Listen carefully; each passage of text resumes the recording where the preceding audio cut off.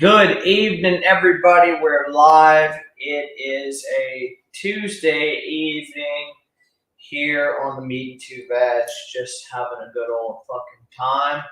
Two drunk Cornish bastards gonna be in here trying to give you guys some good entertainment on this midweek night. It's been a very eventful couple of days already over here in Cornwall. So we'll see how things go. But yeah, we're gonna enjoy some drinks, have some fucking banter, and have a good time. That's what this YouTube shit's all about. Not these other dickheads that want to make it about putting people's lives in danger or whatever fucking rubbish they're on about. Cracking open a Guinness. Pour me up nice Guinness right now. It's going to be lovely. But yeah, no, I'm excited. We'll be on here hopefully for a decent while. I don't plan on getting off anytime soon or we're stopping the stream soon or anything like that.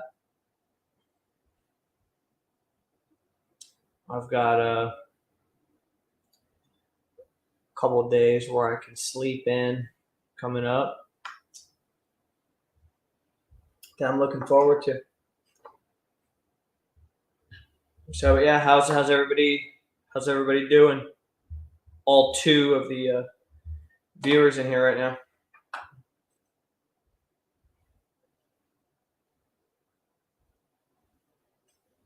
Hope everybody's having a fucking chill one.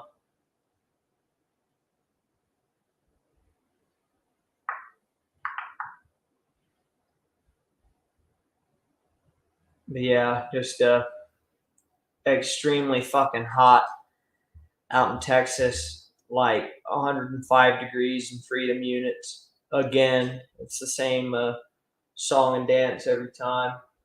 So about 39 to 40 degrees in communist units. How do we get 200 views? Dude, I'll tell you why. Because we're just really fucking good, we're really good. People know us. People want to be on here with us on this podcast. A lot of them, though, if we keep them up and we don't have any roast beef or anything like that comes on the air, there's some good discussions that happen on these podcasts. So a lot of people like to watch back. What up, Smokey Joe? What's going on? I'm having a fucking pint right now, relaxing after long days of arduous labor. How about you?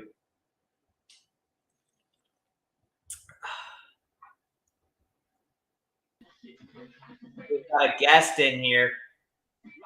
Right. Have you heard of music? Nope. Brilliant. Yeah, Cornish Liberation Army in the house. Yup. Father and son combo. Two Cornish liberation activists. Father off. Apparently, you didn't even consider you had Cornish blood in you. But your mother had plenty of stuff in her at that fucking truck stop. I can tell you that now. I know that she did. I know I'm a Cornish American before I'm an Irish American. But yeah, definitely. You finished early, ain't you? What time's it out there? What's it, like 6? 5. Fucking, that's the trouble with you fucking flip-floppers. You don't work a full day, do you? Steve would show you a full day's work. I usually work 8 to fucking 5. Today I didn't work at all. I had the day off. But you spend like 3 hours a day plugged into some socket somewhere, don't you? Plugged into some socket? What do you want about? Your car. You spend half the day plugged in somewhere. Every place you go, you walk in with one of them double prong sockets. Say, "Oh, can I have some electricity, please?" There's only There's a couple of charging stations I've seen in San Antonio. It's a big city, like 2 million people, and I've only seen 2 or 3, so it hasn't fucking taken off here at all, to be honest. It's fucked, dear. We got a lad, Mac Master, and he's totally nothing to do with electric cars or fuck all. He's like a food reviewer, but he made the mistake of buying a Porsche fucking EV. And holy fuck, his channel's basically turned into this. He gets more views on the electric shit, but everywhere he goes, they're either broken, it's dearer than a petrol car, and it's like fucking. Well, our politicians are talking about backing away from it a little bit now because they realise the fucking public's like, this ain't gonna fucking work. It's too quick. They don't know enough about what they're getting into to implement it societally. Kind of like another thing that they tried to push very quickly at the beginning of 2021. Well, listen, they told us last year, I think I mentioned it, I bought a solar generator, fucking all sorts, because they were telling us the power grid weren't going to survive this winter. How the fuck's it going to survive when you've got 58 million vehicles in this country? Exactly. And when you cut off, I don't know what percentage of energy the UK got from Russia, but it was a fucking enough to scare the shit out of the people. It's like, then why did you sanction them? Yeah, it was the gas, but then the dozy cunts blew up the pipeline. We got near where I live, we got a gas-powered power generator. Spent fucking hundreds of millions building it about 10 years ago now, but that gas thing is fucked it. They put a whole gas pipeline with that. I can't remember the name of it, but there's a big European pipeline. It's called something beginning with T, I think. And this place has been offline for fucking months now, you know? Yeah, and it's going to take years, like you said, for them to get those power plants, the nuclear ones, fucking operating. So it's just, who the fuck knows what they're going to do for energy? Well, nobody's thought about it. They thought the fucking the windmills would do it. But the biggest laugh is all these eco warriors, and they say harvest the wind. Go and look at the statistics of birds that live and now's dead by these fucking wind farms. And these are supposed to be the ones that love the animals. Do you know what I mean? Not being funny, I don't give a fuck about a bird. The only place I want to see a bird is on her back on the bed or on a fucking roasting dish in front of me. Right? The rest of them, I can't give two fucks about the shit over my car. But these fair enough. Say that, and like you do the statistics, they don't post that. It's like decimating the fucking bird life of the UK. I mean, and who knows what the hydro plants are doing to the water life? They're probably fucking up the entire ecosystem of fish out there, and they're both inefficient. Both wind and hydro fucking electric. Both are so inefficient. It's not even the inefficiency. The maintenance of it is just fucking huge. When I had my business, they were setting up a lot of wind farms in Cornwall. But as fast as new ones were coming in, they had big cranes dismantled because they only had a shelf life for so many years. And it was like the motors, all the brushes, it all had to get taken down. And then the technology, the fucking wastage in this industry was just astronomical, like, you know? It's kind of like the electric cars thing we've hit on so many times.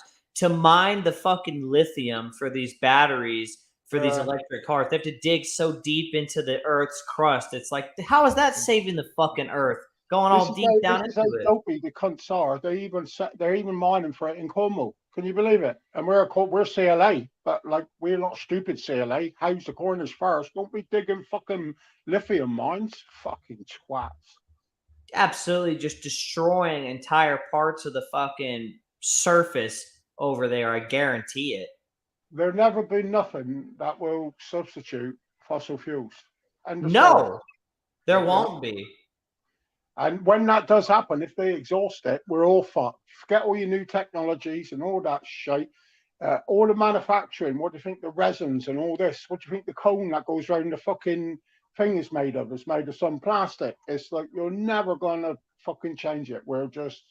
It's not even that we're hooked on it. It's just there as a resource. We use it. And this fucking virtual gesturing, oh, we can do this to change the world. You fucking can't, you prick. You know how the governments actually feel about things based on their military vehicles. And those are going to be continually used by petrol and diesel for as long as they can. But even that, you go back, this is a tangent, but you go to these governments. I mean, I don't know what you got the Humvee. I drove a Humvee, and I'll tell you what, it's the biggest heap of shit I ever drove in my They life. are. They're Right? terrible. But we had them here. We had Land Rovers. We had the fucking bits. I drove them all. And I'll tell you what, they're all shit. And that's supposed to be the best of the best. And you thought this was a cash grab. Because Jesus, if Toyota had made a fucking war weapon, it would be a war weapon, wouldn't it? Yeah. Well, the thing is the vehicles they make for the military are the best at the cheapest price. In other words, they're not the best. They're what they can get a lot of quantity of. Well, it's like that. Oh, we're going off on fucking tangents now as usual. But it's like was it the Challenger, the disaster, and it come down to a fucking gasket worth about fucking £6 that they parted down to the cheapest supplier, and then you think you're dealing with international space fucking travel. Yeah, and I don't think that's a tangent at all. I think that's very indicative of how governments are. They're so quick to want to do these crazy fucking adventures or expeditions, yet they'll cheap out on things. That's what the military in the U.S. does all the time. I mean, you drove the Humvee.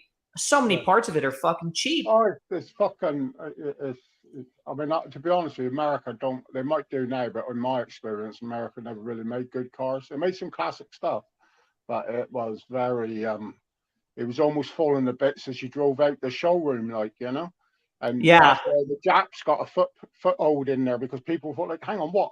I'll buy it and the bumper don't fall off by Saturday, or the fucking stick don't snap, and you know what I mean? America made good cars from 1950 to like 1975. Once that OPEC oil crisis happened, they went down the shitters. It wasn't even the OPEC. It was almost like the minute that was the green agenda. I mean, how long is that? 40, 50 years? 40 years at least. And they had to put the smog stuff in all their muscle cars, was basically strangled. It's the same happened with the American cars we imported over there. They said it had to have this, and it just strangled the character of the car just to fit into a narrative that they said then the world was going to catch fire. And I mean, that was a long time ago. And those cars had to be economically or gas efficient, which was back then like 15 miles per gallon and shit. So yeah, this is the joke, though, Sean. This is the joke that America's answer. And this, I ain't bashing America, but every car when I went to America, it's like, holy fuck. They'd laugh at if you said you had a 2 liter. Like, everything was 5. I had a Caprice out there I hired, and it was like this 5.8 liter fucking V6, And they, instead of thinking, they tried to make the massive engine as economical as it could. Well, like, your facts will tell you, listen, you've got a big V8 or a big V6, it's never going to be 100% economical, is it? No. What gubbins you bolt to it and said it can fucking do this and you do have that. Those fucking vehicles that Jeremy Clarkson likes to make fun of, where it's a 7.3 liter V8 that gets like 180 horsepower. That's late 70s, early 80s American motor. Yeah. It's crazy. A fucking disgrace. And I don't blame him for making fun of it. I make fun of it too. But the government in America, that's the one thing about America, is we all fucking hate the government, or at least half the country does. So, listen, you fit right in. You'll have a little ride on scooter and you'll be a 15-minute city, because that's the agenda, 15-minute cities.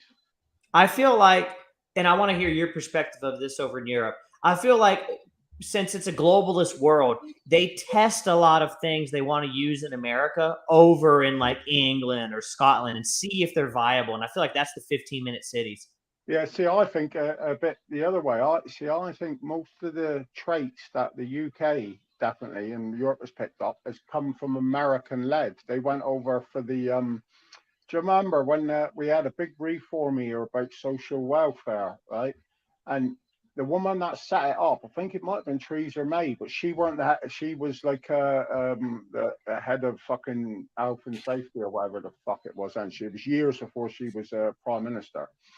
And she went over, and I don't know if it was Obama, and they had some new work for welfare scheme come in. And then it all blew up, like some woman had to be bussed 100 miles to do cleaning in some rich cunt's house, and she left her kiddies at home. They found a firearm, and he shot his sister, like, it's something along those lines. But it was like, yeah, this was totally out of order. But England and Europe picked that up. But they've dropped it now, but it was like, They thought that was going to transform things. Like, listen, if that was more slavery than back in the cotton picking days, because they were basically picking people out of poverty and busting them to rich people's houses, clean their house, bust them back, never have that, and yeah, Well, scary. That goes back to the even the British empires. They realized, and this is what governments realized over time, is that slavery isn't the best way to make people actually slaves. It's to give them the illusion of freedom and economically fucking rule over them and dominate them. Well, listen, you could go back to the days they built the pyramids, if you believe they did, if you believe other people, the fucking starmen built it.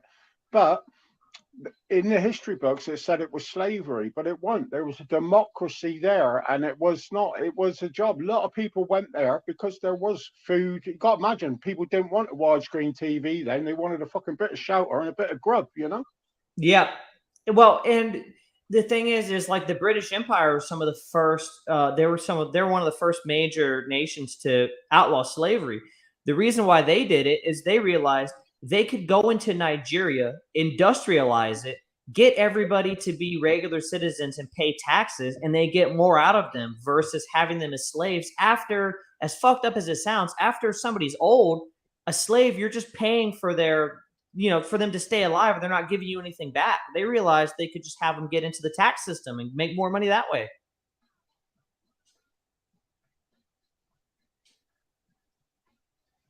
You know what I mean? No, I think we lost him. Yeah, sorry, Sean, I'd have a pee. But no, but then that. This comes back to bigger questions like fiat currency, who owns what. It's no different than me when I ran my businesses. I could only earn X amount of pounds every hour. Once I started realising I could hire people, right now I pay people well. I had a lot of men work for me at one point, but it was still a form of slavery. They had to give up their certain amount of hours for me just to get richer, you know? Yep. Well, the thing is, governments realized that slaves is just a waste of money and time, and that's why the British were so quick to end. You're better off listen, you're better off having a society where you've got 10,000 earning a little bit and paying a little bit, then that could pay for one. I'll use the analogy of a Roman sat in the fucking, not an emperor, but what do they call that big thing? But, you can have the minions pay for your lifestyle. Yeah, 100%. Which I don't agree with, but like. That's why they did it. That's why the British industrialized Africa to the point they did, and they didn't have slaves while they did it. They just paid them a shit wage, but they had them pay in tax-wise, and that was better than just having slaves and having to manage all that bullshit. They realized eventually this is my theory on it, it's not based on anything, but they realized it was costing them more to ship them over to America or ship them wherever where slaves was for sale, and they weren't getting no benefit. Then they realized they could put one good farmer in or one good irrigator, and they could actually make money without costing them money. Yeah, to sell, and they weren't waiting 8 months to get their fucking revenue, Or like what they did in Nigeria, the British, they started building railroads in the 1890s. They would have Africans, Nigerians build the railroads. That's a job. They become part of the Commonwealth. They're paying taxes, and that's more efficient because, like you said, it is more trouble to fucking, as fucked up as it sounds, it's more trouble to send people across the ocean and have to pay for their maintenance than have them just be citizens. Oh, and the market got bigger, like everything. It expanded. Everyone. Then the Spanish was taking slaves. The French, every nation that could trans. So then it made a slave, which I don't agree with slavery, but it made it. Can you believe it defeated the value of a slave? And you got to remember that. Like slaves was a traded commodity. Some would pay more for one, and some would pay more for other. So it weren't like you just. 100%. On your land in America and said, right, you're working for me, slave. It was a whole industry behind it. When America dissolved slavery, all they did was just pay people in the South of America, especially the blacks, an extremely low wage to work. to the point where there's barely any difference from slavery in the Reconstruction era. You know what? And this is going to sound a bit of a naive question. Did they ever get the American Indians into that slave system, or no? Did they fight too hard and then they got? Not saying they ever got right back with the ship, but did they? Were they part of the slave history? No, not the way that like the African Americans were. They definitely had like reservations where some really fucked up shit happened in the U.S. and Canada, but slavery, like working on plantations, no, in the That's South. what I was no. sort of getting at. Like, were the American Indians sort of pulled into that as well? You know. You know, the thing is, and it's fucked up to explain, is that people will say stuff. I'll hear people like, well, you know, what about like the Native American Indians? Like, what about their representation in America now? It's like, there's not very many of them left because of the Columbian Exchange, the disease, and the Trail of Tears. There's not a lot of Native Americans left in America. It's less than. I thought it was still a big, prominent population, to be honest with you. But I don't know nothing about it. But I just what you see on the TV and that, and you think, oh, they're still quite a strong nation. No, it's less than 1% of the total population by the U.S. I'd say it's like 0.5%. No, I didn't know that. I literally thought, well, you think you see people like Steve, not like Steve, but he was half and grew up in. I thought it was still quite a prominent community there, if you know what I mean. It's not prominent in the grand scheme of the nation, but there are little niche communities where they do that. You know, they're prominent. Yeah. Did you finish your whiskeys in the end? I still have. I've got one of the expensive bottles left, about a fourth of it, and I've got a couple of other ones. But I'm having some pints. Moscow messaged me. He's going to get me a link, and I'm going to send it over. He found it for $9.99 in Asda, which is like your Walmart. So we're going to send it over for a treat for you. No way. Yeah. Well, wait till. Yeah, I know. Couple weeks, wait, you know, couple weeks. I'll save on the postage because it won't cost nowhere near as much to send to Brighton. No shit, right? Yeah, no, fucking crazy. Are you all pretty sorted now? You pretty all together? Yeah. I've got. I'm moving a lot more stuff out tomorrow. Storing it with friends or whatnot, giving stuff back to friends because they gave me a lot of stuff to furnish my apartment. How's your nan took it? Like, is she all right? Chill with it? She's happy? Yeah. My grandparents are cool with it because they both moved when they were young. You know, got age on their side, don't they? They realise. Well, like, my grandma was born in Ireland and moved to Australia. And as soon as she turned 18, she moved to America. So, like, she isn't going to be hypocritical and act like, oh, well, how can you move away from family? Because she did it. How old are they, Sean? I don't think you told me, if you don't mind me asking. No, I don't mind. Yeah, my grandparents are both 85. Hey, also, they still fairly sprightly and. Oh, my grandma has more energy than people I know my age. She still cleans the whole house. Fucking the average year, every time you get about 75, you're fucked, like, you know. Oh, no, she's fine. You know, I mean, and my grandpa, he can't see shit, but the rest of his body's fine. He's got macular degeneration. The rest of him's fine. He can fucking hear and he can walk around and do everything just fine. I still think, though, it's people talk about getting older and shit, but I still think that climate, not climate change, climate has got a lot to do with it. If you're in a warmer climate, it's better than when you have them harsh winters every fucking year with snow and fuck. And the older you get, it seems to get into you. Whereas I suppose that's why they all bugger off to Florida, don't they? But it's that humidity type air. It just seems to help with stiffness and fucking achy bones, and you know. Yeah, and like it probably kills germs and shit too. I don't know all about that, but I agree. Because winters just fester. You know, there's a bunch of illness that festers around. So that's all the bloody Mexicans you're letting in there. That's what that is. You know, the thing is it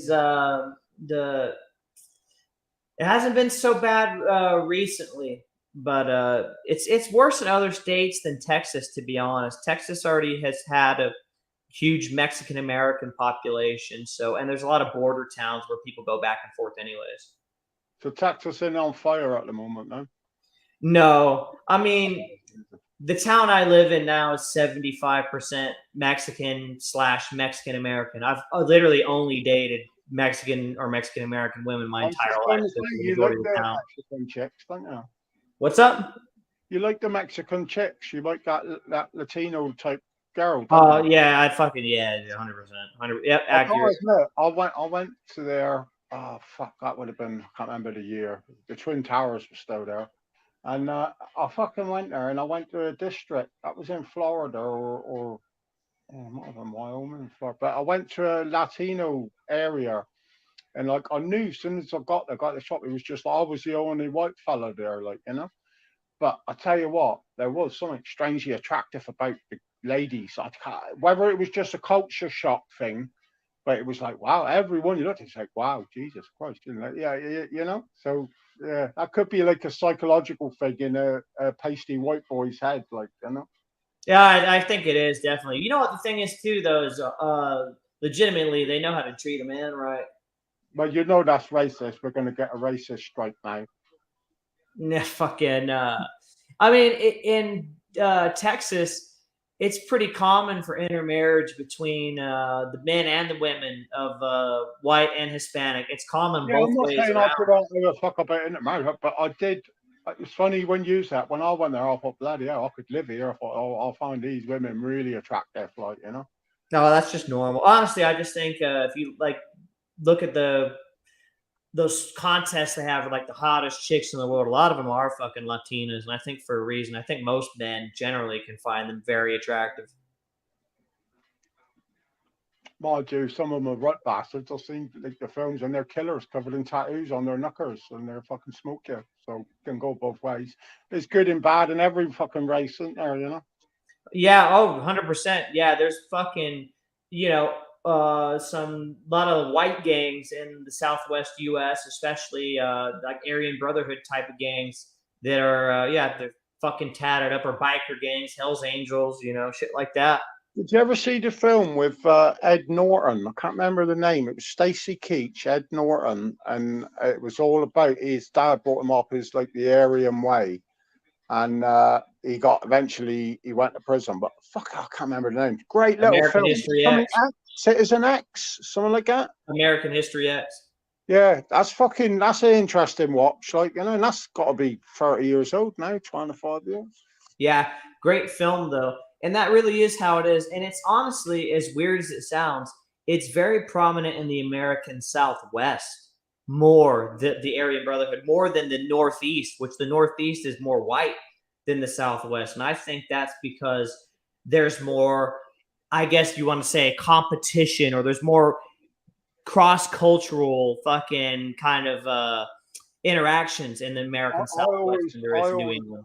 And I watched a lot, read a lot. I always consider them as the weakest of the white men, and they band together. And I just, I don't know. It's almost like schoolboy shit the way they act, and they're only strong as a pack, you know. Yeah. Well, to be fair, that is how the prison system in the U.S. works with everybody. It's racially divided. But even the white supremacists that in jail, you know, now I've got my opinions on everyone, but even them, they were very. It hits that once, and then try and get one of them to stand above the precipice. They fucking don't want to, but they will when they got their pack. And I don't know. It's just a weird thing with white people, like you know. But the thing is too is that the vast majority of the people that are in like white gangs in prison are not actually white supremacists. You just have to, in America, join a racially based gang for protection most of the time. A lot of them don't give a fuck. They just have to do it because that's how prison is. If they was anything decent, you could turn around to them and say, "Nah, fuck it, no thanks, I'm going to do it." But no, they will target you then because you haven't joined. Well, that's the sign of a fucking weird setup, isn't it? Yeah. Well, it is a weird setup, but the reason why they do that, not defending it, I don't give a fuck. I've never been to prison. But in like the Southwest U.S., like Arizona, California, whites are an extreme minority in the prisons because they're not very prominent population-wise, like demographically. And so when they get in, they need to get all they can. I'll tell you what's quite strange now is the prison system. When I went, we didn't have none of that shite, but you had a hierarchy who was bigger villains and blah, blah, blah. And you had a hierarchy who would damage you or whatever. But it was like, you had to be an idiot. But the Muslims now have taken over the prison system in Britain. And I mean this, they're even radicalizing British prisoners in there now, right? All on the same with this, but it's very similar to what the Aryan network, the Aryan Brotherhood operated. It's quite fucking funny when you look at it. Like oh, they've picked up on this is how to run people, you know. But you know why? Prison's the best place to radicalize people. There's no outside voices coming and telling you how fucking ridiculous you sound. It's an echo chamber. Yeah, it could be, but I'll always like to think that a man's got free will, but like I'm being proved wrong every fucking day, you know. Yeah. Who even knows if certain countries do have free will anymore with how the government, if you say something mean on Twitter, they fucking come knock on your door. Totally controlled now. Listen, I remember back fucking 90s, they wanted to bring a national ID card in. And holy fuck, it was around the time of the poll tax riots and everyone kicked off now. So they brought it in the other way. It's on your driving license, and then they brought it in on your phone. You got, listen, anyone, anywhere will know where you are if they want to know where you are. And so they always get their fucking way, these cunts, don't they? Yeah, and they have proof that the government in the US even knows where you are based on your phone. Even if you have your phone turned off, they can still use the GPS. I watched the boy there. He was on Joe Rogan years ago. He was a whistleblower. But the first thing he did when he bought a new phone, he opened it up and disconnected the camera and the fucking microphone. Snowden, was he called Ed Snowden or something like that? Yeah, that was Edward Snowden. They made a film about him maybe about 6 or 7 years ago. I actually saw it in the theaters when I was in Kuwait. It's amazing they played that out there, isn't it? Yeah, well, I mean, they play all kinds of American films out there. They're very Americanized for a Middle Eastern country because we've been there since the first Iraq War, Desert Storm. No, but what I mean is, if it's a propaganda-led fucking war and they're one of that, it's surprising they play that there. Do you know what I mean? You'd think they'd be playing the 9/11 or something, or not saying that happened yet, but you'd think there'd be someone saying, no, we won't pay that, because that would put you what? That would put like misinformation into your fucking, not saying it was true or right, but it would put misinformation into your troops' heads. What, they're tracking me, they're tracking my missus. Yeah, no, there's a lot of regulations against that. Like they don't have any say over what outside media troops have access to outside of a combat zone. The only thing they can do is say what like you cannot talk about, which is like security clearances and stuff like that. That's what you can't say to other people, but like you can watch whatever the fuck you want. You can play video games, whatever. They don't have any right or say over that. I had a mate years ago, Glenn, and he was just a general squaddy type fella, and they do some exercises up where the SAS, you have to ask tools, but it's somewhere up in Wales, but they all do their exercises there. And he was just a grunt, and the packs, he said, was shit. He said, anyway, 1 year they had to do it with America and NATO. And he said, holy fuck. He said, never seen nothing like it. He said, they turned up. When the event finished, we all had to stay in our trenches. He said, the Americans just all got up, like, and that was like party time. And they had big trailers. He said, but he said, they were cool as fuck. Come in. He said, they had McDonald's. He said, but he said, I never saw fucking food like it. He said, we was army, like eating pickled sardines. He said, they had fruit machines, pool tables, and it was like a whole fleet come up to look after the army. But, and that was the 90s, late 80s, you know? And it was just, they did war in a different way than anybody else, didn't they? Yeah. Well, in the second Iraq War, Iraqi freedom, America had entire military bases built in like a month. They had So some place there. I don't know if it's Kardashian, but it's bigger than the Vatican City. It'd be empty now, but this place was up in about fucking 18 months, and it is huge. And it was there. There was a lot of talk. They put it there to say they was never going to leave because it is it's like a city within a wall, you know. Yeah, there's a lot of that. Like there's a place called Bagram Airfield in Afghanistan. It was like a city inside of a wall. There was a bunch of fucking troops that were there. It was big, but yeah, they had a lot. Ramadi Airfield and a couple of others. But contrary to what people would believe, the troops that were deployed to Iraq and Afghanistan in the early 2000s had better food than in the States because all the money was going overseas. So they were eating like fucking kings in a lot of places, not everyone. Did you ever watch, it weren't Lord of War, I think it was War Pigs, and that was loosely based on, it was Jonah Hill, loosely based on stuff. But it makes you wonder, did they have big bunkers of money where they were paying off like Taliban informers and shit? But they were sat on like the Christ, if a James Bond or type of bloke come and robbed them, you would have run out like a bandit. But they was literally shot because the American dollar was everything out there, wasn't it? Yeah. I've seen that movie too, actually, that came out a couple weeks after that Snowden one. I watched them both in Kuwait, that War Pigs one.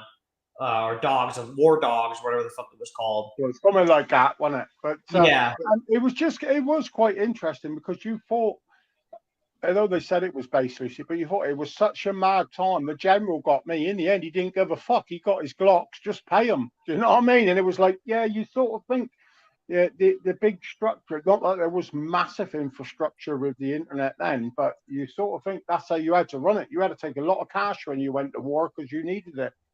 Yeah. And what the US government used to do then and get away with it is, I'm sure you've heard of like Blackwater, the private military companies. Anything they couldn't do based on rules of engagement, they'd hire Blackwater or some other PMC, and they could come in there and they had different rules and regulations. They could just fucking shoot everybody, and that's what they did. Yeah, fucking crazy. I had a fucking, well, it's a long story. I won't go into it, but yeah, I did see a bit of that. It gets crazy out there. But yeah, fuck me, we've gone off on some tangent now. That's me, innit? Fucking lethal. Yeah, no, it doesn't matter. I mean, fucking anything that's worth talking about is worth talking about. You know, I only come in here to take my top off. That's the truth. But that's not for later. Yeah, we're not taking the tops off for at least another. I do the big reveal. I do a sexy pose. Yeah, well, I already did the crumb reveal. Later, I'll do a few tabs or something, and I'll be feeling more liberal then. Yeah, a couple tabs. Yeah. Well, I already did the crumb reveal on Rumble a couple of nights ago. So. Yeah. I think we're going to walk over to that Rumble 100%. That Telegram, although we get a good crowd in there, that Rumble is a lot better place, isn't it? Well, Rumble is really the future of where it's at. I mean, there's just so much interaction there. It's so chilled. You don't have to worry about what you say. Not even that. It's like a demographic. That's ours. Whereas that Telegram is a little bit. It's a lot of younger twats on there and a lot of like real left field pricks. You know, it's suited. It's got its place, but it didn't know Rumble. That's for sure. Yeah, it's not a long-term place. Telegram's kind of like YouTube. It's just a place to fuck around. I'm just lucky we had somewhere to go because we wouldn't even be able to talk like this now, would we? No, especially not on the old YouTube channels that were around. We would have been monitored and watched and had all back and forth with all these dick suckers and all kinds of crap. Yeah, fucking that's it. YouTube's finished. You know what finished YouTube? The Jewish. Probably. Honestly, because Steve's not on here right now, so it makes sense. Yeah. Yeah, I got your message earlier, but yeah, you didn't realise a lot of that went on, but there's loads of it. So that's why I ain't got a lot of time for that shit we talked about. Yeah, no, I got it. And see, that's the thing. I don't really stay in the chat, and so I didn't know what happened. But once I heard what you said about it, I was like, okay, 100%. I fucking get it. And to be honest with you, So, of course, I treat you like you've been around for fucking years. Do you know what I mean? Yeah. And that's a good thing, but like I forget sometimes. Yeah, and also I'm just not one to stay in the chats like that.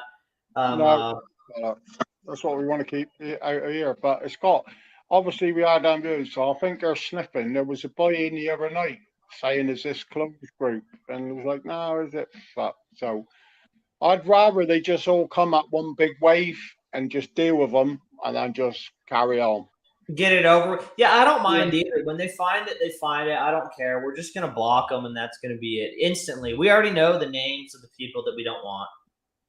Did you watch the Black Faces thing or Blank Faces? I missed it.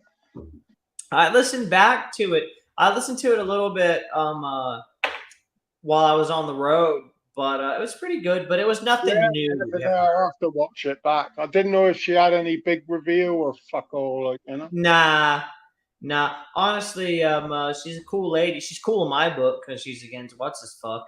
But it wasn't anything you haven't heard. I think Steve's having her on. I think. Yeah, I don't know. They might be. They might be becoming an item. No, I'm just fucking about. Yeah. But yeah. He could be. He's the most chased man on fucking YouTube. He's got everyone chasing him. UFOs, sticks, now they're all even fucking Steve Ronan had a fucking sly eye for Sean, you know, or Steve, sorry. No, sorry. Yeah. Did Well, you I ever didn't. meet? Did you ever meet Steve Ronan? No. Oh, he was a cracking lad. He don't come on now. He's like got something. I think a lot of it was based to the other fuckhead, but he don't know. And he was here Well, for years. Real same lad, like, you know. I even think the other fuckhead's got a thing for Steve because he keeps bringing him in. I don't know. I see they went in there, or someone said they went in there overnight, and I don't really want to go into it. Only I don't want to drag them in. But I did think I will say one thing. I thought it was hilarious. There was a big speech about the person that he called a porter potty, and he said they were this, and he said that. So you read between the lines. Then he's come out with a big fundraiser. Not him, but linked it and put it everywhere. And that the first thing in his room tonight was, "Please buy me a copy, guys." So a proper man would have put the link there, wouldn't they? You know. Yeah, I think it's evident that the viewership is down on that channel, and that was And the that's goal. my last. I don't like talking about the cunt, but like that was someone pointed it out to me, and I thought, like, no, that does need pointing out. Maybe that Blank Faces needs to have that told to her and a screenshot it or something, you know. Yeah, no. And she's really on it. I think she likes to talk shit, and she's really on it with him. So she can take that torch and run with it. I'm Oh, fucking she'd be all down. right. She'd be all right. Bugger, she's probably the rest of the day she's out stopping traffic, just stop oil, I would imagine. But look, that's cool. If you want to do that. Yeah, with the stop oil, exactly. Yeah, not my fucking problem. As long as she's the enemy of my enemy is my friend. Exactly. Here, what are you going to do with the car? I got it appraised today, and I'm gonna get more. I'm gonna get way more than what I owe on it, so I'm good. Oh, that's all right then. So you'll come out all right. Yeah. And I'll come out pretty good on the car, just because where I'm going, I won't need it, and it'll be kind of fucked to have that car where I'm at. Well, you can buy a scooter in Brighton, can't you? Yeah, well, my car wouldn't be very effective in Brighton because it's a fucking left. They drive on the left side of the road. Mine's a right side driver. Yeah, but it don't matter if you're on a scooter. You fucking just drive where you want. True. Yeah, but I'll buy a scooter in Brighton. I don't want to have to get it shipped over. Get yourself one of them paddle boards and just slip off at the beach in your fucking budgie smugglers and just go for. I don't think I'm going to go to the beach very much when I'm in Brighton. I've heard some really weird things about that. I think I'm just going to stick to the steakhouses.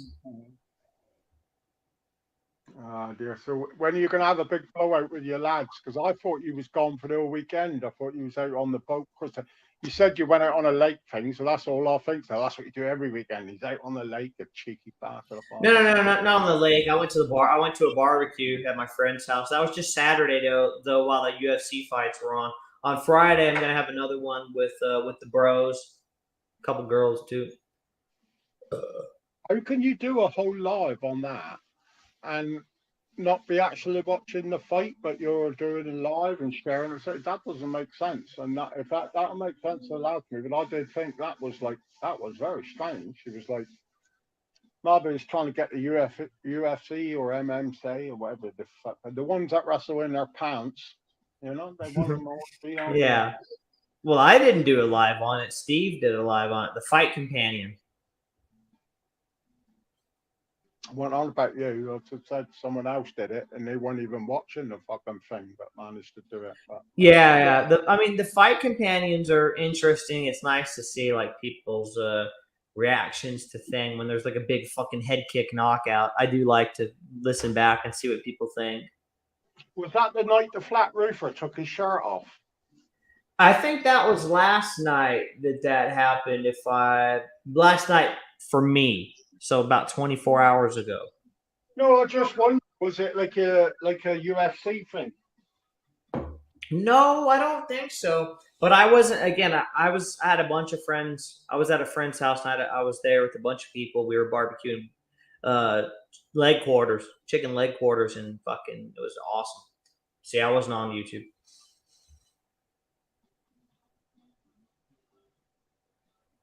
But yeah, I don't know if that was the night that he took the shirt off or what.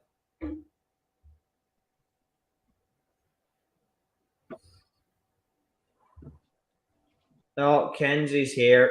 Kenzie, no porn bombing, please. To be honest with you, I think it's all right if you've got a few tattoos or something a bit interesting. But when it's just a skinny, hairy chest, I don't think that's appealing. I mean,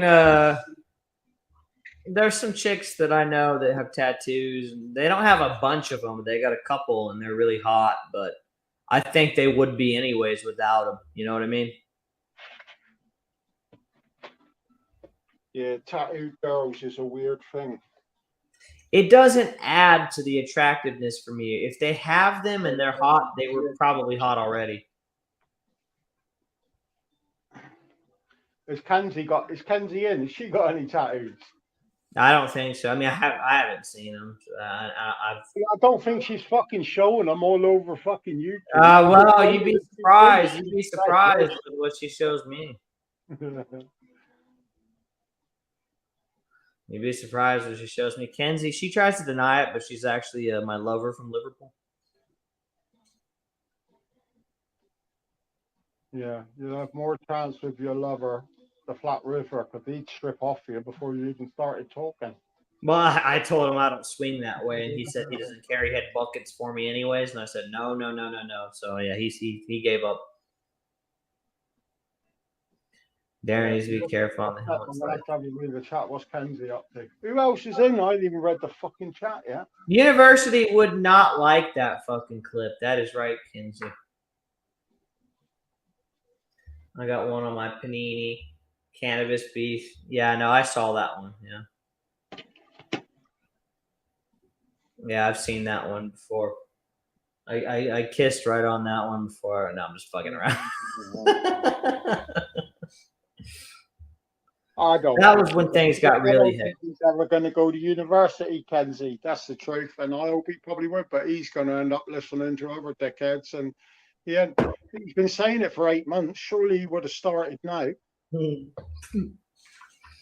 Kenzie, you can't hide our love affair that we had. We're not lovers, but we did have a short while there where it was very intimate. That's why you're fucked, Sean. She don't like Jews.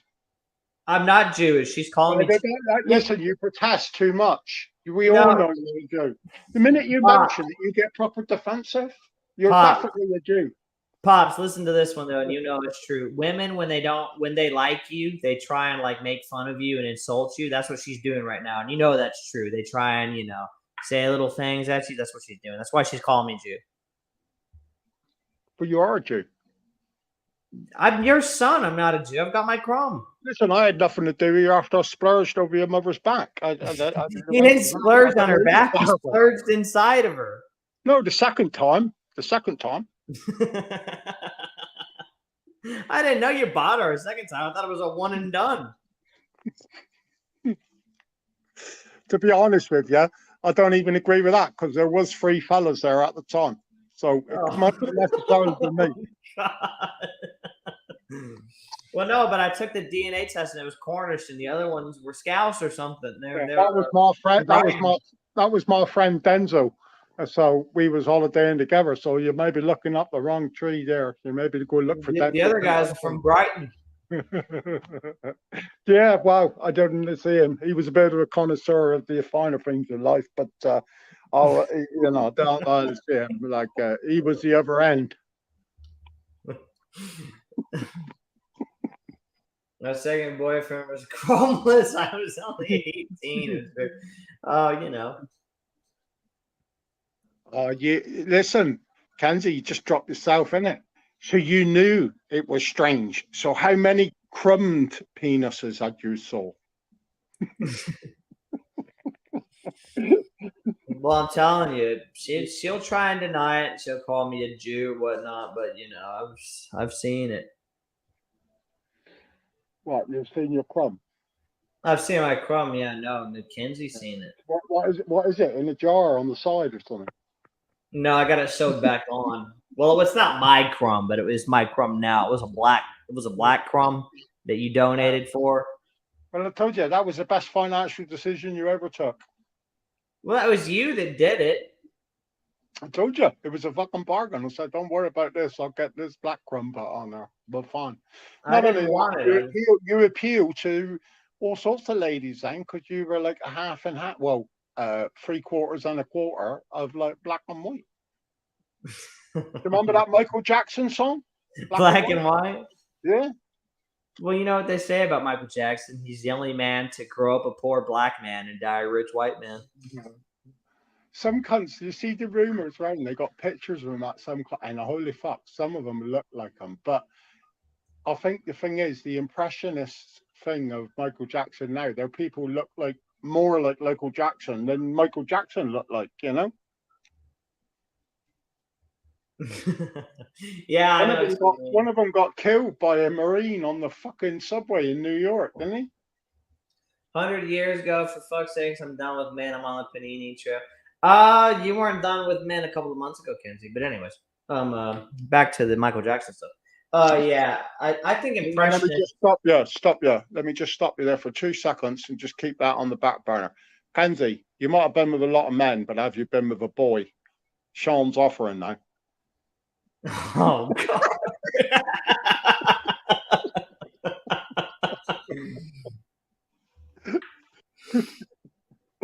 Good Lord. She can have the banter. She fucking YouTube, I am 26. So yeah, this is there's no underage stuff going on here. So just go on and research the next video. But listen, I've got underpants older than that. Well, you should probably fucking throw those away. They're probably fucking really crusty. You go boss, they were guaranteed for life. You go boss. I mean, I've had some Ralph Lauren ones for like 5 years, and I tossed them. Yeah, but it weren't a reference to that YouTube, the boy. We're just saying like maybe Kenzie is into toy boys. Maybe she wants a toy boy lover. One that looks like the Beatles. Yeah, see, look, she says her last was 27 a couple of years ago. I always told you, Kenzie, age is just a number. You can still get it.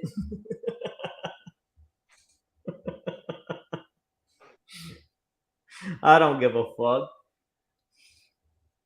I've seen some chicks that are 60 that are fucking hot. What's her name? I mentioned her before. Salma Hayek. She's like 53. I don't give a damn.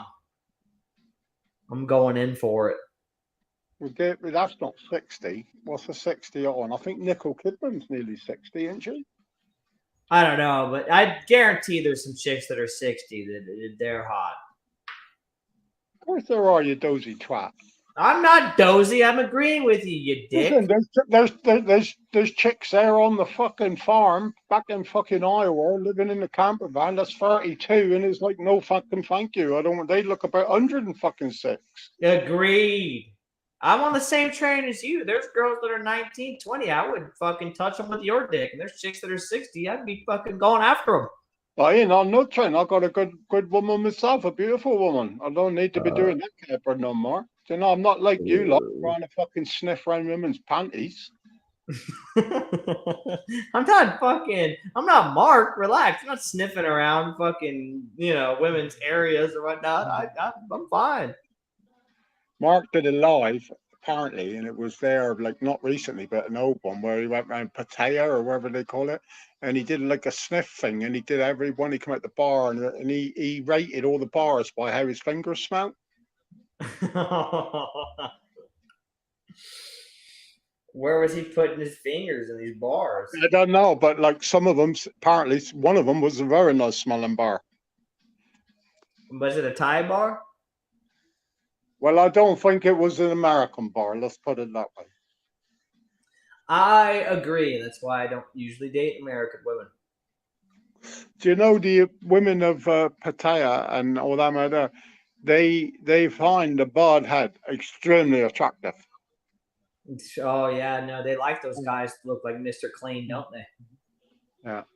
Until the guy turns up the next week, who's come over from Ireland or England, and he's got hair. Then they find hair very attractive, and it changes week to week. You know. Yeah. Now some women are into bald guys. Apparently, Kenzie's not. She likes the Beatles haircut, but some are. No, she quite likes the body. That's well known. She's mentioned it before. No, the baldy liked her. Just saying that because she thinks you're wearing a syrup because it looks like a syrup, and she thinks really you're bald underneath that. Oh, okay, fair enough. Yeah, she knows it's a wig, so that's why she's into me. Yeah, she wants to see you bald. Forget the shirt off. She wants to see the hair off. She has. No, she has. She said, take it off. I took my clothes off. She said, take it all off. I said, okay, fine. I took the wig off for her. So she's seen me naked. But the beard is real. That one's not fake. The hair, it's a wig. Yeah. You grow hair fast. I saw a fella the other day. He had a beard, he had a shave and a skinhead. And 7 days later, it was like he had a full head of hair and a fucking big bushy beard. So you don't know, people's different, aren't they? Yeah, my hair does grow fast. I'm getting my hair trimmed again on Thursday, and it'll grow back fast as shit. I can guarantee it. You know all the hairdressers in Brighton to be all gay men, though, don't you?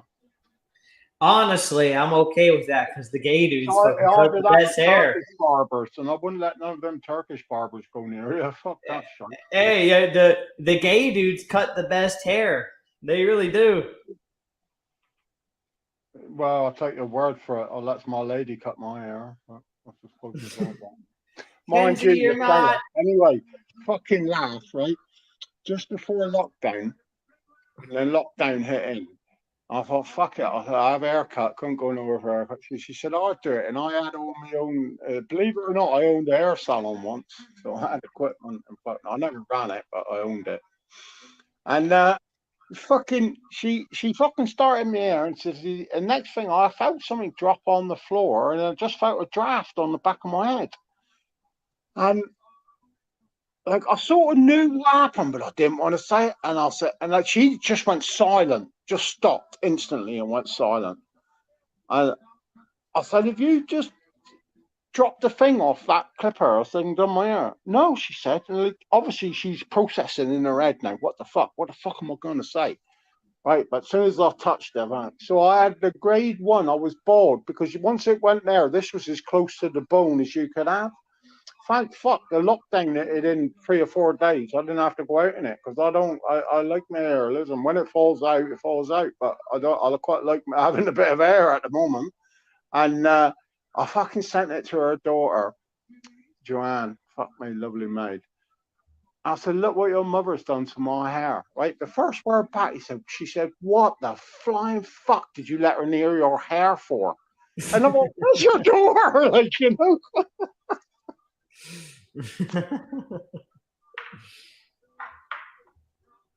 Kenzie says she's gonna delete her comments. It's all right, Kenzie. You can delete your comments. We'll still delete remember. nothing there, Pens. You know that. Yeah, I remember during the fucking lockdown, I needed a beard trim bad, and I can do it, but it always comes out fucked up and uneven. I think it's hard to do your own face very well. I know where fuck me, but gone everywhere. It's not every time beards, but for the last 2 times I've been doing a goatee. I don't know why. I just thought I need to do it before I drop dead. But my town, she fucking quite likes it. Like, so we went, oh, and now, but like now I don't know. Like, someone said it was a bit gay. Like, so I fucking punched Oh, him. it's not. Yeah, well, he didn't get up after I told him that, and I've come. So now I'm questioning: is it a bit gay? I've got a goatee. No, it's not gay to have a goatee. I don't know. No, so now I'm worried. Now I'm going to go back to my Grizzly Adams look. I'm a qualified masseuse, so hairdressing's not my thing.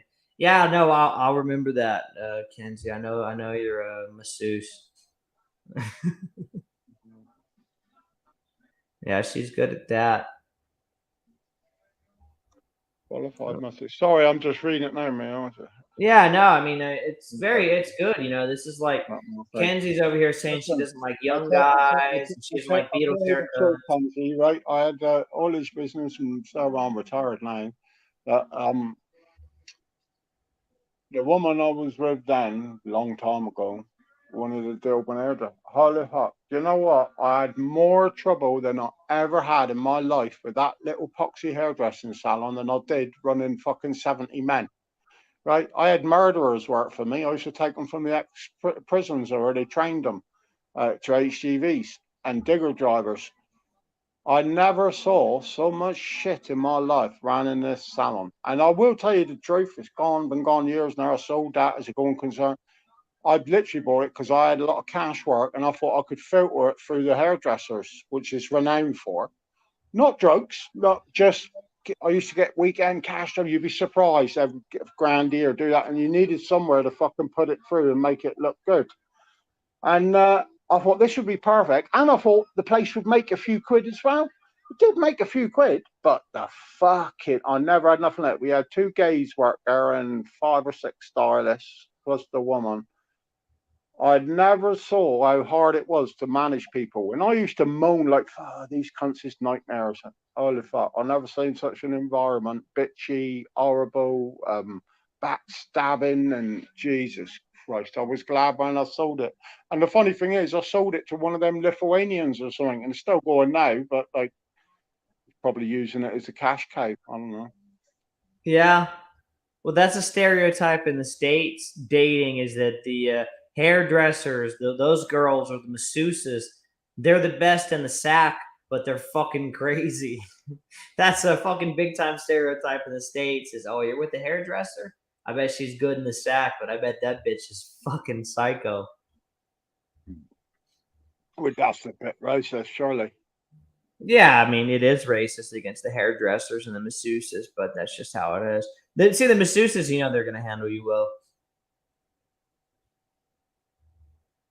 Yeah, Rafi, Kansas, and all that. Yeah, we did all that. We used to do the hot stones. They wanted me to get into that fish shit when that was all the rage, and he chewed up. Oh fuck that shit! But we did all that hot stones right here. We had therapy rooms. It weren't that, Kent. It all made money and it was flying. But the fucking staff, what a nightmare! And then you brought someone else in. You just like, I suppose it was because I never ran women. I've never seen viciousness and hyena-ness between people that I saw. Like the way I looked at it is when we had fallouts, the blokes would just have a punch up out the back. We'd pick who we thought would win, and that'd be it. It'd be all done and dusted in 15 minutes, you know? Yeah, it can be very difficult. I know from working on university with a high percentage of female coworkers, it can be really fucking annoying. I don't think it's co-workers. I think because in the end, I did end up with a few female drivers. They were all I think it was that environment of that beauty industry, and it's just completely and utterly fucking vicious. Like all the way through. Do you know what I mean? Like, nobody take you for who you are. Whereas if you could drive a machine, to me, I couldn't give a fuck if you was a man, woman, chick with a dick. I couldn't give a fuck if I had to lift you in the machine because you was a cripple. If you could fucking make money on that machine, I would be happy to do that. Yeah, fair enough. I think in education, the big thing was that the girls would have a competition over who looked the prettiest and who's got which boyfriend and whatnot. That's where all the bullshit happened. But that might be an American education thing. Yeah. It was a young work environment. Kenzie's on about something there, and that was another problem. Like, it was always a split, and then the top girls always wanted a better split than the other ones, even though the other one might have been just as good a hairdresser. But and it just created chaos. So I tried to run it the other way on a flat wage. They didn't fucking like that. So then you had to go back to the split, and yeah, fucking just. For me, Kenzie, you might deal with it in your door, but for me, it was like and I've been in business since I was about 19, 20 years old. I worked on sites for that, and I realised how to make money. And but this shocked me, like how people could really be. Yeah, you know, it's a bit like this YouTube a bit, but then you expect that on YouTube because it's all faceless motherfuckers. You got to speak to people on a daily basis. You wouldn't get away with what you did on YouTube, you know. Yeah, fucking. That's the truth, though. It makes dealing with YouTube pretty easy because when you got to deal with people you genuinely don't like that are coworkers, employees, whatever, and then you go on YouTube, it's like, well, at least on YouTube I can fucking shut them off whenever the fuck I want. But some people, like, the smell of follow them, and it catches them eventually. I had a whole about, but a lot of my business was contracting in as like 3 to 5 year contracts, supply all the transport for heavy haulage. Anyway, we had this one place, and I'd been supplying drivers in there for years, but then they wanted to go over to my way of thinking, which was let me come in with my lease trucks, I take over all the transportation. This is what I want per fucking hour, per fucking truck, and I want a guaranteed burn rate, even if they're parked up. But we had this one boy, and he had been in this firm for 20 years, and I knew him, Ricky. I called him his name, Rick. Horrible cunt. I'd known him for 10 years dealing with this firm before I came, but he wouldn't waver, this cunt, and he caused a load of grief for my drivers when we took it over. They couldn't get out. One morning, I went in there. Next thing, fucking old bills all over the truck that he had, which they owned, not my trucks. And I went into the big R controller, a good friend of mine, and I said, who's he fucking raped then? And he just looked at me, what is shit? He can't say nothing. He said, can you go on that truck? Because it's low. I said, fuck all to do. No, he said, we'll pay you your rate just to go on our truck. When this fucking ring turned out, he was filming his daughters, he was filming kids, taking them to a caravan that nobody knew about.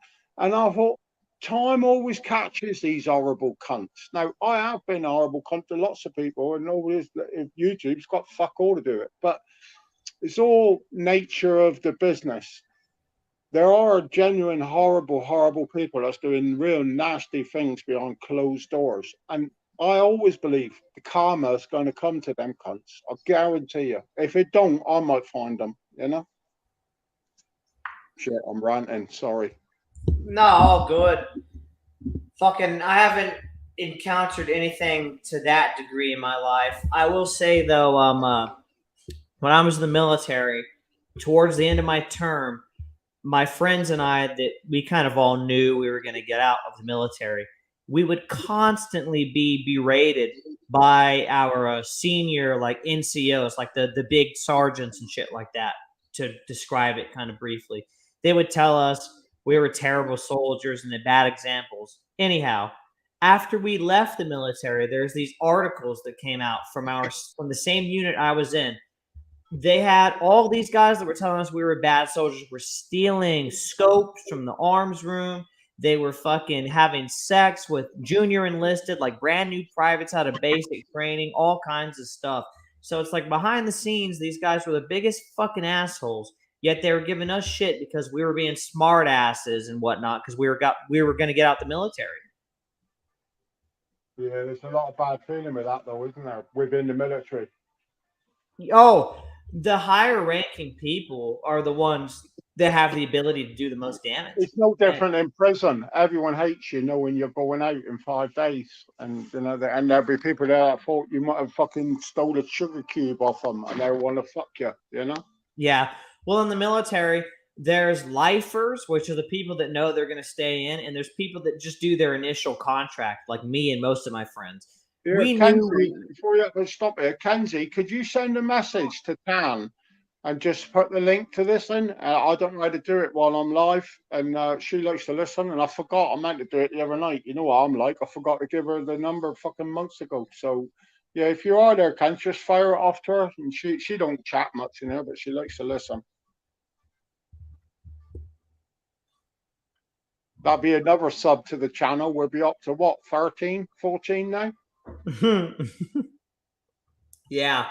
We'll be up to 12 subscribers, right? The only trouble is Platypus has subscribed 6 times. Yeah, I know. I mean 4. Yeah. Well, I've done 2. So what's that? There you go. There's already 12. So, and then Kenzie's 1. So, yeah, there's all of our subscribers. Yeah. We've gone from fucking here to everywhere. So, right, it's me that's directed the conversation. So it's about time you directed the conversation a little bit. But let's have conversation straight. Conversation Street, yeah, fucking love. I know there's a couple of the Irish lads that don't like Top Gear or the Netflix one or the Amazon one. I still call it Top Gear, but yeah, fucking, I love it. Where'd Sai go? Did he get off or what? I thought he was staying on. Let me put the link back up. There you go. Oh, that's me, fucking twat. Yeah. No, I was just gonna go on about the military thing, about how like it's a lot of the higher ranking people that have the power to really fuck people over, and that's usually how it was. But do you think that's a symptom of they were looking at you thinking you're just here to get your qualification and you weren't a soldier? No. They do that to everybody. To you, but like, it's quite a big thing. It's an expensive thing to get. And then was there that feeling like, oh, you come and get that, and then you're just going to fuck off? They treat everybody underneath them like that. They just treat the ones they know that are going to leave after their 4 years even worse. But they treat everybody like shit underneath them, just to varying degrees.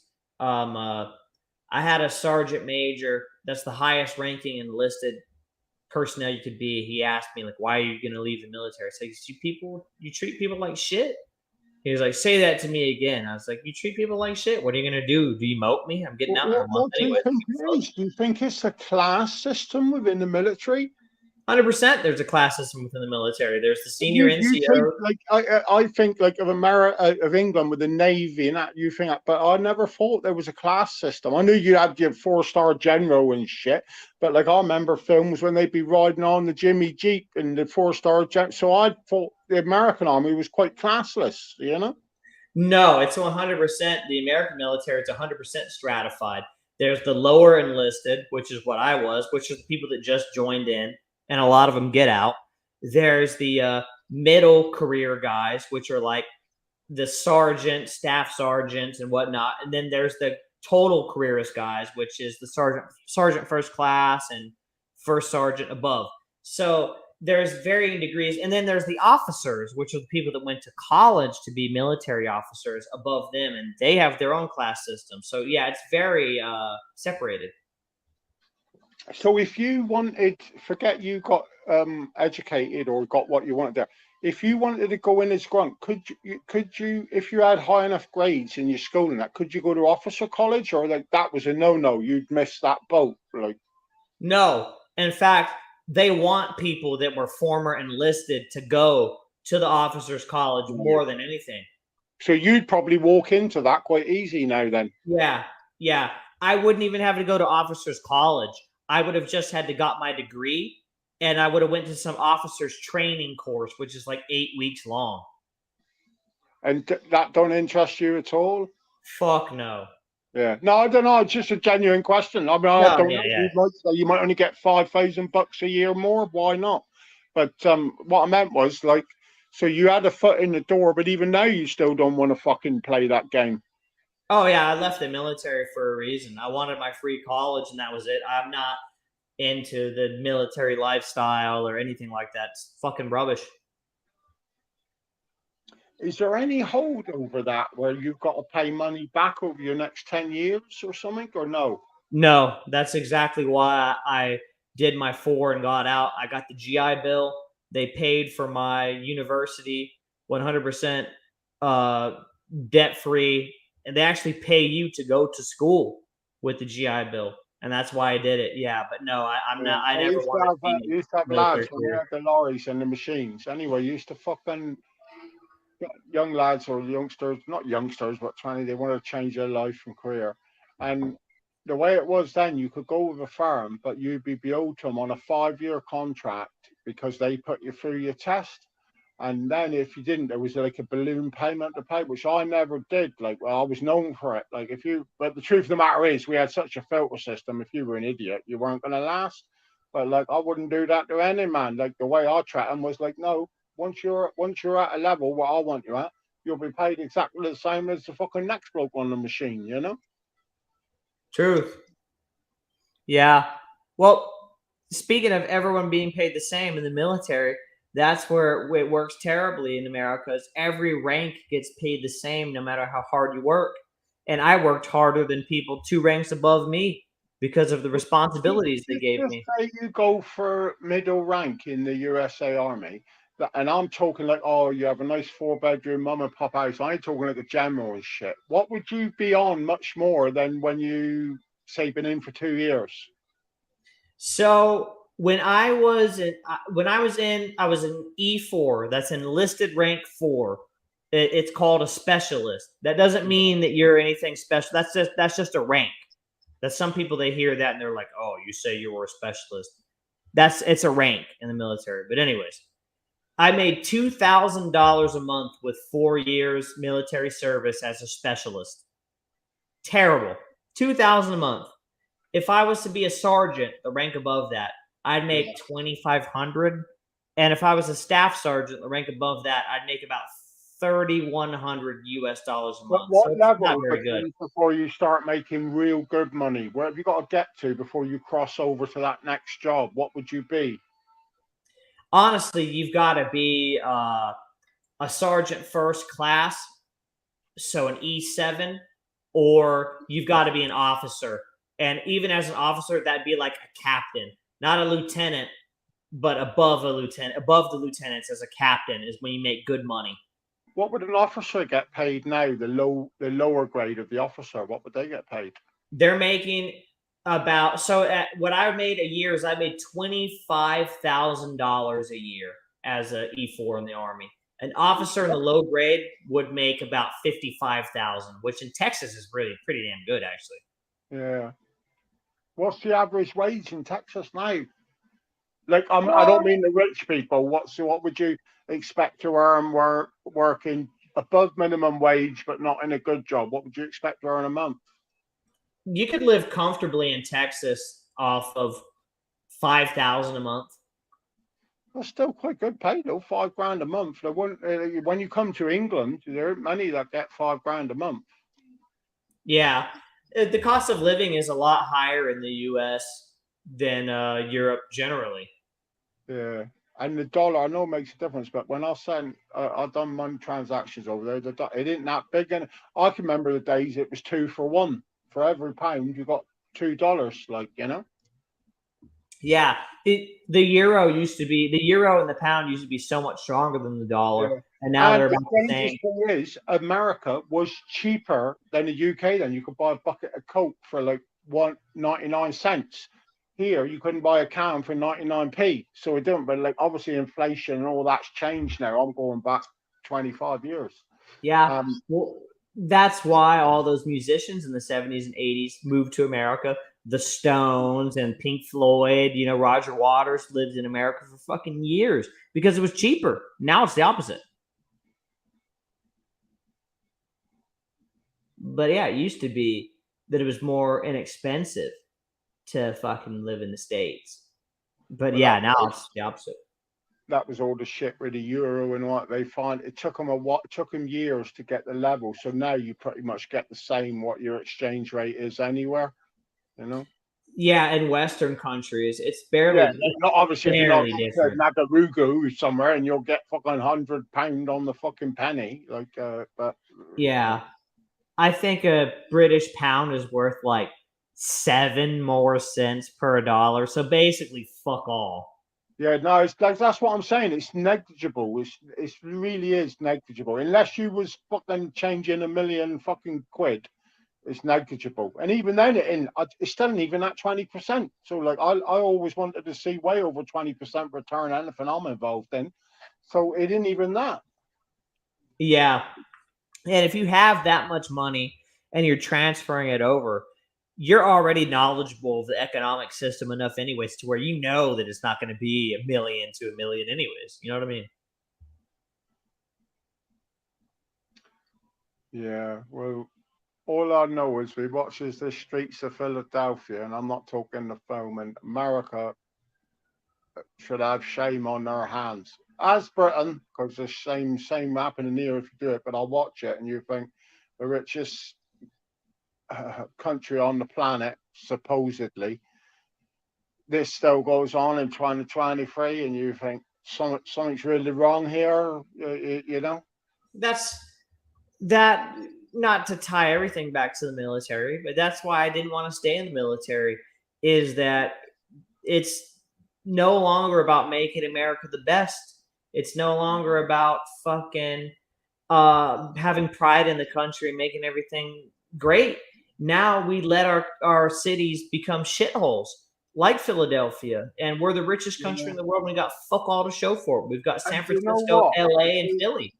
I see, like, not that I'm an expert on it, but I sort of see it myself when I'm going up. One thing is, like, I remember going there as a kid with my parents, and my dad's made, he said, everything was branded American, made in America. He said, this is where we're going wrong in England. But within 10 years of that, this would have been 1986. Within a few years of that, Japan had got a foothold and whatnot. But when we went that first time, or when I went with my parents, it was like my dad was like, America, that's why they're beating each other. They won't entertain some cunt that says the fridge is this. And then how quick they change that mindset of a nation is crazy. Yeah, that was normal for English people that came over, or Irish people that came over in the 70s. I have a good amount of family that came over in the 70s from Ireland and from Manchester. And they're very patriotic American, believe it or not, because they still think America's like it was when they came, but it's not. But you're right. Everything was American made, American manufactured. I got two cousins. Well, I got more than that, but I got two cousins out there. They was funny enough. They was Limerick boys, but they come here for a while. One of them worked for me for a while. They're out there, but they went to work. This is 20 years ago or more now. Went to work within. They had a job before they fucking could put the suitcase down outside the airport. That's how it was. It weren't. It was planned. It was just there was work there. If you were willing to work, like any society, if you're willing. Sounds like me right now. Yeah, if you're willing to work, you get work. If you're going to go in there and say, well, what's the tea break and what's your feelings on the wokeness and you ain't going to. But if any man that wants a graft, I've always said, you'll find graft for him. He wants to earn money. He wants a graft. Wants to feed somebody, himself, his family, whatever. You'll always have that. But that was the strategy of America. But it seemed to be lost. I'd love to have to ring him up. I'd love to think, would he think he would do it now when he was 25 and go out, like, you know? And he's made a life for himself, don't get me wrong. But different time now. It's they He'd go elsewhere. He'd go elsewhere because that's the same thing as me. That's the same thing my grandfather did. You just branch out somewhere new. You got to go somewhere else because it's got to be somewhere fun, and it's got to be somewhere where you're going to have economic growth. And America right now, for a lot of people, just isn't it. I wish it was. I love my country, but I love my country so much that I fucking hate where it is now, if that makes any sense. I hate where America is now because of how fucking shit the government's running. And I'm only an outsider looking in, but it's a very mixed up place. But to be truthful, so is Ireland, so is England at the moment. It's a very mixed up place. You don't know where it's leading to. Everything's the fuck, and it's the rules of like the old ways when you used to think like, well, this is it, and you revert to, are gone completely because all the liberals and all that are fucking involved. And yeah, we're on like a snowball. We don't know where it's going to end, and I genuinely believe this. It could end in a lot of violence, a lot of places. Yeah, no, definitely could. And the thing is it's isolated so many people politically because nowadays in England, for example, you're not. It's frowned upon or like looked down upon to be white, and even people that weren't loyalists or proud of the British Empire are like, well, wait, what the fuck? Like, I have nothing to do with all this stuff. And yet they're saying, nope, you need to, import a bunch of people from all over the world to replace you and yada yada. It's like, what the fuck's going on with this? And America, it's similar shit. It's similar in America to England and Ireland and Australia even. It's Australia is a little bit tougher on the immigration, aren't they? They sort of don't fuck around out there. My gran, she lived in Australia for her childhood, and her brother still lives there. He would beg to differ. He does not like the immigrants at all, and from what I've heard from him, there is a lot of them. I've got to be honest, if I was leaning anywhere, I'd go to Australia. Funny thing goes, there's the lad from Limerick that's in America. He's in Chicago, but out on a suburb there now, and his brother's there, but he's up on the California East Coast or whatever they call it. But his dad, Irishman born on a farm, which is my dad's brother, he's in Australia. He's retired now, but he was a driver out there, and he never went back. I mean, they could come off the side of a mountain. You got to remember that. But like he used to come out and show his picture. He had a swimming pool, but he was just working a sensible job. Yes, skills, sensible. He weren't no big politician or banker, but the rewards you got for your life were far better than you got in Ireland. You even got in America.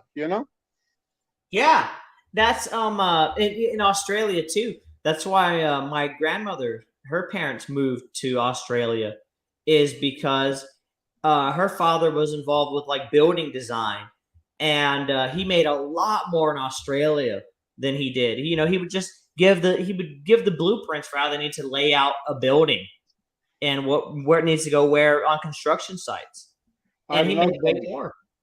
I had an uncle.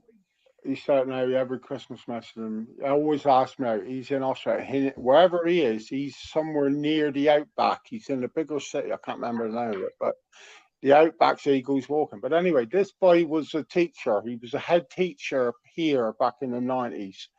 And he got caught shagging one of the temporary teachers. So the marriage broke up. Randy Mandy, we used to call her. But she was a nice girl, Miranda. And she had about 15 years on him. So anyway, big scandal. He gave a job, lost house. So next thing he said, I'm buying a boat. Me and this man is going to go sailing the world.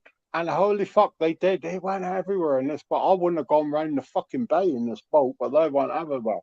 Anyway, sure enough, something went wrong near the Australia coast.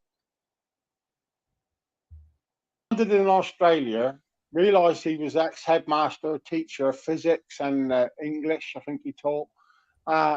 He got a job, and and he never left. And he said, "I wish I'd come out here donkey's years before." Right, like, and the girl set up a job as a horse trainer. He's retired now.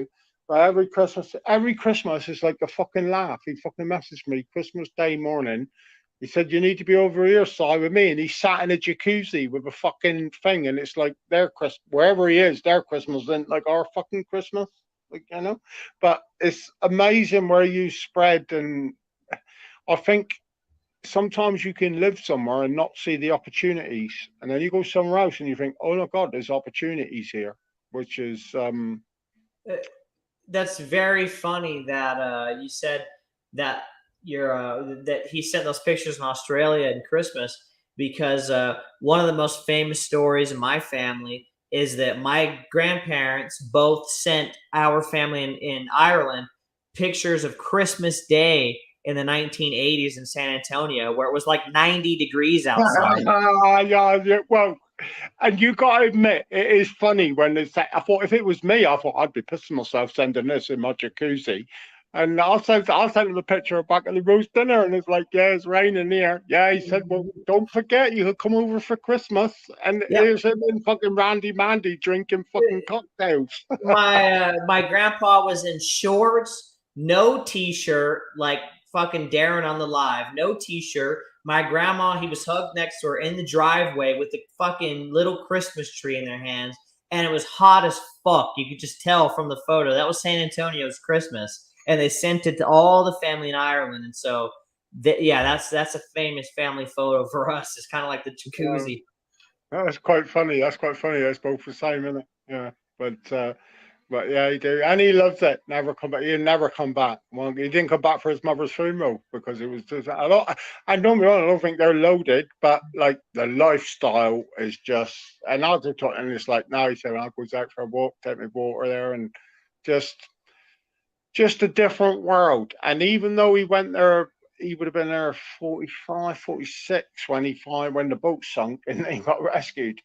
But he had put enough time in. The pension's very good. They look after you there as a nation. Like, you know, if you put your effort in, you get your effort back when you need it, you know?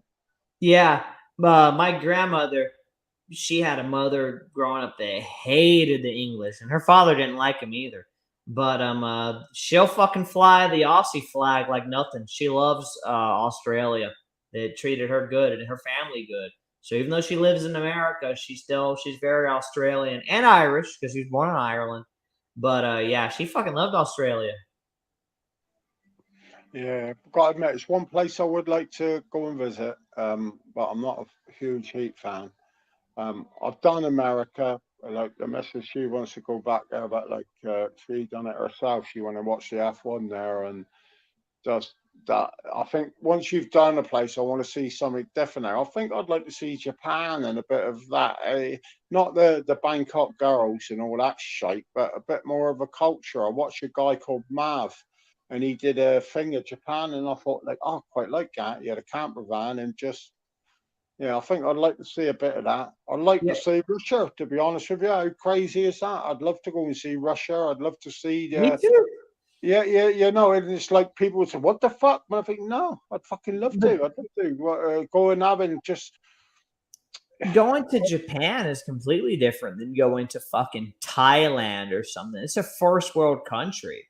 It's a whole different thing.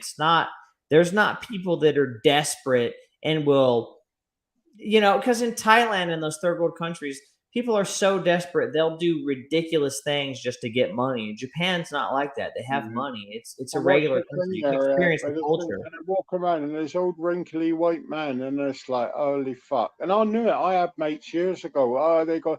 And the truth is, I used to take the piss of them. I say, listen, if you can't pick a woman up here, you're a fucking idiot. You go and pay some cunt to do it. And it's always them type of blokes that they can't pick a woman up. They've either got a character flaw or a bald head or a big chin or some fucking thing. But whatever it is, and even that, because you know yourself, listen, there's plenty of beautiful women with ugly men. But I'm with one, my missus is beautiful. I'm an ugly motherfucker. And there's plenty.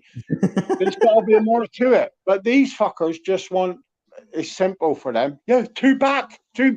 Thank you. And then they feel like men, and then they can post it to everybody.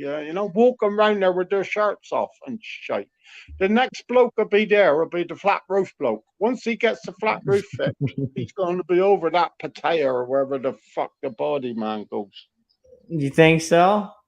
I guarantee it. And maybe he should go over because he needs to lose his fucking virginity for a start. And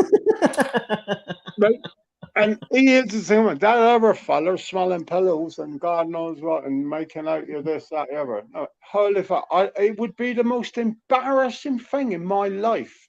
I would hang my head in shame because one day someone would say, "Oh, you went to Thailand, Si, did you?" And I would have to say, "Yeah, I did." So that never happened, like, you know.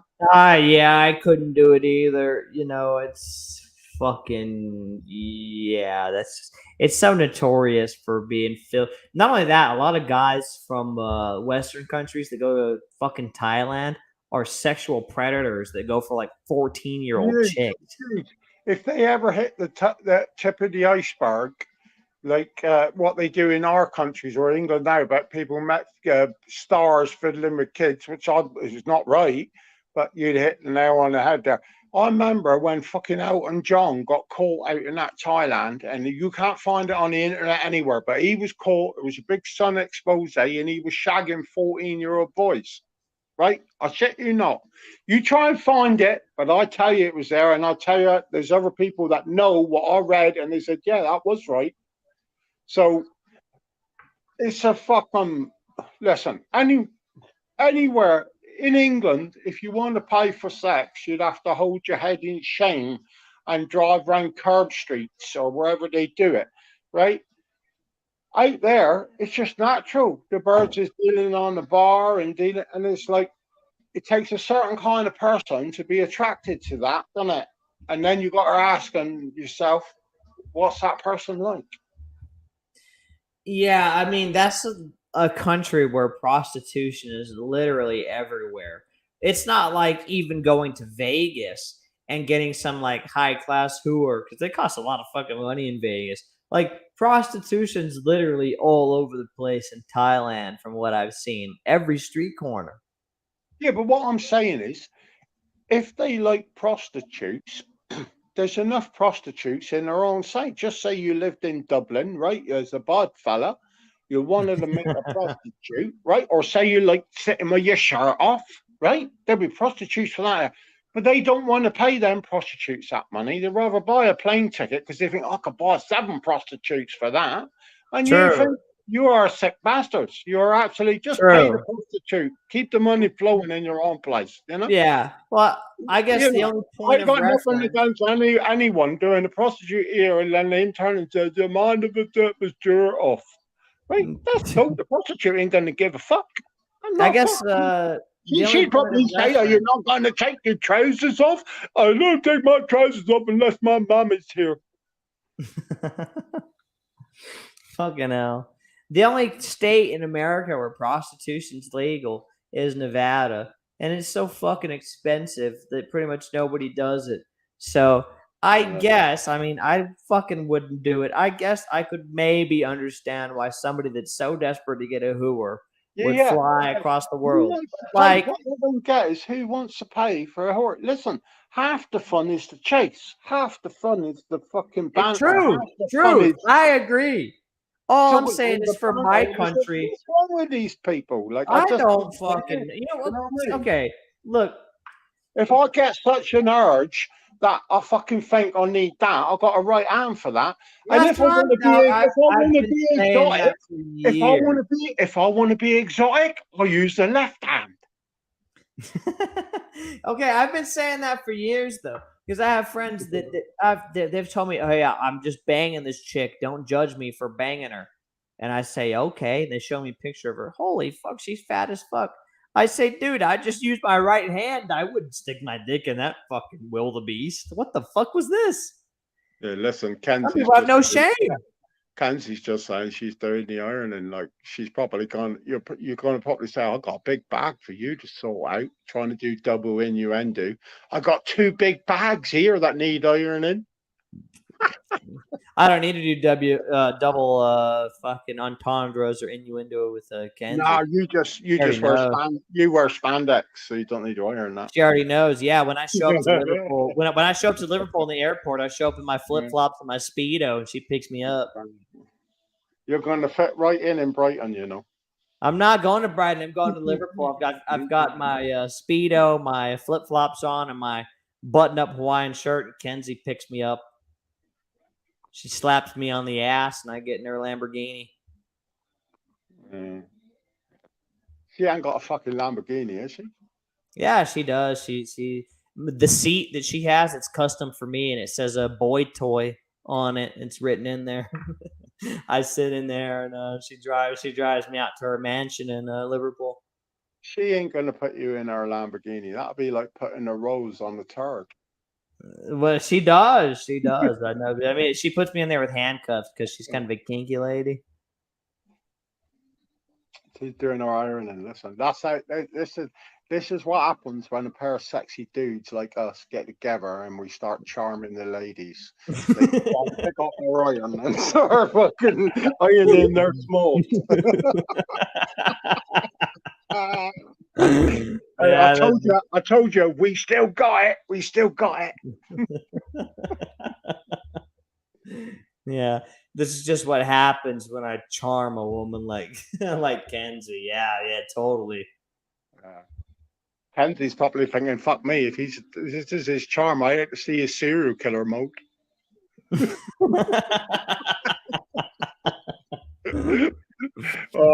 the serial killer. She's the one tying me up. I'm the serial killer. I've got 2 murders under my belt. I know you killed 2 wives. At least it wasn't my mom. At least not. Hang on, only one was a wife. One was a body fella. Okay, fair enough.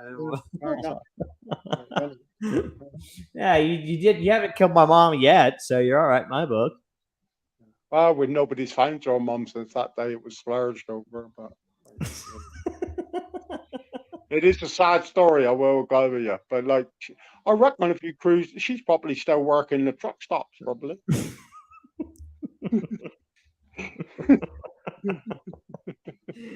I gotta take a piss. Like, Did you hear what Sam said about Sam's mother? Well, okay. I got a clue. First of all, before I go to take a piss, if whatever he says about, you can talk all you want about my fucking mother. You're my father. But anyways, I'm gonna go take a piss. Well, I'll still dispute that, even with your DNA test, because from my memory, I splurged twice and it dribbled. So what are you up to, Kenzie? You're still ironing. You need to come up and do ironing live. Oh my God, that'd be funny. Just don't even put the camera on you. Just do ironing live, and we can have a live iron cam. What the fuck's going on here? Oh, this is a live iron cam.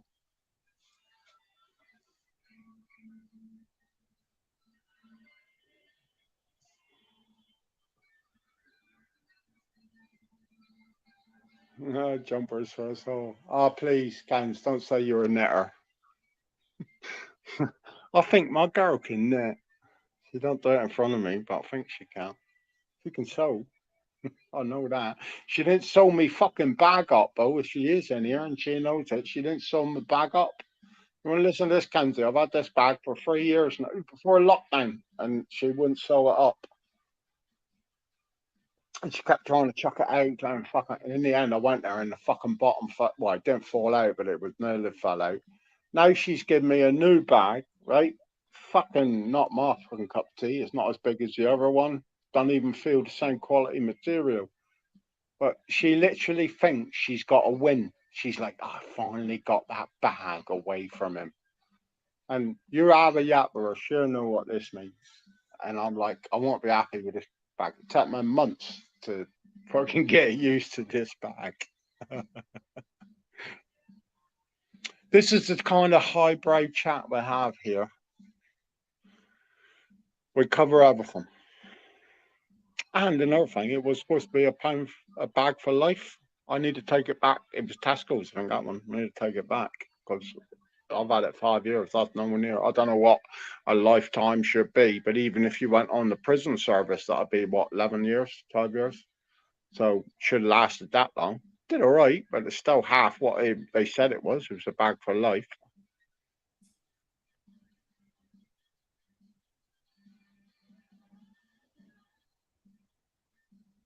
Yeah, I know, Kent. Yeah, and I meant to fucking send this over to Tant, but it's running now, and I got a text in the background, and if I click shit, it'd be disappeared. So I'll look in a minute. But now it's all fucking laughter, isn't it? Fucking just taking the piss. But right around again, so unconditional distance. I'm not sure what that means, Kent. Right. You on about Ratcatcher on Twitter? He's funny as fuck.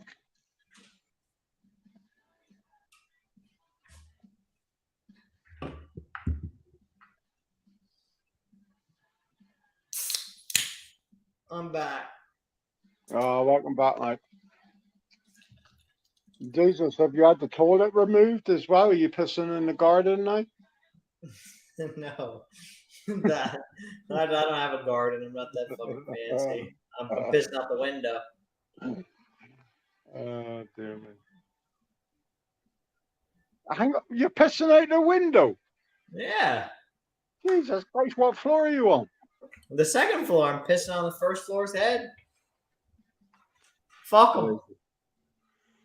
Well, that's what happens when you have Jews move in below you, unfortunately. Yeah, exactly. When Jews move in below you, gotta piss on them. Rat remanded again, saw unconditional this time. Yeah, Kenzie. Listen, as from one lover to another, you just need to stay off that channel, baby. Just stay on here. She goes on there because she's waiting to see the Mr. Big take his top off. That's the truth. And she's seen Darren topless. She's seen it on Steve's channel. She's seen it all over. So it didn't Darren. She's waiting for that or that Oliver he'd do and to get his shirt off. Apparently, like between them, they could be like the Three Musketeers. I think what she wants is she wants me to go on there and argue because she gets kind of turned on by the back and forth, the heated arguments. And I think that's what she wants. Yeah, but you do know he's more educated than you, don't you? Who are? Yeah. Well, I mean, I could make a couple of fake degrees on Microsoft Paint in like an hour and be more educated than he is. Like there are your degrees. Like he said your degrees was fake. Well, I'll make more fake ones. I'll go on Microsoft Paint. You need to get up your game and put like better fake degrees. I can. I'll go online. I'll get some fake ones from China. I'll get some fake doctorates, and I'll be ahead of him fucking instantly. Hey, is the website still up? You have to ask somebody else. I don't know. I haven't fucking checked on. Yeah, but like it was on that blank pages, and it was out, and I thought, oh my god, is it still even up? I bet. I mean, it can't be that expensive to fucking have it off GoDaddy. I saw it was on sale for like $50. Yeah, but it was like I stopped trying to take the credit for the site that I done. I'm not trying to take the credit for the site. I'm saying it's $50. I could make that in 2 hours. I could fucking buy that fucking GoDaddy site. Jesus, that's a lot of coffee. I know. It is a lot of coffee. That's like 10 coffees, isn't it? Not the fucking coffees I get, because I get the venti fucking white. You get the stuff that the monkeys shit out, don't you? No, I don't. I get the expensive shit. My coffees are like fucking $9. This stuff's expensive. This is like 200 fucking bucks. You know, I sent a link earlier. The monkey stuff. The monkeys eat it, and they digest the coffee beans, and then it makes a better coffee bean. Fucking dear stuff this is, man. Yeah, Kenzie, you're right. We do live in his head rent free, just like I always live in your heart. No, just fucking around. But seriously, though, you're right, though. I mean, he's desperate to get viewers and shit. He wants us to go back and forth with him. And when we don't, it really kills his channel. His viewers are way the fuck down. And with the stuff they said about you, you shouldn't go back on there anyways. It's disgusting. I mean, yeah, I joke around and say stuff, and that's not my fault. It's not my fault. You look really good at Kenzie, so. But I joke around, but they say some fucking terrible shit about you on there, and it's like, yeah, you don't need to be on that channel. Yeah, I think to be honest with you, Kent, that is the secret. What I've found now is I don't engage with it. I don't watch it. I don't, and I think like, yeah, you start, and the minute you walk past it, it's a better time. And we're not going to spend hours talking about this bollocks. But like the one thing do think is like, yeah, the minute I've stepped away, it's like, yeah, fucking ain't worth it. Now he could class that as a win. As far as I'm concerned, we won plenty of times over there.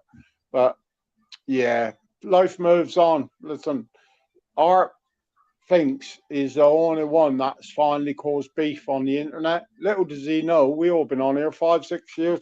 I've seen fucking 6 Arts. You know, so while you look at it, and Yeah, and it's like when somebody's such a poor person to where that they have so much just negativity around them like him. What does it matter what his opinion of us is? You know what I mean? Like I don't give a fuck if he thinks that we're running away or it's just hiding. the same Who for gives a anybody. fuck? Listen, it's just like us talking now. Here, clip this, one of his minions, and then they have a whole discussion for 2 hours about a conversation we had for about 7 minutes. And that's what you're dealing with, like, you know. Yeah, exactly. Yeah, you're right though, Kenzie. That's the way to look at it. That's how I always looked at it. When they were talking about me on their channel, I got messages saying, "Sean, go on there, defend yourself." I said, "No." It makes them look like fucking idiots if they're on there talking about me for 20 minutes and I don't go on. I said, "I'm not giving them the time of the day. I'm not giving them content. I'm too, I don't jerk off and talk about how fucking smart I am all the time, but I'd be giving them Yeah, content." yeah, but this is the problem. This is the problem. When we were here, look at us overnight. We had 5 or 6 of us in. Can't remember who was. And you got their debate team comes to a bloke that goes da flat roof and takes his shirt off and tells everyone he's taking shrooms. To another fellow that won't put his face on, to a fellow that runs the channel that won't talk about nothing. Nobody's afraid of nothing here. That's how a channel should be. Is we all know each other and shit, and it isn't because you want outsiders to fear to come in. It's just you don't want the dickheads like them, because obviously there are dickheads that suck that shit up, and then you think you don't want none of that, Ranger.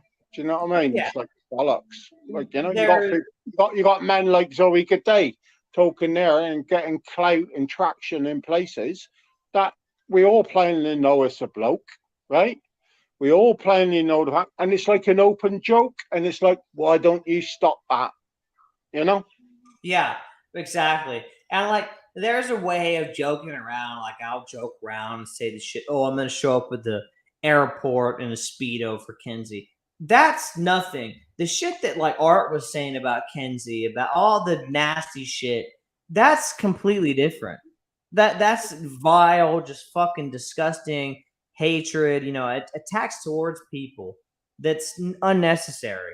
What Art said about Kanzi was defamation, right? The same court case and shit like that. Yeah, listen, he said about shit, all of us. So you ain't in the minority, Kens. But you know, I never agree with it, and you know, I fucking I have my say on it. But like, he's done it all. But this shit's gonna bite you sooner or later, right? It's like the big win. But yeah, you ain't got rid of nothing. You ain't got rid of fuck all. Do you know what I mean? And No, he hasn't got rid of an enemy because you know what? If you ask me, I'm not a part of the war anymore. I'm gonna let that dickhead yeah, fucking think that he's fighting a war against. He's fighting a war against nothing. I'm not a part of it anymore. We're doing our own thing. the only war he's got on us now, a warmongering thing, would be to say, oh, see, they had 6 people, 3. I wouldn't give a fuck if it's 2 people. Listen, the right night, it'd just me be blabbering in here and no cunt. This is the difference. That's irrelevant to us lot. Absolutely irrelevant. Yep. And there's a time and place where everybody's going to come up in conversation when you're talking, but there's a difference between obsession and looking for viewership. We're not out here looking for people to tune in when we say this stuff. We're just talking about it because it is something that they are talking about. They're still ongoing, trying to keep this beef alive to fucking keep their YouTube viewers up, and we don't give a fuck. I had a friend there, and he come and stayed with us for a while, but he had a good analogy to it, and he said, and he never did. His channel's still not monetized, still goes on, still giving me contact, but he had to measure it. And he said, seeing his side, he said, I don't want no part. He said, they're all basically e-beggars. And I'd never heard of e-beggars. And then he explained it and said, listen, watch this. And and it was literally like, it was when it's explained to you, it's no different than fucking Art stood outside Iceland with a coffee cup with written on it, buy me a cup of coffee, and waiting people to chuck it in. And he might have a microphone in the PA and he'd be saying, I'm giving you all this content here. It's e-begging. The It is whole e-begging. thing is literally about trying to extract some money from you. That's what this fat American dude named Wings of Redemption used to do. He was a Call of Duty video gamer. He would cry. He would make himself cry on streams and talk about how horrible his life is to make people feel sympathy for him. And that's e-begging. So they would donate. That's exactly what that other dickhead does. He e-begs. And when he is trying to get us on his channel to debate him, that is a manifestation of e-begging. He's trying to get more content and views that way. Yeah, we're going to change the subject here fairly quick because this cunt might be listening to anything it's all about him. But like, he is an e-beggar anyway. But the biggest note of the lot is he gave a big speech about, and he knows he fucked up and what he said, and I hope he pays for it. But he done a big link and saying to Ellie Edwards. Then he did a post Tim Edwards, the dad. The shit this son said about this lady is crazy, right? Yeah. Then he said, all my subscribers, please send your coffee links to this thing. You went in there tonight in the waiting room. It was the first thing was, please buy me a coffee. Where was the please donate to Ellie? Truth. So, Nibs, you're right. I want to change the subject, to be honest with you. I don't want to be part of this, but we have dealt with it. And if someone wants to get something out, get it out now, like, you know. Yeah. No, I know. I agree. I mean, there's a time and a place where things need to be talked about or spoken about, and that's fine. But yeah, no, I think what we have right now on this channel, on this Meat and Two Veg, is so fucking good. Honestly, it's got a good. Yeah, I don't give a fuck. There's only 6 people watching this. It's 6 good ass viewers. We've got good moderators, and I'm really excited for the fucking future of this channel.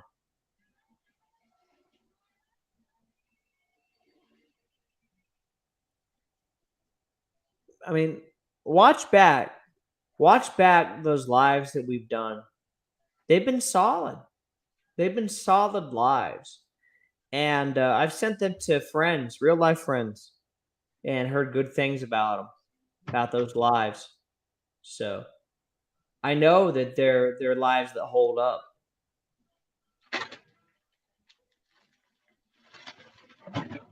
You know, that's the real thing is that you know, especially like when Steve gets on or whatever, we don't need other people on the fucking on the lives to have fun. And I'm glad that Steve has a place where he can hop on and take the piss and shoot the shit. And you know what? It's not his channel. Cy and I and other people run this channel. And so if they want to give Steve shit, it ain't got nothing to do with him. We just had him on as a guest. And that's how it is.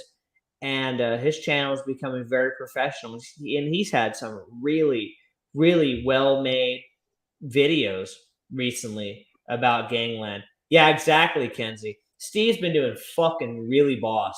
His videos and his podcast are fucking great. There's no arguments back and forth between people. So you can actually listen back to podcasts about stuff. And it's very interesting content, and he knows a lot about it. I think Steve is on the game now with that, you know, but the eyes off the game with the chat, and that can alienate people. There's monkeys there now. It won't be 5 minutes before our that's fucking Steve's prerogative, but like other people don't necessarily like that, do they? True. But that's cool because and Steve can come over on ours. But like, and I think Steve will miss the mad ones. I love Steve to bits, right? But I know it. He misses the mad ones, So maybe it might be over on the meat and veg. Maybe it'll be the Vent 4.0, but he will need that. And the trouble is, if you leave the door open, that you're still going to have the same shit in you. And I know that's hard to explain, but like here, the door's a bit closed. Like you're going to have to work here to get in and be cool. And if you don't want to come in front, we're quite happy to sit here with 4 viewers. We're quite happy to sit here too. Me and Sean, we sit here all night. And I would do the same with Nibs. I'd do the same with Platypus. Do the same with Tom. It wouldn't matter if there was fucking one person watching or 100. I want this war to be so gone and over that Nibs ain't got no problems coming on the live, because Nibs is the fucking shit on the lives. Yeah, that's it. But it's it'll happen. But yeah, it takes time for it to happen, and we got to make sure. But yeah, eventually, like you're saying, there will be no war, because there's no point. It's going to be worthless for art to bring us up and shit like that. It's not even about war, for fuck's sake. It's just like, now fuck off and just get rid of them cunts. Do you know what I mean? It's like 100%. Them. Just don't tolerate it. Simple as. Yeah. And you were talking about Steve alienating himself from the chat by not talking about chat. I think he should do a stream. Steve, get on here. Here, hold on. Put the link up. I'm going to tell you what Steve should do. A stream where it's just him interacting with chat. And listen, I'm not having like an hour. At Steve, but I'm just saying, when Steve's doing, he don't really know what's going on in the chat, right? So that's a very hard thing to run. When he does a live, when he used to do them, he'd watch but when you're like doing your own live and he's got his podcast, I get it. You can't run 100%. That. No, we want what's best for Steve. Difficult thing. It still needs somebody. It's not me. It needs somebody running it. Yeah. No. I'm the same as you. We want what's best for Steve, and I think Steve should do what they call IRL streams, like in real life streams, where he just has a beer or two, and for about 45 minutes to an hour, he just talks to chat about things. It could be about Gangland. It could be about whatever. He should do those once or twice a week. That way, the streams he has where they're more professional, he has those, and the chat can also interact with him in his IRL streams. That's the way that content creators are going now. I don't know. I think Steve run his channel, that's his business. But the beauty of the event which is going to be a beauty of this, we can just open it up and have mischief. But the only difference is, this is what I'm trying to get at with Steve. If he's going to do that in the future on the Venture, you need to be a bit tighter with the assholes, because they soon fucking ruin people. They soon fuck around. They soon, which I'd like to think we nip in the bud. Now, I ain't saying it ain't going to happen, but we'll be a bit quicker to it than perhaps the other channels was. Yeah, agreed. And I'm not telling him how to run his channel. I'm just giving him some good ass suggestions on how to interact with his followers without going too much. He could do streams where he doesn't invite people on. It's just him, and he just talks to chat and has a beer or two, 45 minutes to an hour. That's good. Steve can do what he wants, but of course, I'm giving him suggestions. I'm not fucking telling him what to do. He knows what he's doing. It's like there was a place for that on Steve's lives. And I get, we're all professional now. That's the way you're going to fight it. But there are other people that quite enjoyed that other side of it as well. Yeah, they'll be on here. Herbits? Are we just the little rats gnawing away at a good channel? Because someone made that reference. No, it was a rat.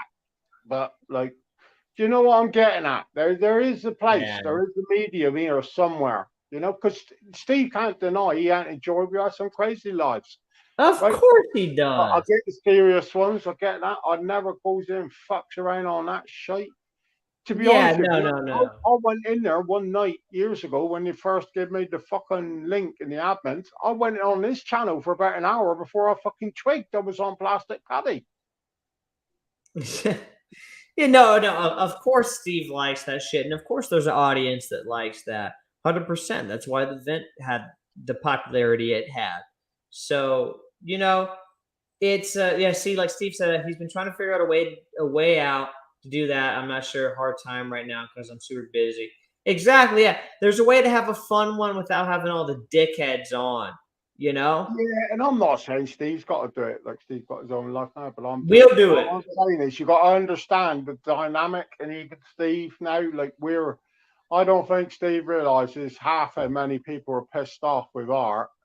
Again, that is water for ducks ass to Steve, which I get because he's running his own channel and blah blah blah. But like, yeah, it's a lot of bad feeling. I'm fucking shite now. Someone told me Steve was in there the other night in fucking arts. But he's just true? saying. Is that true? Yeah, Steve was saying to Art, he's not doing the bullshit anymore. He's Yeah, not but holy fuck, we've heard that 7 times. And no offense. I know. But you know what? The vent isn't a thing anymore. That's like me stepping in there tonight with Darren and his shirt off and May coming in there. That's like me jumping in there. Fuck off. You haven't saw me there for fucking day long. Like, fair enough, but also you have to think the vent isn't a thing anymore. This is the channel of people that aren't so why go in and fucking give a big fucking speech? You just make them more shite. Why do it? That's the truth. It don't make sense. Because it makes Art look like a prick because the vent isn't around anymore, and now Art's going on there fucking talking about Steve, and Steve no, it don't. not talking about Art. What it fucking makes us is we all took a concerted effort to not bother with this shite, and then that happens. So what's that? Open door for us all. And listen, Steve, I'm not. If you're in here, Steve, I'm not banging you, but you got to see from where I stand. It's like what you fucking. Where I stand is that the people that run this channel make a concerted effort, but Steve is not part of this channel. Steve is always welcome on, but Steve doesn't run this channel. This is our own thing, so Steve can do whatever he wants. No, I ain't gonna pick a fight, but like. Never with Steve. I'd never pick a fight with Steve. Yeah. Steve runs his own channel, does his own thing. What he says to Art is what he says to Art. We do our own thing. Well, I don't like double standards on the same breath. Well, I don't think it's a double standard. Steve said he's not going to engage. Not using any of it. I'm just saying I don't like that double dipping, that double standard thing. I don't like that. Well, Steve didn't say he was a fan of the I ain't referring to Steve. I'm saying I don't like that. I've seen this happen a lot over the last few months, and I don't like that attitude. You either stick to the line, or you fucking don't. I agree. You know where the fuck I stand on things. I know. Hey, listen, I was just chewing a bit of fat and having a fucking giggle, you know. But, yeah, you know where the fuck I stand. I'm just saying, Steve runs a channel that's a lot larger than this, and it's different. Hilarious? Listen, I'll tell you what is hilarious. Is to me, it was only fucking week ago or 2 days ago. I said the only trouble is I gave a speech on our group about the flat roof guy. He only accepts people with their no shirts on and shit like that. Then 3 days later, the cunt's on no shirt and it's brilliant. And you thought, like, yeah, it's all so predictable. That's what bothers me. And it's like, shit, it's just going to be another cycle again of this crap, like, you know? The difference is that we run this fucking channel. We run it. Well, we don't. You run it. You're the Führer. We know. No, fuck off. You fucking know if you guys. Well, why am I a big manager? Apparently, it's a big manager. I need to post Steve. You have management. You can start it live. No, you're the super manager. You got the super manager. Why not? Well, I have been watching. I've been watching some Hitler documentaries. I can't give 2 fucks, to be honest with you, but I did think it was funny. Oh dear me. Kenzie's right though. I think honestly, I think it's fine. You know, Steve's gonna do his own thing. We're doing our own thing, and Steve is always welcome on this channel. But we run this shit. Yeah, and the truth of it is, Kens and Sean, we just want the giggles, right? We might talk about it and they construe it as drama, but basically it's all just taking the piss and having a giggle. It was the same as the original Rent, and when I was like, it was pure humor. Even when Steve used to do lives on his own, it was what I loved about it. It was like humor based banter, just banter and fucking cheer you up on a fucking dreary night, and you could have a laugh and a giggle, take a piss of each other. And like, don't get me wrong, I'm quite avert. Take a piss of me, fucking say what you want. It's not like, oh, a dictator, like not like the other fella with the funny haircut. But you know what I'm saying. Yeah. I reckon you could cut that hair into a perfect Kim Jong Un fucking haircut. Well, I am known. Tom Joe has called me the American Hitler, so. Fucking Tom put this fucking video up earlier. It was like the old geezer singing Up the North or something. Fuck me, it was funny. Yeah, that was pretty good. Yeah, he's a cracker, Tom. That's the beauty of it now. We got here in Kansas. We got nice people, and I'd like to think you keep nice people. Now, there's plenty of other people that would say they're horrible people, but that's fine. Don't look at it. Don't watch it. Go your own way. Yeah, Fleetwood Mac, go your own way. Fucking stupid too is that a lot of the people that say we're horrible people, without getting too into it, follow that other guy that threatened people and done shit. But I'll leave it at that. But yeah, no, we've got a good fucking channel going here, and it's gonna grow. There's gonna be more people. Draw a line under it tonight, and we'll move on. All I'm going to say is I might have killed 2 people, and that's like hashtag. That's all they caught me for. But I never tied no old lady to a fucking radiator with gaffer tape. That's the truth. Yeah, Kenzie, you're right. Yeah, you're the hottest Nan here for sure. But yeah, fucking listen. I mean, you killed the 2 ladies. They didn't say whether they deserved it or not. I mean, sometimes women act up too. They always act like, oh, women are I fine. didn't kill no ladies. They was males. I didn't kill no ladies. I was saying the other man strapped someone with gaffer tape to a radiator. Holy fuck, you're worse than them telling me I killed ladies. Well, I mean, this is just the accusations I've heard. I'm not saying that you did it, but I mean, they said it was Sai who tied the ladies to the radiators. I didn't know. The sign on the side of my van back in them days was "Have shovel, will travel." Oh fuck! Right, let's change all these cunts. So what else is going on? Has Kenzie finished her ironing yet? Yeah, she sent me some naughty photos too. Oh, good. As usual, the usual Kenzie. She's only buttering you up to go to her OnlyFans. I know, but they're still good photos. Come on now. Pissed me off when she overtook me on her OnlyFans because like my erotic farmer OnlyFans is I'm about 30,000 subs. Well, you obviously a lot of people that come to Rumble has come from my erotic farmer site on OnlyFans. Oh, 100%. Yeah, they're all looking. They're saying like, when's Sai gonna spread his butt cheeks? We're gonna do a collab, me and Kenzie. I'm gonna put my boot up with my shorts on and my shirt off on my combine harvester, and she's gonna hold a grease gun in cowboy shirts, and we're just both be smiling at the cam. What do you think, Kenzie? Oh yeah. Calendar for my own fans. Kenzie look damn good. Kenzie look damn good in a button up with some water sprayed on it. The worst is she knows my lady, and she'll message her, and he'll say, "Yeah, Si's actually talked about that for ages." And I would think I could sell a few of them Cornish calendars. Yeah. I'll send them out to Texas. Yeah, you could. Yeah, with the combine harvester. Yeah, tractors, you name it, all them bastards. Like, I have one when we sat on the bow. Yeah, I'll fucking do a lot of them. I could wear a thong on the bow, like a mankini. Yeah, I see, honestly. With my cowboy hat on. I'd buy Kenzie's erotic cowgirl fucking calendar. I'd buy it for like £6. I wouldn't buy the OnlyFans price. Yeah. I bet you Kenzie likes a cowboy hat. Oh, I bet she'd look good in it.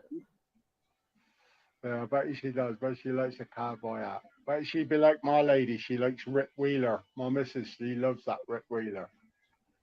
Yeah, I know. She likes Western music, doesn't she? Oh, she's mad for it. She went to Nashville. Yeah, fucking loves it. I got as much. Yeah. I like it. But the only trouble is, it's always the same. It's always the missus left them, the pickup truck blew up, and the dogs on them, and it's like, holy fuck. And even the modern shit, it's the same. It's all about some cunt leaving some cunt. Yeah, it is. It is, and it's still all good because they're all able to fucking make it. I don't know. I'm a redneck, so I've got my own fucking opinions of it. She loves it. She got me into a bit of it. I like the one with the bloke in the bar that had the fight. That was a good cowboy. I love This Bar by Toby Keith. That's it. Yeah, that's brilliant. That to me is a proper cowboy song. That is. I love this bar. In the end of the ambulance, he still gropes the woman, doesn't he? He's like, yeah, and he got a neck brace and like. Now that's a proper cowboy. That's a proper cowboy. Got a big smile on my face, no covered charge. Come as you are. It's fucking huge out there. Do you know, when I was a kid, my parents, they loved the country music. But every Sunday, they would tell them when the tape machines, my dad would want us to tape it. And it was like 8 o'clock till midnight, all country music from America. But you don't get it here now. Like, until you look at it and see how big our industry it is, and it's huge. And there is good music there, and I like the gangster bluegrass type stuff. I really like that. But here, nothing at all. Yeah, my grandmother from Australia said they used to call country music from America over there hillbilly music. And kind of like you said, they would record it. They would have a couple hours on the radio on the weekends where they'd have hillbilly music and they'd put it on tapes or whatever. But yeah, no, same thing. Well, that hillbilly music, it's a bit like what I call gangster grass. It's all them stuff in them mountains and just a different way of life. But it is a different sound to it. I quite like that. Yeah. But then I'm a weirdo. I quite like French rap. And I don't know where that comes from, but I think the French spoken word is like really good for rap. I like French music because my godmother used to listen to that French chick who's really hot named Alizé. Good God. Jesus Anyways. Christ. Have you not got no family from anywhere that's like what, local? Are they all from all over the planet? Actually, yeah, you're actually kind of fucking right. 100% because my family all moved here because of the military installation in San Antonio. So yeah, no, you're right. Yeah, exactly. I don't have any family in San Antonio. I'm like a lot of rap. I like it, even though I'm older. I do like it, the older and the newer stuff.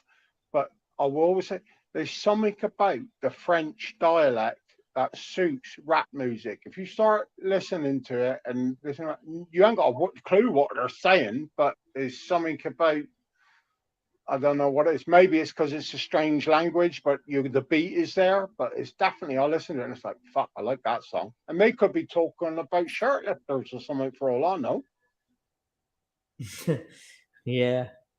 No, the chick I'm talking about, she was a pop singer from France. She's still fucking pretty hot. She's like 38 or 39. On my TV now, I've got, I can't show you, but it's Blondie Atomic, the original one. And she's dressed in yellow. I think, I loved Blondie when I was growing up. Fucking loved her. Yeah. Yeah. She'd be about 70 now, wouldn't she? Probably, yeah. 1980. She was about 25. So that was about. You don't even know who Blondie is, you fucker, do you? Yeah, she sang "Call Me" and all that shit. Did you ever watch the punk movement, or did you ever look at it or research it or fuck all? Yeah, I showed you that I have the Sex Pistols. Never mind the Yeah, box but did vinyl. you ever look into like the English thing? There's a few good documentaries out there. Yeah, Like, I love that shit, dude. I love the punk movement, especially the Sex Pistols and the Clash and a couple other bands, the Germs. see, when I grew up, it was the Sex Pistols and all that, but I wasn't quite old enough. So then it went into ska or SKA. So it was Lenny and the Toots, and then it went to not UB40, the Specials and all that. That's when I was started hit 15, 16. Although I knew about Blondie and the ones before them, but that was when that really got under my skin. It was the old skinheaded braces and all that shit. Not that I did that, but I loved the music. Like it was such a sound that you weren't used to. Ska in the States was like Sublime and Real Big Fish, and some of those bands were the ska bands in the States where they had the reggaeton influence. Yeah, I would have thought. Yeah, that's it, raging tone, but we didn't call it that here. But the tone, I would have thought that would have like gone into like the emo or the gothic thing. I wouldn't imagine it got a lot of traction out there. What, emo and goth? No, the Scar stuff. Did that get? Like, I would have classed it. Oh, that's a bit like that. Did it get any traction?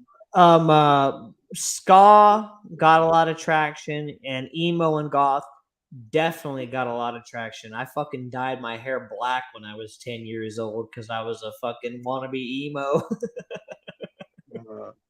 Kenzie, what's this shit? And they dance brilliant. What's it called? The London beat. I don't know. It was out of the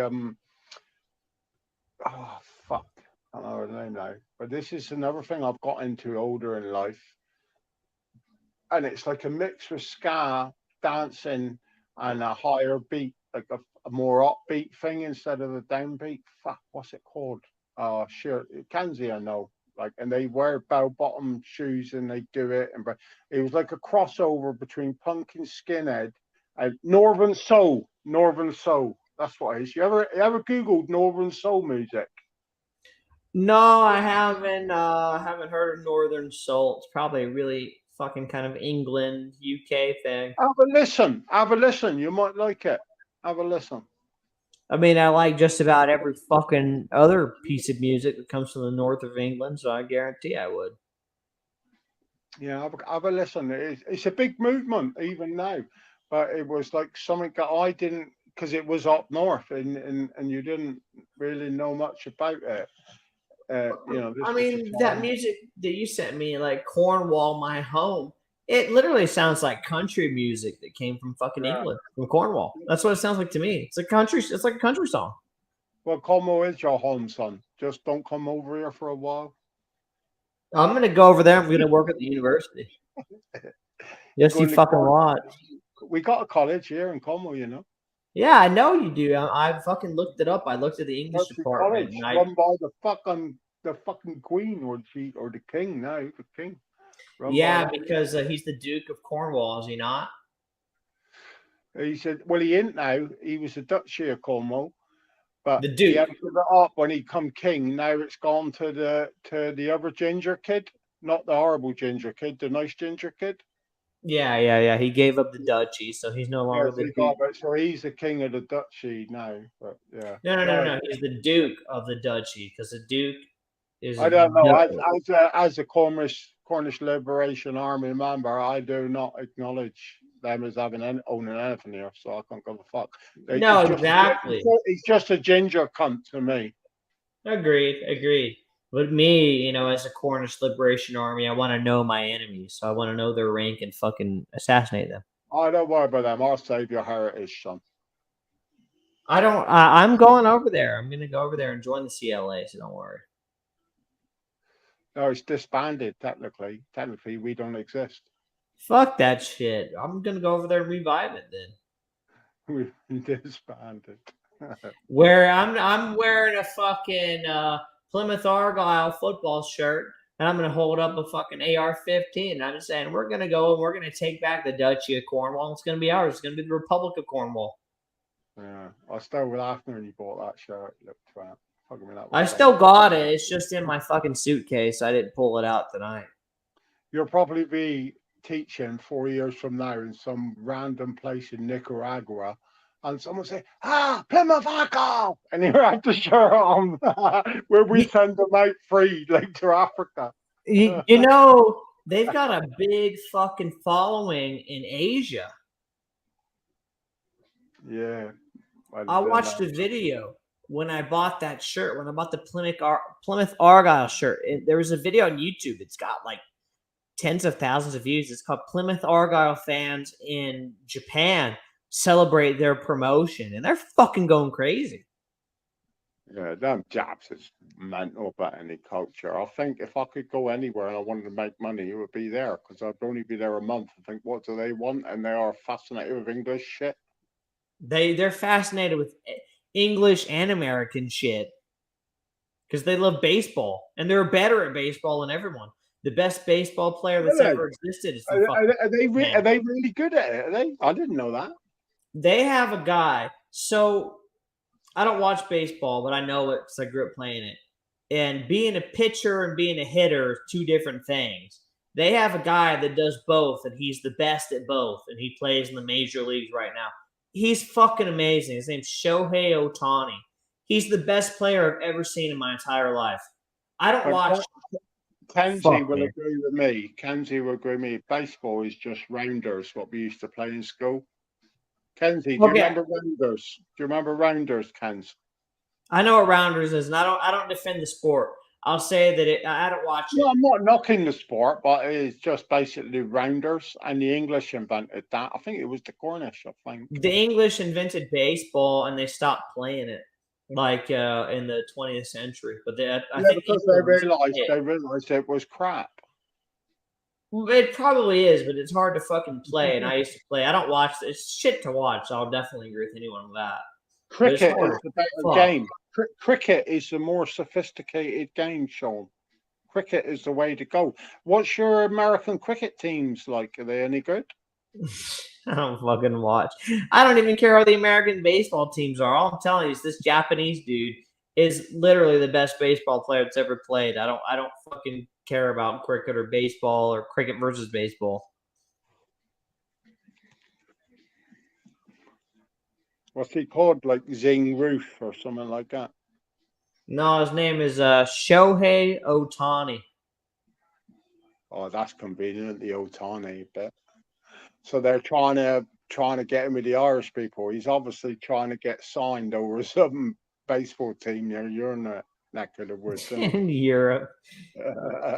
Yeah. Suddenly all the Irish like baseball, right? Ake Murphy. Yeah. Oh, Murphy. Yeah. They did some baseball game a couple of years back. They might have done it this year. It's called like the London series or whatever. But yeah, I mean, they've got the American oriented audience that like the NFL over in London for sure. I've got to use the bathroom, but I'll tell you what is funny. Like for years, is like all the big superstars in America, like Tom Cruise, Russell, and they were all advertising like whiskey or cigars all out in fucking Japan, but like we never saw it our end. True. I'll tell you some more about that shit when you come back. Yeah. I'm gonna go really quickly and grab another stout from the refrigerator, but I'll be back. But it's crazy. American sports are actually pretty fucking popular over in England. Like, it's not the most popular thing, and in Ireland too, I presume. But a good amount of people over there know American football. I've actually spoken to people from England that know more about what's going on in American football than I do, because I don't even fucking watch it.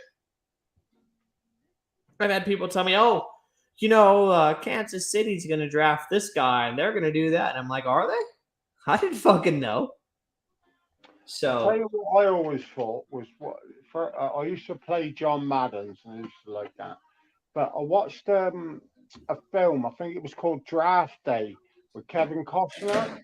and like you thought it was a sports film, but it wasn't. But it gave a person from the UK an insight to how important American football was in America. Like, you know. Yeah. And Nibs, I'm not saying that it's super common in Ireland or England to know American football, but I'm saying I've met Irish people that know a lot more about me because they pay more attention to it, if that makes any sense. But definitely, I think in England, they have a lot of fucking NFL fans in England. Well, football is just the mainstream here, basically. F1 or any of that wouldn't have a touch on it. Like, it is Premier League football, isn't it? You know? Yeah. I agree. I'm not saying it's common either, Nibs. I'm not saying everybody knows, but I've spoken to people that know a lot about it. And for Ireland, only got 6 million people. I was talking to this guy who is a Broncos fan, and he knew all about all this shit going on with the Broncos, who their draft picks and whatnot. And it was from one of these chats I was on Plastic Patio event. He said, I'm Irish, but I'm a Denver Broncos fan. He knew all this fucking shit. And I was like, I don't know about it. I don't watch American football. Listen, I'm going to put you right on one thing here, Sean. Now, the last championship that Nibs went to, that was competitive sport, and it was a championship. They were chucking horseshoes around the spike in the ground 12 feet away. So Nibs has got to wind his neck in here. He hasn't saw professional sports, as we so-called speak. True. So you don't know whether to laugh now, do you? I hope Nibs gets the fucking funny side of that. I don't know anything about fucking hurling, to be if honest. Not, I'll be getting a horseshoe round at me. Fucking yeah, no. I've had people try and get me into hurling and Irish football, and I said no. I'm not. It's too inconvenient. To be honest with you, I watched it. My dad used to watch a bit of it, but we just do not get the coverage in the UK. And of course, because it didn't engage with me, it's not something I followed when the internet come along. But it's an exciting game. I watched a bit with, I'll tell you, who sent it to me was Aaron's uncle, Barry. And he sent me, they were watching it and he sent me clips and you could see it was a thrilling game, like, you know, but I don't know fuck all about it. It's very close to that American Australian rules football, isn't that a bit similar? Like it's on the same type of page?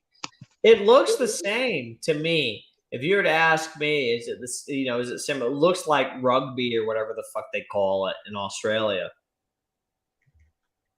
No, they've got a thing out of Australia called like American Australian rules football, and in like football, that's the thing I saw football. That's hurling, but I might be wrong. Nibs would know more about it.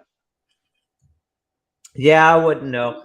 It all gets confusing because Australia, they have Australian rules football, and they have 2 different types of rugby. So I just don't even give a fuck. I'm like, whatever. I'm American. I don't care. Yeah, Jesus Christ, you just like to play a video machine. You know what the Americans is like. Play a video machine for an hour and then go and put money in a fruit machine and then put money in a machine that'll give you a sandwich and a can of Coke and then go back. Repeat. Yeah, and you learn John Madden football off the fucking machine too, so you can't even talk shit. Fucking platypus tonight. He's a bit quiet. I heard he's pulled and he's got some model bird he's dating. Yeah, I guess he does. Me too, soon. Well, not if you're staying near the beach.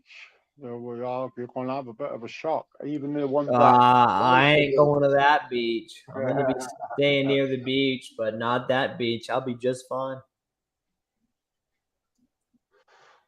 Yeah. So, how long before you think you're going to be on the plane? I'll be leaving on Saturday. Oh, fuck, that quick. I knew it was going to get now. Yeah. I wanted to stream today because a couple of weeks the internet's going to be kind of in and out just because I'm staying at a temporary place before I move into my real place. You know what I mean? Well, we're all still go up, aren't we? We're all still go up. Exactly. Yeah. Somebody else needs to host it. I can get on. Come back, and we took a vote to get rid of you. The fuck off! I'm a dictator. I run this fucking channel. You know what's going to happen now? Nobody's going to put a vote up. Shall we get rid of you? Fuck that! I'm the dictator. And cool. And the Tool is in now. Tool will be the first one to say yes. I'll tell him David Banner, the fucking Hulk or whatever Cool Tools always calls me, is gonna rip him apart. Did he think that? Why do you think he? Because like I didn't quite get it. Like I was like, what the fuck? I don't know. I didn't even know who it was. I don't watch Marvel fucking superhero. I did, but like I thought it didn't look like David Banner. He was going back to the old shows, like in the 70s, and I was like, no, don't quite look like that. You know, he's old as fuck. You know, Cool Tools is, but yeah.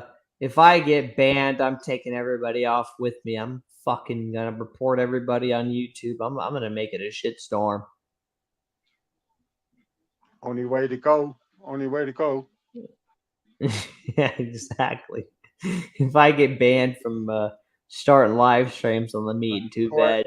Go out with a blaze of glory, mate. I am. You better not ban me, Nibs. Yeah, Nibs is the new Kaiser Sose. We always thought we had. No. I'm the Nibs is the new Kaiser Sose. I'm not giving up my power that easily. I'm starting the revolution. We've had more Kaiser Soses than anyone could imagine. We've had 7 Kaiser Soses. No, that's Kaiser Sose. That's the funny thing is that I don't give a fuck who uploads anything else to this channel. I just start the streams generally, but anybody can put whatever they want. Well, you got to stop the dick pics, though, John. You got to stop people bombing you with dicks and. Well, I only really. Excuse me. I only really. Got to stop. And listen, it wasn't a good look getting a strike on. It was Kenzie. It wasn't dick pics. It was tit pics. Kenzie came on here and flashed me. Yeah, she put one of her massage pictures up, and that was it. We got a strike. She gave me one of them, and it was fucking awesome. But anyways, she put a bunch of pictures up from the fucking massage, and I was like, oh my goodness. I mean, I wasn't complaining, but I knew YouTube was gonna get mad at it, so I had to take it off. How long am I gonna be gone? Maybe 2 weeks. Sorry, I'm trying to keep up with the chat here, but it says very hard to keep up. Let's keep up. We're 6 deep here. Hit the like button, please, or 2. Yeah, send us a coffee, please. Yeah. No, send it to the PayPal link. I'll start it. But I'm in something new, but the PayPal link is live. No, don't send it to his PayPal. Send it to my PayPal. No, this was my PayPal. I don't want him to send it to your PayPal. Fuck you. I want it on mine. I don't care. I want the PayPal. Listen, do you think I'll give you all this content for 75p? Oh, you know what, Kenzie? Go ahead and porn bomb it if that's the case. Yeah.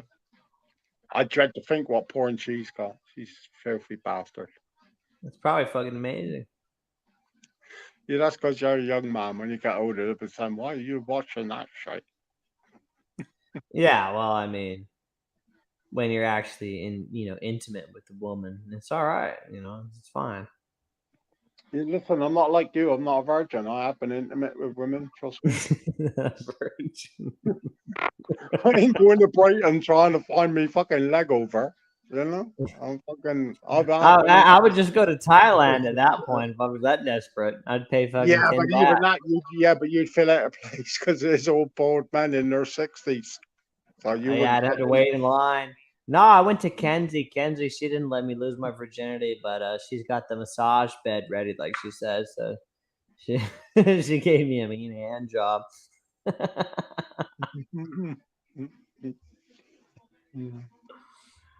does make me laugh. You know what? I'm a weirdo. I wouldn't let any other woman touch me, you know. What, besides Kenzie? No, beyond my missus. I won't let them touch me at all. Like, I wouldn't massage. I'd be so uncomfortable. I wouldn't like it. I don't even like my missus giving me a massage. I don't want some complete stranger to do it. Yeah, I had to do it for fucking physical therapy. It's a bit perverted, isn't it? Why would a man lie there and have a woman rub him? It's just, to me, it's like perverted. Well, I don't have to rub you up. That's different. Honestly, that's different. Listen, and I'm not racialist. I wouldn't let a man do it either. Or I wouldn't let a straight man or a fag man. I wouldn't let any of them do it. I wouldn't let a woman do it. I literally wouldn't. I would. Listen, 100%. The minute they said drop your kecks and lie on the thing, I would pull my kecks back up and say, this isn't for me. I'm leaving. Okay. Yeah. I never did that. Okay. No, I did physical therapy after I got out of the military because I had fucked up knees and back. But it wasn't no taking your underwear off and fucking laying on your fucking. It was just regular. It was good. It was physical therapy. They'd pop your back and move your knees and shit like that. Like, I'm trusting you let man rub you up with oil and shit? No, there's not oil. It was with the chick. It was a chick. It was an old lady. She did a good job at it. It's an old lady. Oh my God. It wasn't a fucking guy. It's worse. It was an old lady rubbing you up with oil. Oh my God. There was no oil involved. It was physical therapy. If I actually had to get rubbed by oil with my lady doing it, and even then my lady would say, he won't stick that. He'd just say, fuck that, I don't like that. No, it was an old chick. Old ladies, we're starting to get in the crux now. Starting to get the crux.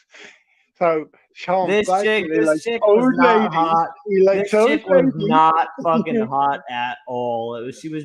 Is this a mummy issue? After your mum still circling the fucking the truck stops, that you're like trying to find love with older ladies that massage oil into you. Had nothing. That's not good, Sean. That's not good. That is not a good way to go. No, I went there for physical therapy, and those chicks were not attractive at all. Yeah, but were they all old? Were they all old?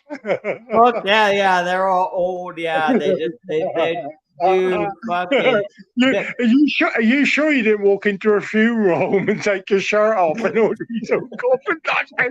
I might have, but fuck me. I think it's John Lennon. I think it's John Lennon here, Mildred. Let's touch his body. Hey, they made my my neck, my back, and my knees feel a fuck ton better. I'll tell you that much. It was amazing.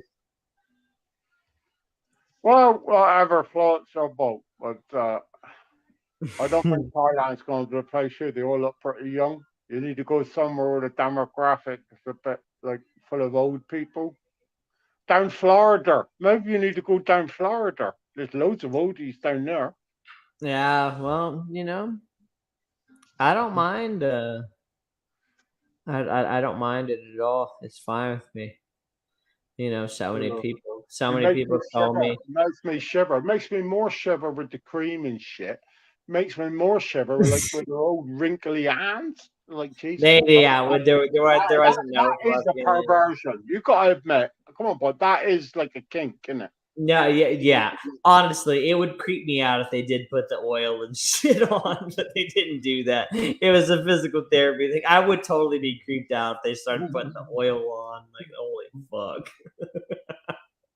I saw a tweet that you'd done, and you took a picture of the woman's teeth in the fucking glass beside you. And you said, "Lloyd, boys, I'm in for a good massage today."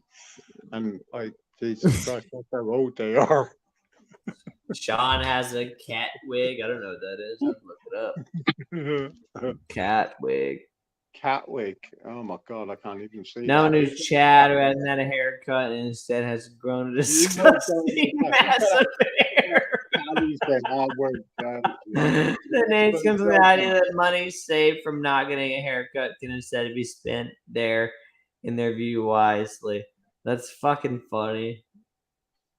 Look at that fucking Steve. He's in here, like, poking his fucking nose in and trying to have a swipe at me. Listen, before Theo, the only massage he got was off fucking Tank. I thought you were giving the massages.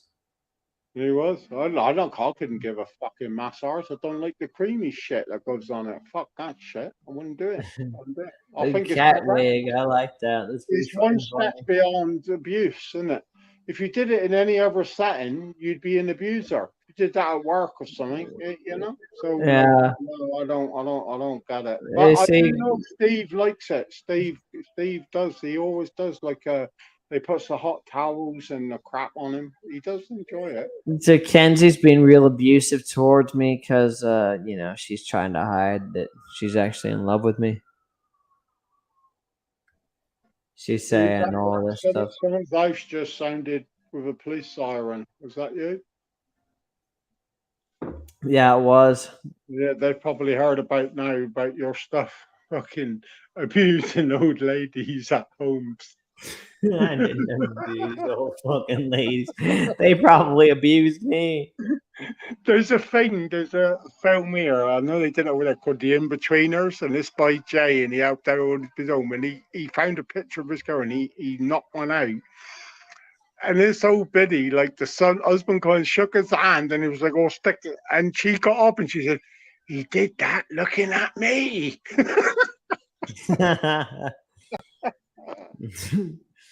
Kenji says all jokes aside, trained massage to help my dad's mental. No, yeah, the ones that I went to was physical therapy to help my knees and my lower back and shit after the military. It fucking helps a lot, honestly. They fucking move it in different, like they move your hips around, shit like that. It totally fucking helps. Like it's very fucking beneficial, honestly.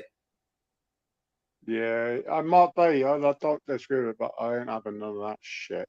You know what I mean? Not all of the fucking massages are some erotic fucking Asian girl that's 17 or 14 or whatever fucking that bald fellow likes from the other channel doing a fucking jerk off. Yeah, There's I'm just not some saying regular it is. ones. I'm just saying it's not for me. I'm just saying, like, I don't want no stranger putting hands on me. Like, that's the truth. And I know you said you don't want no stranger. It's not so creepy when it's not in a sexual way, when they're just fucking helping you move your joints around and shit like that. so what? You wear all your clothes and shit. You wear your underwear and there's I a know, but towel. you've just answered. You just answered the fucking question. So you're in your underwear. That's creepy. And there's Why a would you go towel. somewhere There's a and with a towel stranger and over. drop There's down to a your towel jockey? over that too. That's There's a strange. That's towel over creepy. it. That is completely and utterly creepy. I No, wouldn't fucking do that for a fucking £1,000. it's really Fucking not. Honestly, it sounds like it. You got your underwear on. You've got the towel over top of that. It's really not creepy at all. It's just it's just to help you fucking heal up. yeah. May love you long time while you're in your underpants. That type of stuff. Get the fuck out of here. Two Baku.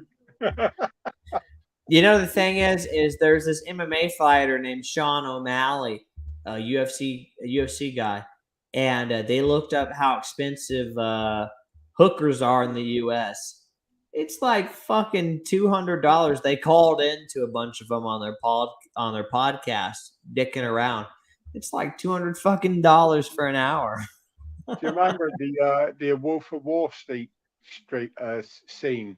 And the dad come in and like, Geordie, you spent how much? And they're all like laughing. They no, it was like massaging customers and shit. And then they clipped to like whatever the hell was happening. And it was like, no, this is just like relaxing rehabilitation for our customers. And I always made me laugh. It was like, yeah. And it was like thousands and thousands and thousands of dollars. Yeah, fucking. I mean, they're so rich they could probably afford all that shit. In America, it's expensive. It's not like Thailand where it's 10 baht or whatever, and they can get like 3 hand jobs at once. It's I fucking think the opening expensive. scene of that fucking Wolf of Wall Street, and I don't know if it is the opening scene, but he's like paranoid and he's snorting coke, but then he's snorting coke out of her butthole. And I'm like, when I watched that, I was like, Jesus Christ, like I haven't lived. And not saying I wouldn't do that. Like it was just like, Jesus Christ, you joking? Have you fucking ever seen when a woman's crap never flushed down the toilet? Like they don't shit like men, they shit like a fucking elephant. It's like a fucking great load down there. And like I have this is disrespectful to women, it's just like they know how to shit. I have a really good friend, and anyways, back about 8 years ago, he posted a video on Twitter of him snorting a line off a chick's ass cheek, and it ended up getting like 1 million views on Twitter, and he didn't even know it was going to. He put the app on some Twitter account. So yeah, I had one friend who did that. I know one of the other channels was like, "Oh, Sean's got a friend." This is like fucking 8 years ago. I don't care. Like 1 million views. Fucking crazy, honestly. Sorry, just pouring a drink up. Kenzie says Sean does pension porn. Yeah, I know I do. You invited me over to Liverpool to do it.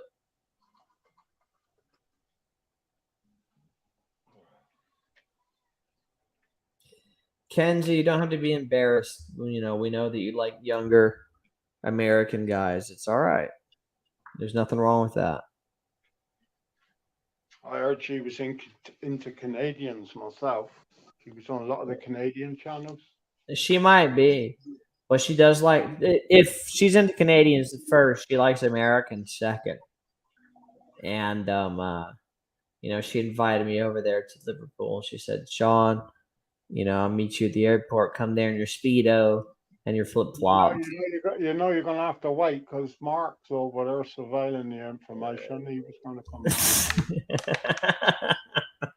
But he's obviously got a backlog because I still haven't saw them yet. He was so mad when you were telling him, like, that's a bit creepy. He was like, no, it's not. The only beauty is he stopped messaging me and he stopped, like, so whether I don't know what his plan was, but at least he stopped messaging me. Yeah, right. And the trouble is, you know, I'm the worst in the world. Like, I'll sit there and I ain't talking. I think, fucking, when they start, I think, oh, all right, I'll have a bit of fun now. So I can just fuck around for an hour, like, you know? Yeah. But him, it's a little bit obsessive. But anyways, yeah. I remember you were giving him a bunch of shit saying you couldn't touch a woman like Kenzie. And he was like, I didn't say nothing. Yeah, I still agree it though. He tried to do that in a nasty way. It was like to say, ooh, I'll come for you. But maybe it's just me. I comes up with, give me 2 + 2 and I'll come up with 8, like, you know. But, who knows? It was a bit weird, right? I think he must be back in Thailand. Maybe he is, right? Getting jerked off by like 5 chicks at once. Yeah, he's there with For 10 bats. You know, it's cheaper with the ones with the meat and 2 veg. They charge half as much.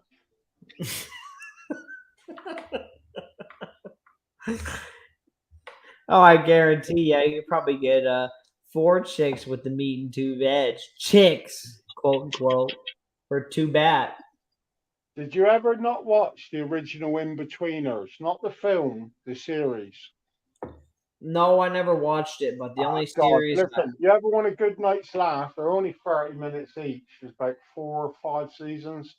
You will have a laugh. Like, it really give you an insight to the British fucking humour. Like, you know, definitely worth a watch when you get a bored one. When you get on that plane to Brighton, you have about 11 hours to kill, so you could watch most of it.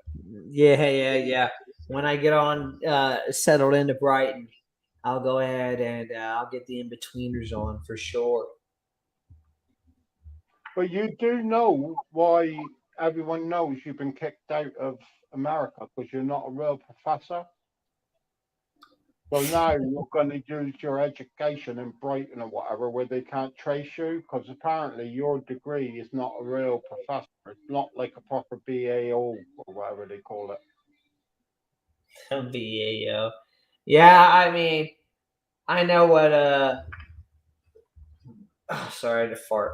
I know what the cuck has to say about it, but it's fine. No, I've got a bachelor's degree. I got a bachelor's because Kenzie said she likes the educated men. So I went ahead and got a degree.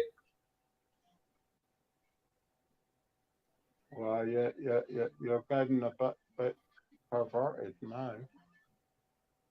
Well, I mean, she started it. I'm not saying Kenzie's an old lady. Like, she'd be like a young lady to you. You like the older ones, like the ones. Exactly. Yeah, that's why I'm used to them in being 70 from the massage therapy ladies that were helping me with my knees all fucked up. This is mother code in Sopranos. That's what you do. That's your fantasy, isn't it, Brad? Which one? Tony Soprano's mother at the. Oh, God. Carmel, that's your fantasy. Yeah, Tony's mother. Yeah. Junior? Is that you, Junior? No, it's Sean. Tony's mother's fucking funny. Whenever AJ's telling her, he's like, "Yeah, I've been going to the mental health institution." She says, "Psychiatry is just a racket for the Jews." She wasn't far wrong though, was she? Yeah, I mean, no comment on that, but yeah, fucking. Obviously, you're Jewish, Harry, but like she weren't. I'm not Jewish, but a lot of people in my country are, and I don't want to piss them off. And a lot of people that run YouTube are, so.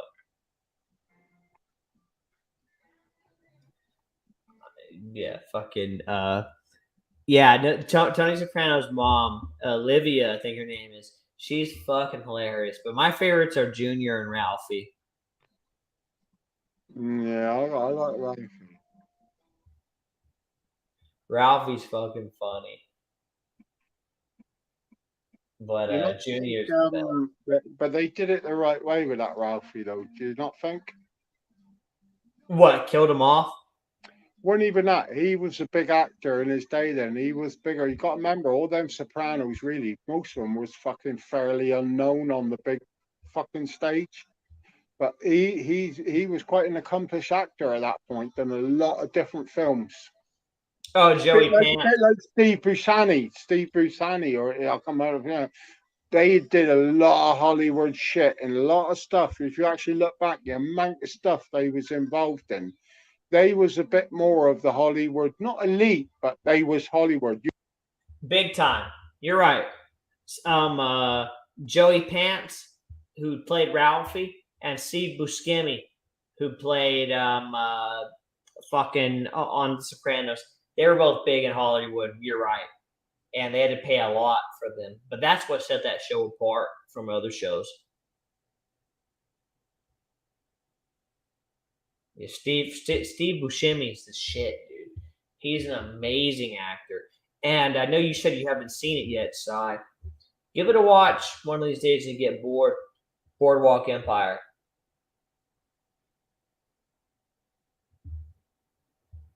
And oh, he fell out. Let me put the link back up.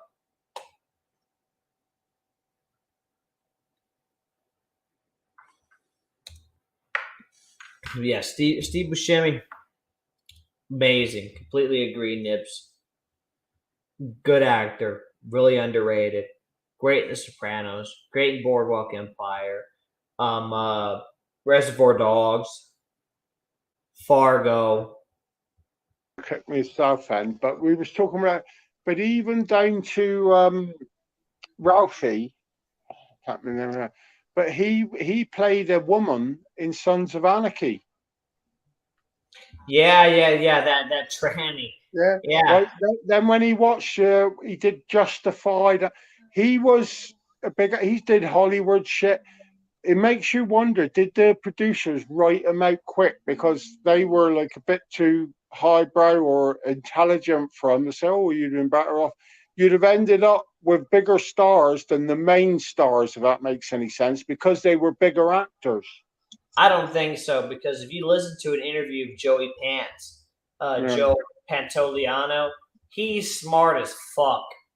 He's clearly a sharp guy, the guy that played Ralphie, if you listen to him. Oh yeah. That's what I'm trying to say. He is Hollywood.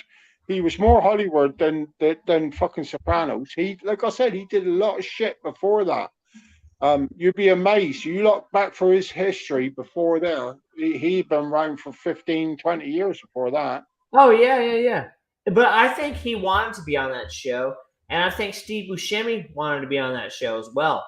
I think that they requested because they both liked it. And they did kill him off quick, yes, but I think that they both wanted to do that because Steve Buscemi stayed on Boardwalk Empire the entire series. Yeah, I think I've never watched. That's one I've got to watch is Boardwalk Empire, but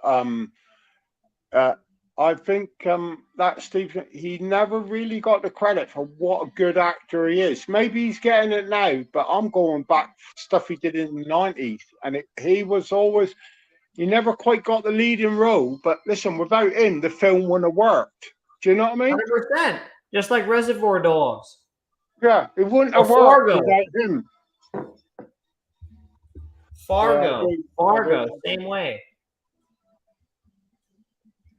He was the fucking fireman in New York, you know, and he went to one of the crews he worked at was wearing on him, and he went back with them. But you don't realize the history of these guys, but they all remembered him, and they said like he was doing acting classes and shit. This was back in about 1987 or something, you know. He's a beast. Yeah, he was really involved in 9/11. Yeah, really interesting. Like he was a beast. He was involved in the 9/11 rescue operations. Never said a fucking word about it. He came over because he was an ex-firefighter, and his place was, I don't think it was the one that was really close, but it was like 2 blocks away. But he was there, yeah. And like you said, very, very little mentioned of this. He certainly don't mention it. That you got to really find that, search it out, like to things. And he did, and this was years ago, and you thought like, what a cool guy, like, and he had that genre of, oh, he's a bit kooky, he ain't quite smart, but I think he's a real intelligent fellow, that boy. Oh, 100%. In the movies, he plays a guy that's kind of a dirtbag, a shithead. In real life, he's somebody that you could depend on him. He's a firefighter that helped in 9/11. I'll tell you who's bigger there now. Is that Gary Sensei, the bloke out of Forrest Gump? But he was in a lot of stuff. Is it real deal, or is it a bullshit with him? I don't know of him, to be honest. I haven't seen Forrest Gump since I was 8 or 9 years old, so I don't remember. Yeah, but Gary's he's been in lots of stuff, but he's massive in the money for vets now. But the trouble is, sometimes you don't know if they hop onto it or whether they've been involved in it for years. I always like to think the real ones, they've been a staunch on for years. Then you get some cut now, they're jumping onto this and they tell you that, and you think, well, you're just a line, you're being paid, you know? True. I don't know of him by name. If I saw a picture of him, I might know, but yeah, I'm not familiar with him. It's quite a bit. He'd be up in the same league as that as the other fella. He's I'm trying to think. Not Air America. Ransom. Is that you'd know him? He was not 100% A-lister, but he was sort of like. Oh, Con Air, you mean? No, he was in Ransom. He plays a lot of cops. Gary Sensei is spelled Seince, I think. Sensei. So I know him. I don't. I love movies. I don't fucking know Gary Sensei. He did a lot of Vietnam stuff. Yeah. Cool guy. Cool. Like his acting career is all cool stuff. Like, you know. Oh, okay. Speaking of Vietnam era, you know a movie I love. The French Connection. Yeah. Did you see the pictures that was up? What's he called now? His name's gone out of my head. Who? Gene Hackman.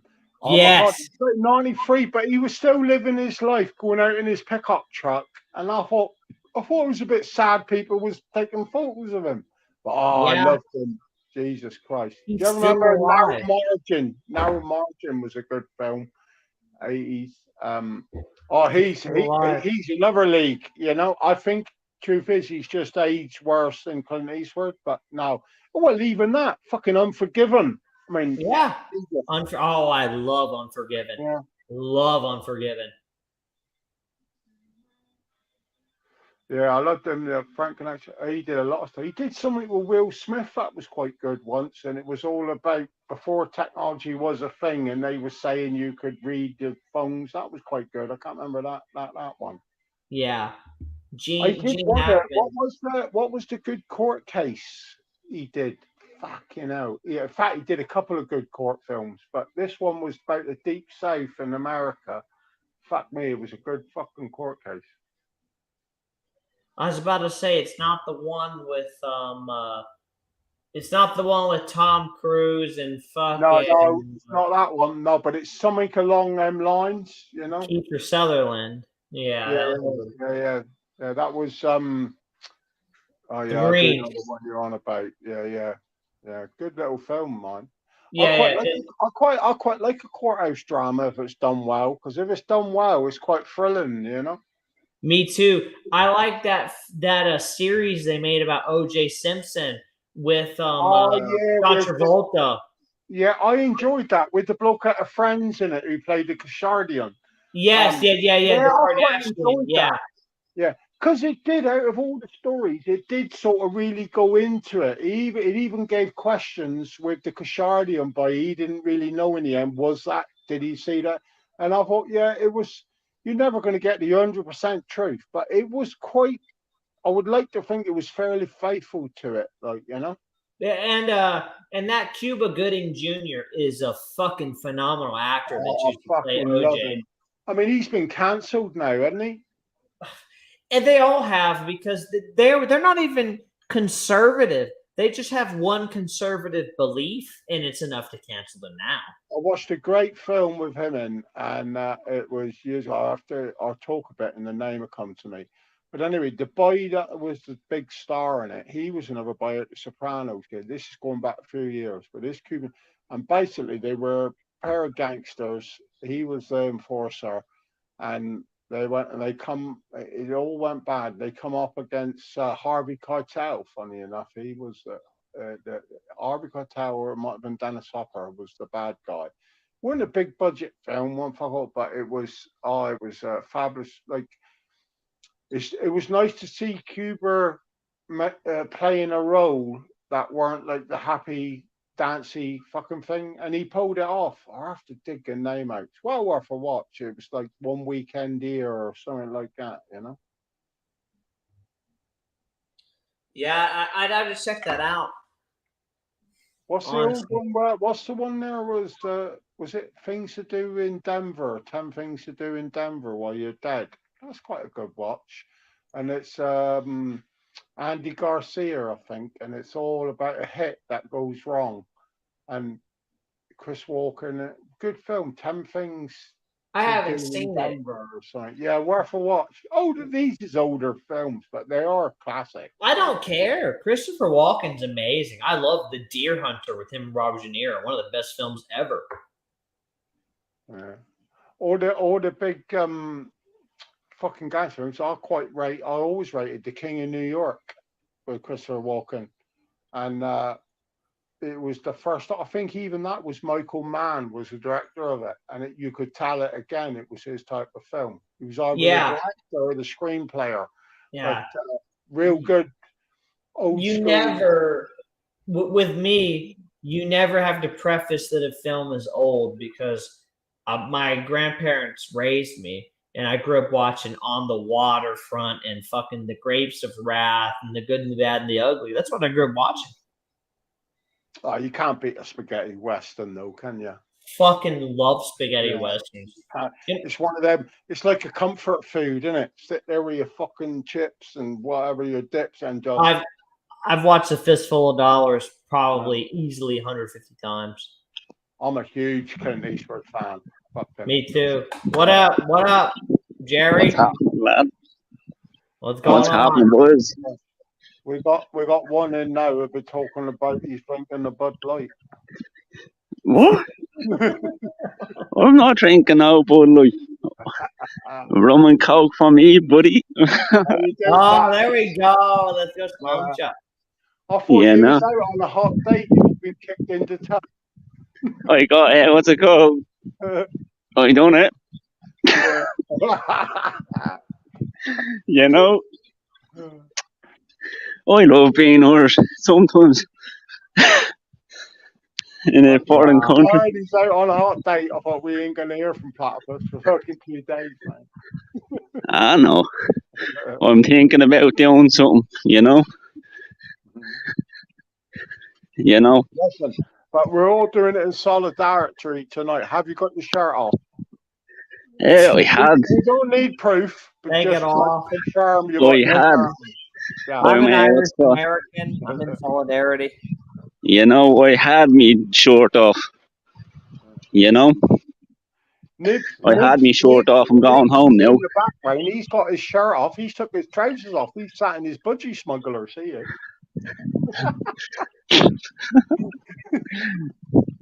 Sure. Yeah.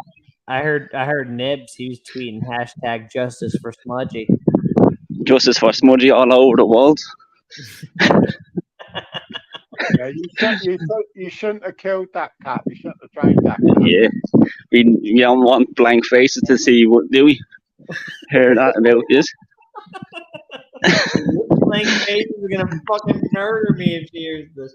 Blank Faces is bullshit, by the way. It's a joke made up by them. I didn't do this. No, we didn't ask him about the proof. I've been fucking telling everyone in here for about 4 years, do not trust cat people. Smudgy got better down by Sean. Smudgy is the bottom of the fucking river. Smack your head caved in with a sledgehammer. Platypus, you just don't know.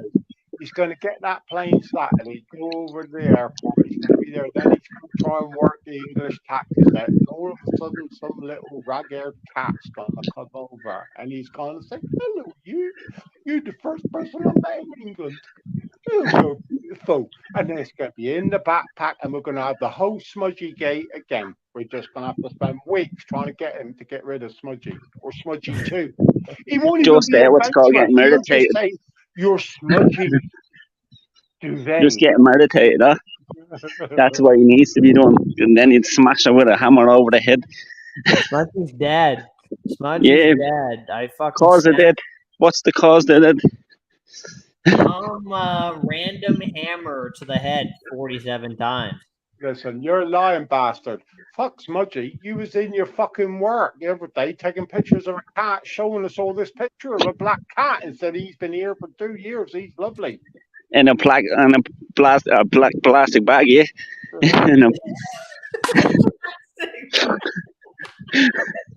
He did, yeah. Okay. All right, I'm with you. I did take a picture of a cat at work, but it wasn't in a plastic bag. No, it wasn't. It wasn't like that.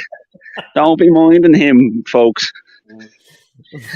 All four viewers. He's furiously deleting every cat picture on his phone now before he comes to England in case he has Wi-Fi. So we got another cat person coming from America. All these bastards, huh?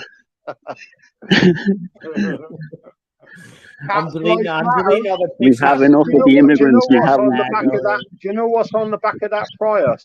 There's a big fat sticker saying "Just stop oil." The other side of the bumper it says "Cat's life matters." Yeah. All right. Well, I'm gonna go take a piss / delete all the photos of Smudgy. So I'll be. Don't do that. You're only messing. We have enough. I'm deleting all the photos of Smudgy right now. We have enough. Look. We have enough. What's it called? Foreign people over here. Listen, enough drama. We know how much you love Smudgy, so we're taking the piss. I love the female Smudgies. Well, I like this one. Tonight, then, Platypus. Went just a few beers and a few bars, or what? Went there. What's it called? I went there last night and tonight. Yeah. Think she has me hooked. You know. Any good though? Fucking what? Just a few pubs or? Just one pub. I went to what's it called? A pub in a local. You know what I mean? The local vicinity. You know, the local area.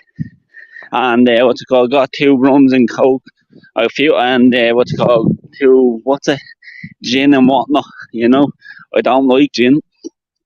Did she not buy you a bit of dinner? I bought her a lot of it.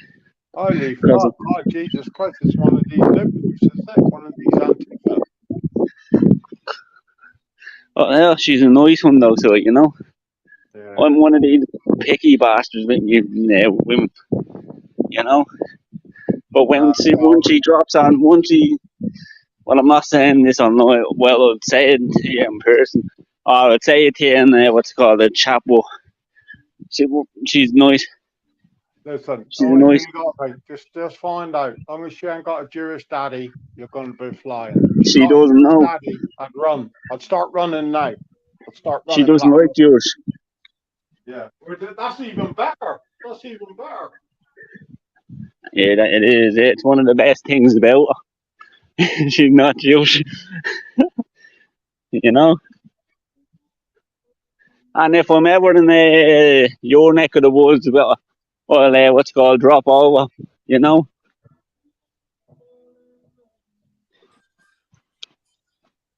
That's possible. No, 1 second.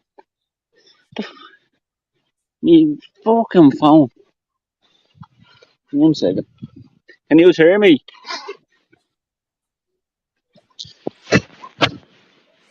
I know it's me. It's me. Fucking all that talk of having a piss. I went for a slash. But yeah, you're welcome over with me anytime, champ. Perfect. Nice one. Nice one. I'll be down. I'll be around. I'll be over soon enough. Yeah. You know. I can put you in the shed down the garden. Like, No, that's where Smudgy's living. Yeah, I did send Smudgy over to my dad. Lucky enough, I've got 2 Thai girls working out of there doing massages, so you'll be all right. Oh yeah. Once they haven't got long schlongs, that's the main thing. Listen, you know, it won't matter. You won't know your head to be planted down. Apparently, I've never had one, but you just take all your clothes off, leave it in your pants, and you put your head down. So, to be honest with you, maybe the massages shown that they had a tallywhacker. They had the meat and 2 he needs to get this tallywhacker out. That's what he needs to be done. They was probably slapping it on his back. Does that feel good, Mr. John? Does that feel good? And it was probably some 10-inch fucking Taiwanese dong slapping on his fucking lower back. Oh, that's great. Oh, that's great. Oh. That is Oh, that's great. That is not what happened. I went there for a How do you know? You had your face down. That's bollocks. That's bullshit. You know. Okay, but it was only one. He got caught. He got caught. He got caught out. He got caught out. That's the end of it. You know. Yeah, fair enough. He got caught out. So there's no point sitting about. I was getting jerked off by old ladies. You're right. Some 70-year-old grandma. No, you was the one that said that. Hang on. Oh, no, you was the one that said you like the old ladies. You even said Kenzie wasn't old enough. You like the real old ones. I never said Kenzie was old. Don't put that on Kenzie will get the nut though. I said Kenzie will get the nut though. Lady for her age. I never said she was old enough. Don't put that on me. I never said that. Platypus. Kenzie, what's happening? 22 years out of his range. What he likes when he got his perfect kink on. Really? Get the fuck out of here. He likes that, what's it called, old Taiwanese men as well, doesn't he?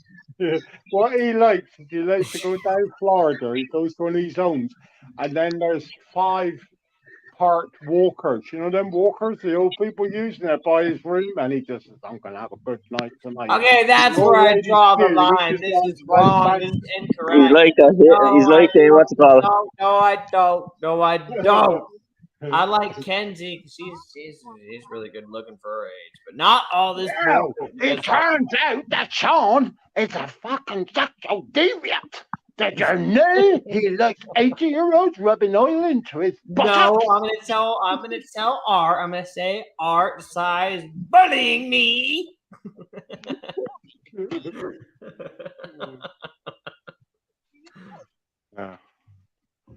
Okay, Jesus. look, I like them old, but not that old. Not 80. Good Lord, 65. Stop making misinformation.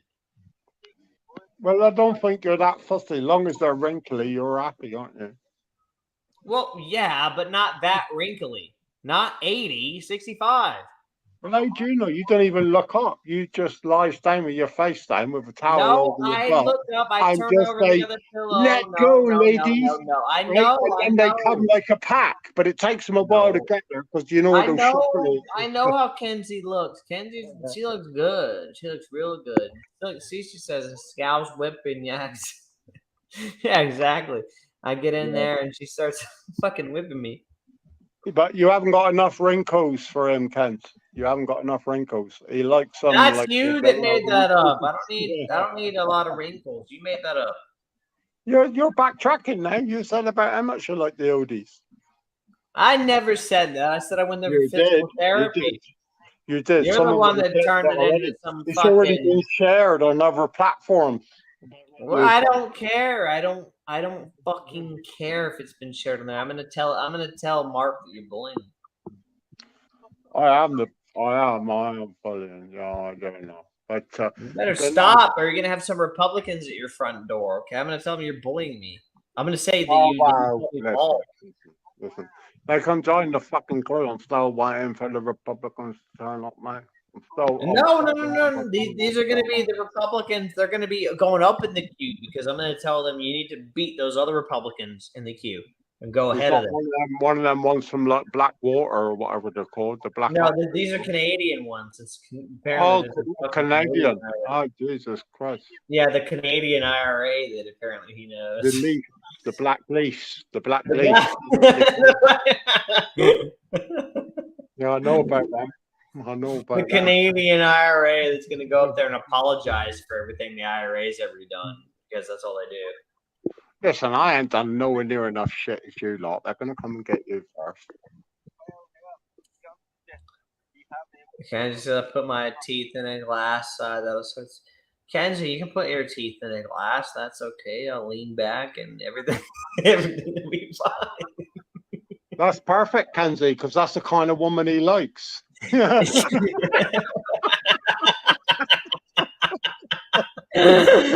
agree. She's like, I'm gonna put my teeth in a glass. I'm like, okay. Things are sounding interesting now. I'll go ahead and lay back in the chair. Hey, Kenzie, you had me when you brought the glass of water out. That's the truth.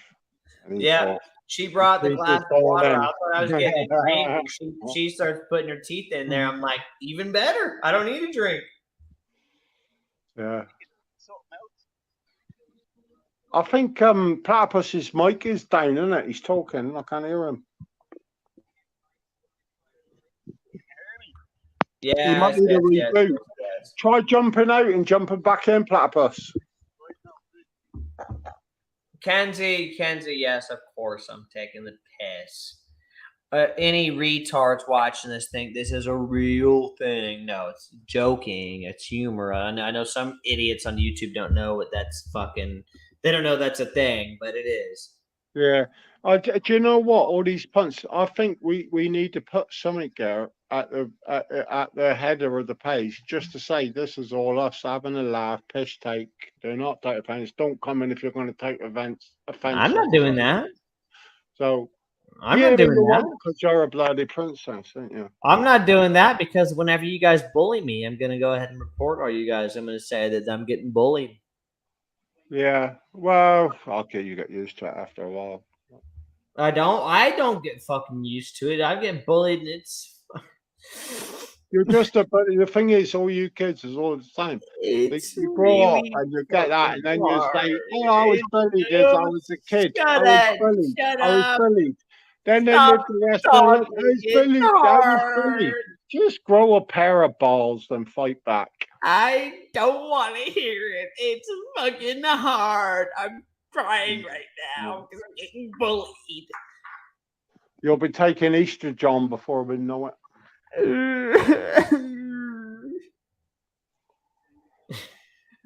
Hey, do you know what? On a different note, did you see this shit about Costa Coffee? They done a fucking thing with like your tits removed on their advert.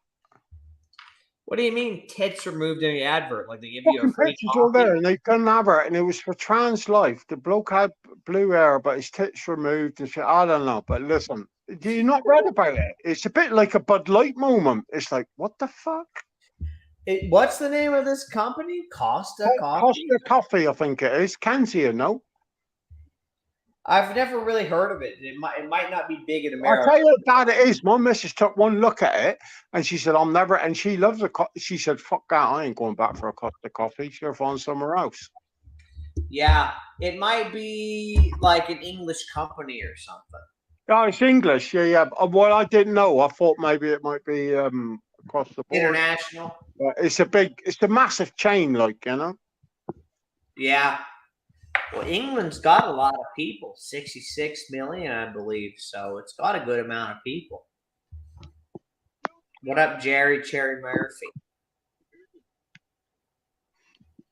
Somebody is actually really on the mods tonight. They're keeping it fucking clean, isn't they? Did you see the other cunt coming in the other night? MC something saying, is this a private channel? And it's like, fucking no, like, it ain't private, it's public, always been public, always. And it's like,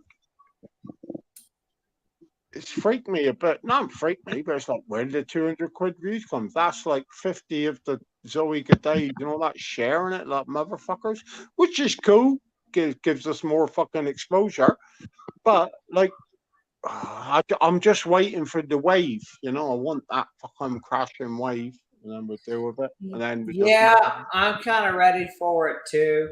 I'm probably going to be gone when it happens because so you'll probably leave it to me then. Get the fuck out of here! I'm pretty busy. Leave it to me. I'll have to deal with it. You're my dad. You gotta handle some shit, pops. It's probably a good choice, Sean. I am the ultimate diplomat. You are a diplomat, pops. You gotta handle this shit. You're my dad. Sometimes you gotta fucking take jerk in the house. CLA for life. You're supposed to say that now. CLA for life, Dad. It's CLA for life. You already know where I stand on CLA. I'm your fucking son. Well, we just need to announce it. We don't need people to say, oh, Si's only son that he met his mother in a truck stop. He won't even endorse the CLA. Yeah, okay. I understand why you want me to say it so badly, but I mean, I'm sending you guys over all these AR-15s and AK-47s. I don't need to endorse it. Yeah, we don't need guns here no more. What we need is potatoes. Potato seeds. We need some of that in common. Well, I'll send you some potato seeds because I am a redneck in Texas. No, I don't want them. They don't grow real potatoes out there. They're hybrids that come from Ireland. We need the Irish ones. I just fucking farted. No shit. What up, Jerry? Who we got in anyway? I got Kenzie still. What happened to Nibs? Is Nibs gone? I guess Nibs fell asleep. What time is it? It's all right. Kenzie could always come on and give us a show. She could porn bomb us. Well, we had the vote. What we need now, really, we need a proper debate with tools. So we had the vote. Where's the tools? The tools. I'm okay with Cool Tools coming on here because Cool Tools is cool. Listen, I'll be honest with you, Tools takes my shit and he still comes back, so I'm pretty cool with him. And I think Tools knows that with me. Tools knows I will always, or never even does say, I'm sorry, can I fix your sore on your leg? It ain't gonna happen. But I'm quite happy to take the piss and have a joke and fucking fun, like, you know? You know, the thing is with Cool Tools, when he attacks people, generally, it's not anything malicious where he's talking about killing people or getting people's families threatened. So I'm fine with it. You know, it's a good point. You brought this up back along, and it is quite a good point, actually. What does your other fella call him? Streaky and that? I never call him Streaky, but like, yeah, that's quite a good point. I mean, it's one thing to talk shit on YouTube. It's another thing to threaten to kill people in real life or gangsters to come after them or whatever. So Cool Tools is fine with me. I'd rather have Cool Tools than Celtic. That's the truth. True. I'm busy on coming down to OnlyFans. people we pick, like, if it comes to that, I'd rather have Tools over Celtic. You know, because, like, I got on with Celtic, I got on with Mike, but I don't like the way he operated. Whereas Cool Tools, you see it a bit more, whereas the other person's a bit, like, sneaky. Cool Tools, you know where Cool Tools stands on things. Yeah. Cool Tools will tell you. Will come out straight away and say, "Yeah, I did say that, and I went in hard, and I did that." And that's the exactly. I don't mind. I've never minded Cool Tools. Cool Tools. First of all, he's always been chill with me, and second of all, when he does argue with me or you or whatever, he comes back in and he doesn't even get butthurt. He just gets over it. He might be dead though. He's been very quiet. He could be dead. He didn't look that healthy when I saw him last, so he might be dead. And if you are gone, Cool Tools, R.I.P. I'm sorry. Kenzie says she's busy on OnlyFans. I know, Kenzie. I'm in the videos. Yeah. Kenzie actually hired me. She said she wanted an American young man to be the bottom half model in her OnlyFans videos. So and you was the only American man available? No, I wasn't. I was the cream. There was other man available, was there? No, she said that I had the nicest crumb of every American man she's seen. There wasn't very many because a lot of them don't have the crumb. I told you this before. These girls would like the mix of the crumb. They'd like the white against the contrast of the black. She did. That is what set me apart. You wouldn't listen to me, would you? You said, "No, I can't do it." I told you. I said, "The girls." Pops. Like I told you. Listen, there was one choice for $900. Then this one was $49.99. Listen, Dad. Dad. All right, Pops. It makes you more exotic. That's what I know you're right, Pops. A lot of times, us young guys, we don't want to hear what Dad says because we're a little bit stubborn, and I understand. You probably know that. And then when we do it, we understand. All right, Pops knows best. That's what happened. So thank you for that. But I didn't think it at the time. Well, like I said to you before, I'm not 100% sure. Even the DNA, I don't believe that because that weren't that good in 1994. So I don't know. All I will say is there was 3 of us there at that time. So get me some proper DNA evidence. Well, look, I don't need proper DNA evidence. Well, the only thing is, you say you're from Cornwall and the DNA's from, well, yeah, that's fine. But I had my friend Denzel from Cornwall with me. So it didn't guarantee it's me. There ain't no way I'm from fucking Denzel's fucking sack. Denzel put as many loads up your mum as I did. Yeah, I know. But certainly they didn't hit. He was shooting blanks. That's what I said. That's the most amazing thing because I am sterile. That's a lie.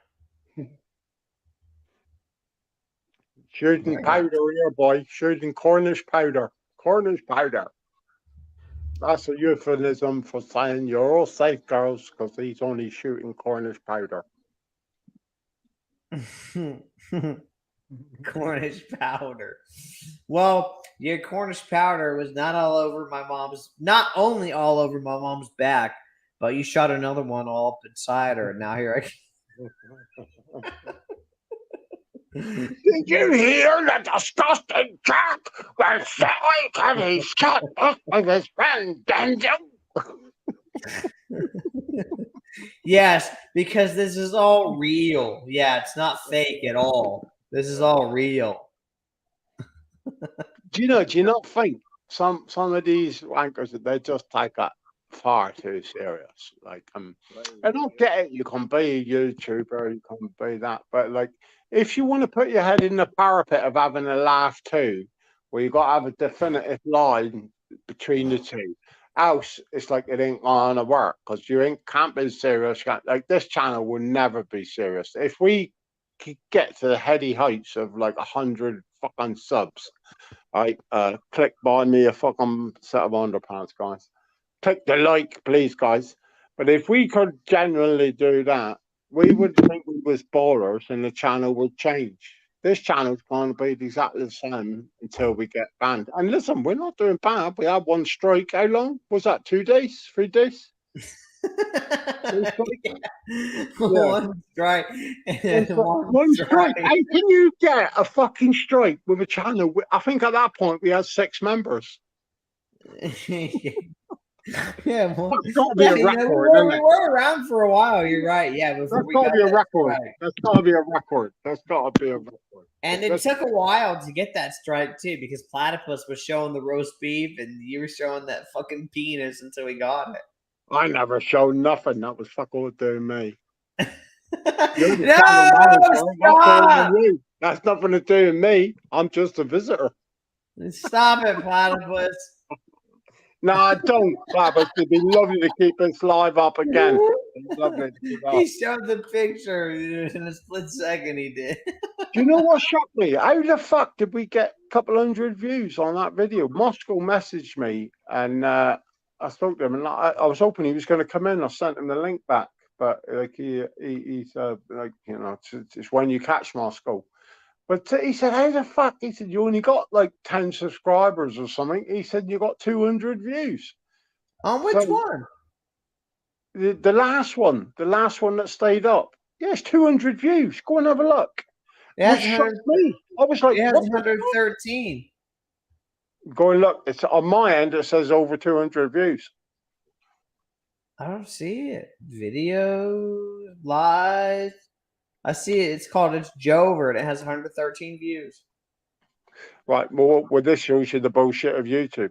My end is about 200 and something, 212. And the only reason I know is because Moscow rang me or messaged me and said, like, how the fuck have you got 200 views and like only like 10 subs or 12, whatever the subs was? And like I thought, we never got that. And I looked, and sure enough, that's what it told me in my end. If I look now, it'll show me the same. Platypus, what up? What's up? Can you hear me? Yeah, you're better now. Perfect. Lovely. I was out in the rain. Bastard.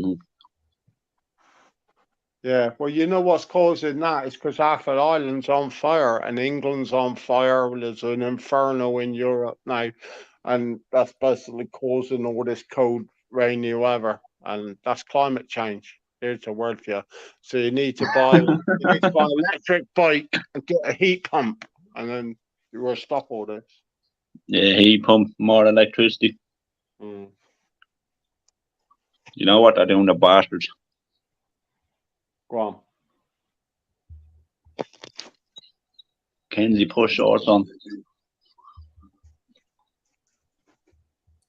Yeah, Kenzie's over here like, oh, I got 3,000 views. She showed her feet. That's why. All those feet fetish guys, the foot fetish guys. What the fuck is wrong with that? Yeah, that's another thing. Wash their feet. I've got a mate who's got like a little bit of a channel, and his daughter was on there, and they were doing something in a car. I said, like, Jesus Christ, she was on about me, and she was like 15. It was nothing. It was just her doing something, but she didn't have her shoes on. And he said, I had weirdos messaging, oh, I like her feet. I like, what? It's about these people with people's feet.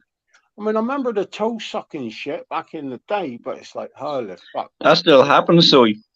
Does it? Fuck them. It does, eh? That's why Kenzie got 3,000 views. All those, the beach scene, all those guys were jerking off to Kenzie's feet. She's got blue fucking toenails. Oh! Is that Kenzie been showing her feet off again? That's fucking. Yeah, Kenzie is. Yeah. Kenzie. It's not. If it's not her feet, it's her baps. But then if there's a few quid in it, if she gets a few quid showing her feet off on feet.com, that'll be all right. Yeah, she showed me more than that. All them Chinese bastards are what's it called? Up for that. Yeah, I don't get it. There's one thing I've never got is the feet thing. Why are men attracted to feet? Or there'll be plenty of lesbians and chicks with dicks that's attracted to them, but why the fuck is they find that attractive? I just don't get it. That I must have stunned them. Desperation. That's why they're attracted to it. Sean, he's a man what's a good person. He knows. Get the fuck out of here. But yeah, fucking desperate ass motherfuckers that want to see any part of a chick. Like, fucking, don't see your feet. Shows your feet, love. Jesus Christ. Shows you where men are today in society, how fucking desperate they are to just see an inch of a woman, to fucking donate to see a bitch's feet. Lads, if you don't feel the risk, if you don't feel the investment's gonna be a return on investment, know, it's like building a house, Yeah, like with me, I didn't have to ask Kenzie for the feet pic. She just sent me them. So I knew right away. I was like, all right, fair enough. Yeah, but listen, that ain't no great fucking speech, because if you had a 70-year-old offer to massage you with your feet, you'd get erotically aroused. You would, you get a boner, wouldn't you? No, 70 is too old. I cut it off at 60. He gave all his secrets tonight. He likes them all wrinkly and shit. Really? Kenzie, do you hear what they're saying about you? They're saying that you're all wrinkly. We're not saying She has wrinkly babs. What you like. Why are they saying this? It's the turkey babs. Do you know what? Sean would say to Kenzie, I do really like you, Kenzie, but your skin is not wrinkly enough. Come back in 20 years. I never said that. I Biden said that. That's my dad saying that. I never said it. I'm the uncle that gives him, what's it called, €2.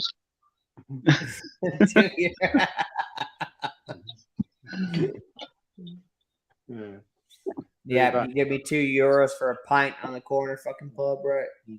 You know what? John's the only bloke that could go to Thailand on holiday and not come back with a smile on his face, because all he'd say is, there's no old ladies, because they ain't geared at him more like the 20-year-olds for the bodies and them people, right? And it's just like, he'd go there, I've got to find the old ladies. And like, he'd have to. It's called crow's feet as well.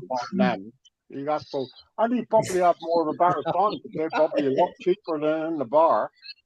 Did you say Rosie? Crow's feet. Oh, crow's feet. Okay. No, I don't. You do. Yeah, you got I old don't. lady issues. Stop fucking Sean, bullying you got old lady me. issues. You got old lady issues. You have, and maybe I wouldn't put my grandmother beside you. Brighton. There's a lot of oldies in Brighton. Brighton is renowned for two things. It's the gay men and old people. So you could be on your own. This could be the best college placement you ever had. Art's gonna be there. Why are you calling Kenzie that? Why are you calling my girlfriend Kenzie that? Kenzie Crow. Why are you calling Kenzie old? That's fucked up. I know she's not old. She just needs to be pumped up a bit. Well, she's getting pumped up a bit, but you guys are calling her old because she's with me. What the fuck's up with that? That's called animal child abuse. Child abuse. It is. Child abuse? How? I'm a grown man. Yeah. She'll lead you like I'm telling you. I'm telling you, you guys are being abusive towards Kenzie. Shut up, you. That's the Americans. No. Kenzie, I know you're here, and I know, I love you. And come on. Guys are saying I'm Tell her to come on. Send the link. They're saying I'm into old ladies, Kenzie, and I said no. I'm with a beautiful blonde woman. And they're saying, no, Sean's into old, freaking Thai ladies. It's disgusting. Oh, stop it, platypus. You're worse than the Brighton bloke. You're totally denying what you admitted an hour ago. Yeah, you're going to Brighton to get bummed by her. Forget that. He fucking I never admitted to his own place, and he said he liked the old ones. He liked them real old. He even wrinkly. he said when they take the teeth out and put them in a glass of water, he knew he was going to get a good massage. What the fuck does that tell you? Yeah, from Kenzie, not from Art. So you're saying Kenzie takes some teeth out now? Holy fuck, you've just stepped into a world of pain. Oh, she's gonna eat you up. Oh, I know she will. She does every night. Right, Ooh. Kenzie? Say that to her face and put your camera on. Oh, I say a lot more to a different region of her body. Well, motorboating. I told you before, she'd eat you lot and me and everyone for breakfast. You gotta be careful of the lady. She's a cannibal. You gotta be careful. She's a man eater. Yeah, they're cunning. They're cunning. Yeah, she likes the pork. Yeah. She doesn't like me new look on me profile picture, does she?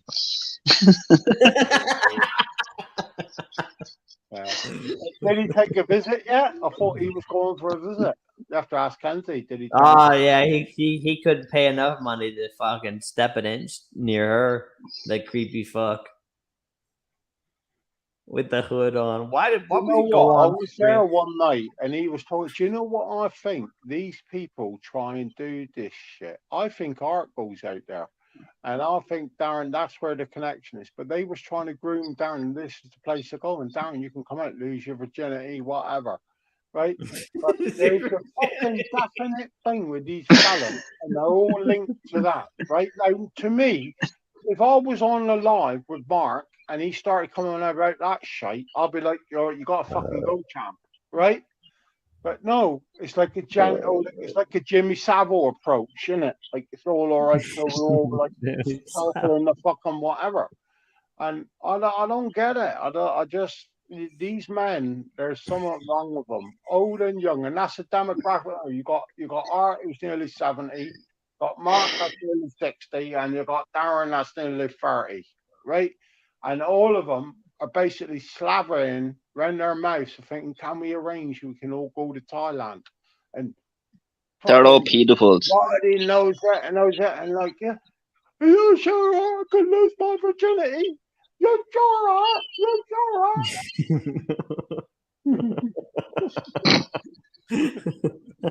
If you can't get me, if we can't get a woman, I'll have your mouth.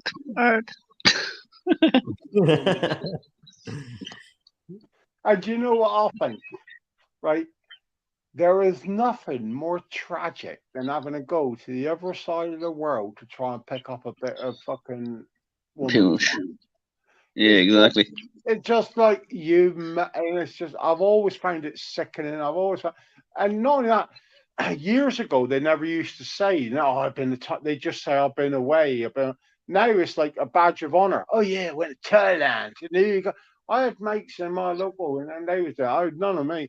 And these fat cunts couldn't got a fucking shaggier if they fucking tried. And truth be known, not against fat blokes, they were such arrogant wankers. You couldn't have spoke to anyone woman here like that. You know, you got to know that you can't just think you're the biggest fucking swinging dick in the room and talk to everyone like shit, right? These bastards fucking think that. They think that. They think this, that, the other, and they're the worst human beings. Any sex tourist or any of them, because I got no time for at all. I just think you're fucking wasting your time. You got good women in your own country. Make an effort, you know, instead of just splashing a couple of bat out and fucking doing what you do. And make you feel like a hero for 2 or 3 weeks. Well, you got to live the other rest of the weeks to live that way. Maybe that's what folks are about, but I don't get it. Sorry, I had a bit of a rant. I probably been blood. It's all good. It's all good. You have to be like that. You know what? I've never got it, though, platypus. Like, I've never got. Why would you just want to buy some young person or even a person your age? It's like, well, that takes all the fun out of it for me. The fun for me is the banter, the fucking laughing, and the chase of it, you know, yeah, and then the back and forth. Yeah, takes that out of it. Like, Jesus Christ. We might as well, we probably will just sit on your phone at the end and just swipe by, yeah, or have her delivered. But that's a sad fucking world. That's a sad fucking world. That is the sad one, yeah. You know, Dirt.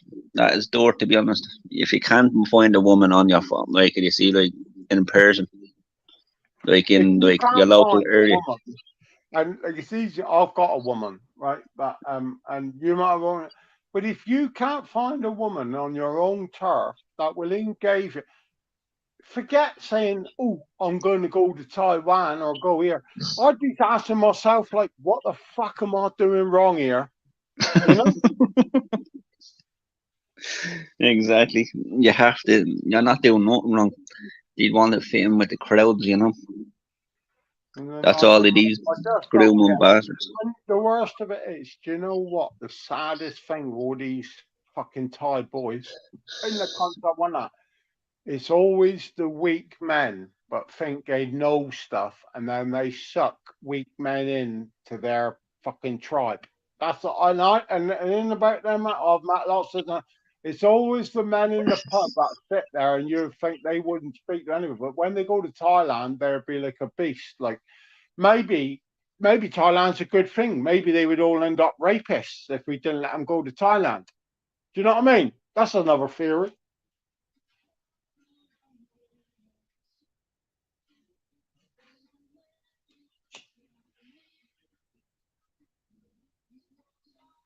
Hello. Yeah, go on. Sorry, I thought my fucking mic dropped out. I should have thought more as well. Then.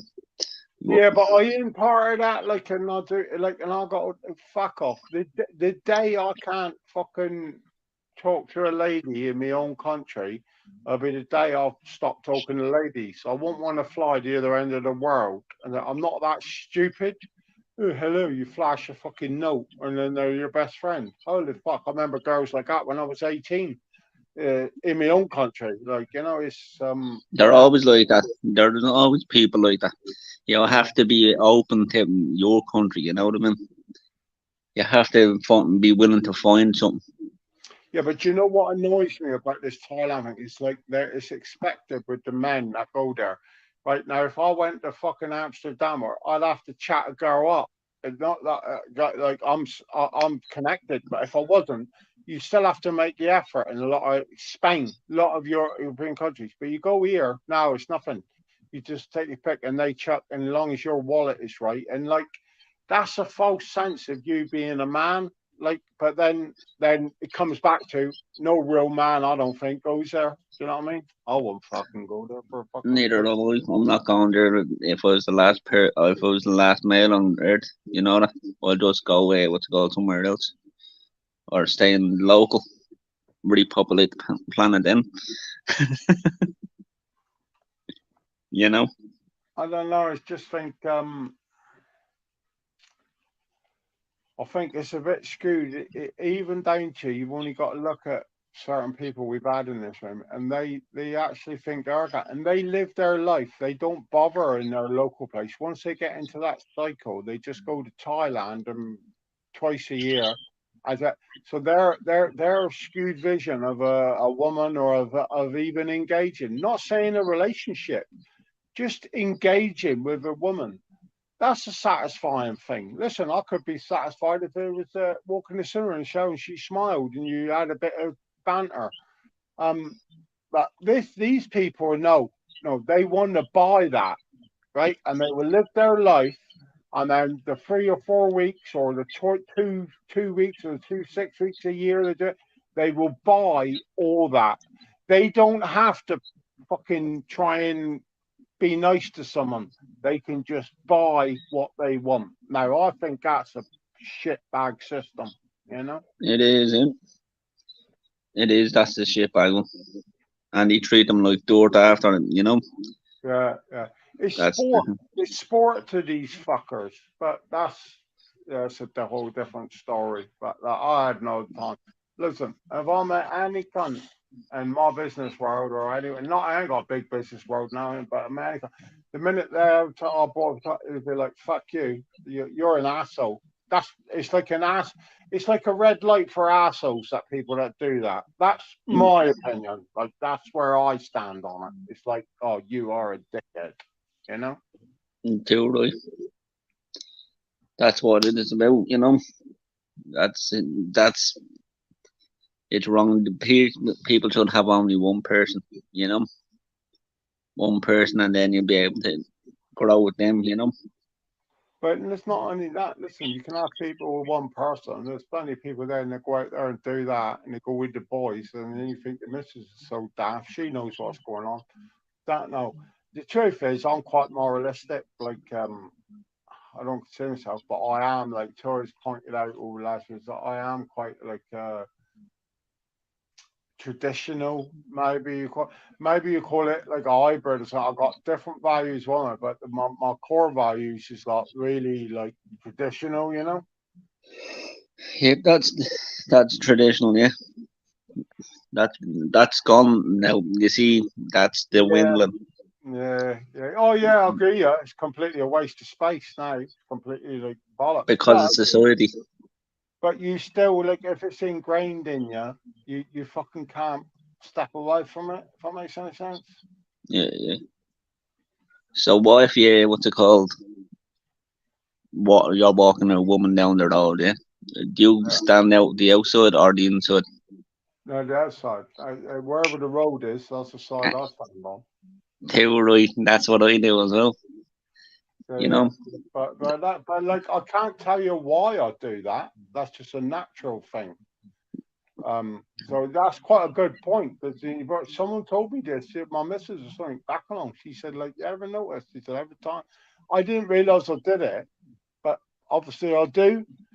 But then maybe that was stuff your grandnannies and granddaddies put in your head, and it was just there, like you have to So be a gentleman and whatnot. You know what I mean? Open the doors for the woman, all of yeah, that stuff. I do. Listen, and I think women should have the rights, but then I still think as a fella, there is ways to behave in certain situations. Like, Mm, be a gentleman one time, and then all the time in but you front got of to remember, I'm a fair old crack older than you, so like I think a lot of things changed in the last 20 odd years. It weren't till the internet and the good phones came out. Till the good phones came really in my place where I lived was probably the very late 90s, 2000s. Then you couldn't afford them; they were so dear. Um, but that changed everything. But before that, like there were a lot more of them kind of values. I see boys now in my things, and something happens to one of them, and they don't know what to do. And like back in my day, it'd be like, no, you find a cunt and give them a fucking cracking. Like, chicken.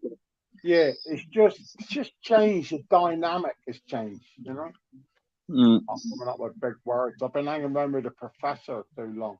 He's gone. He's drunk all that whiskey, the cunt.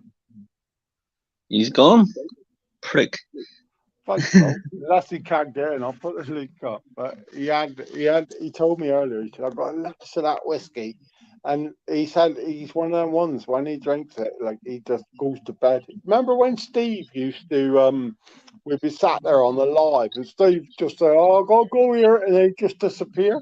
Goes to I think sleep. that's how I first got the mop. So it was like, because he said, look, you have to shut. And remember, he used to he'd be there for hours and then he'd just vanish, Goes sleep. What it is, the Jew was back. Yeah, I didn't see if he did it live tonight. I'm just fucking with you guys, seeing what you would say. I'm eating the rest of my pizza. I just wanted to see if I left what you guys would say. No, we wouldn't say nothing. We're not shitbags. Yeah. Listen, my daddy's gone. He's a shitbag. Listen, Sean. Listen, the only thing you got to remember is, listen, we're not Jews. We don't talk shit about our brothers. Exactly. Einstein. What was the live? My message pissed off, and she said he knew German, and I said, nah, he's just getting it off his phone. Yeah, Schittenhausen. That's all I remember. Schittenhausen or something kind of Eisen. But it was fucking hilarious. I don't know what a live was, but she knew the shit you was saying, and then she was firing it back, and I thought, oh my god. That's why I love learning new languages. She's going for a laugh. I think she's probably in her watching now, but she's going for a laugh, like, you know. So his missus, you're a good woman. Not according to Sticky, though. According to Sticky, that's on Sticky's a hybrid, so don't be minding her. Yeah, she's a hybrid. Fucking cunt. She's Fat probably cunt. sweating into that machine. Do you know what I mean? It's probably started growing. Solar panel. I fucking had this with Sean earlier. Oh, sorry, Sean's still here. But, I thought he buggered off, Sean. And like I can fire off at people, but what they did was beyond the pale. They could do shit with me, and it weren't even like they said it to me. I was trying to explain it to Sean. My lady went on there and just was in the chat room, just come to talk. And she ain't big on that, you know. She's a bit like Tia, like in that way. You see her one time and you won't see her the next, like, you know. Yeah, that's what. She's an independent woman. Yeah. And these bastards, oh fuck, they fucking said. I wish I had it. People's probably. I reckon Tom Joe will probably have a lot of this clipped. It was bad, like, you know. But, what you do? But then you watch the ugly cunt rear their head a fucking 12 months later. Hello, brother. And then you get a talking to by the head teacher because someone banned them, right? So yeah, someone banned her off the channel, you know. Unhidden or hidden her? Did someone hide her? I don't know who done it. I'm blaming it on Nibs. I'll blame it on myself. I'll blame it on me because I did. I hit her. Me and you weren't even in there, Platypus. I weren't in there when it happened. But anyway, it happened. Must have been Sean eating his pizza. Listen. When you spend £1 a month, you don't expect to be treated like that. £1 a month is a lot of money. You what, 25 cents a week? Be banned in the own channel that I spend $1 a month, Steve.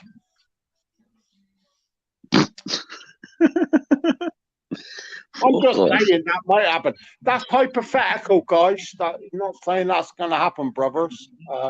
That probably didn't happen, brothers. Well, it didn't, did it? No, not fucking did. But we all got fucking told off, right? Oh, didn't we? It's like the Holocaust. It didn't happen. You know?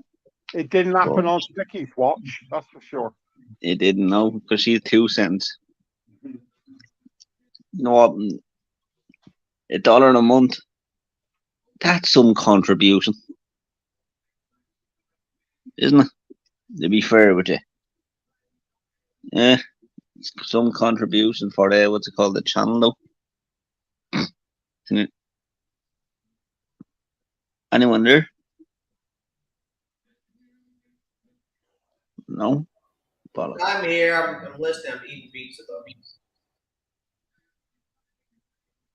Think so. He does what's it called, left or what's it called, mute himself. Nah, he was lagging out. Shit.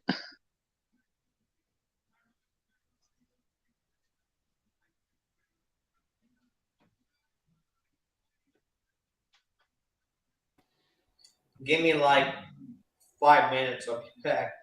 Take your time. I'm just texting someone. Yeah. Sorry, I'd have a piss.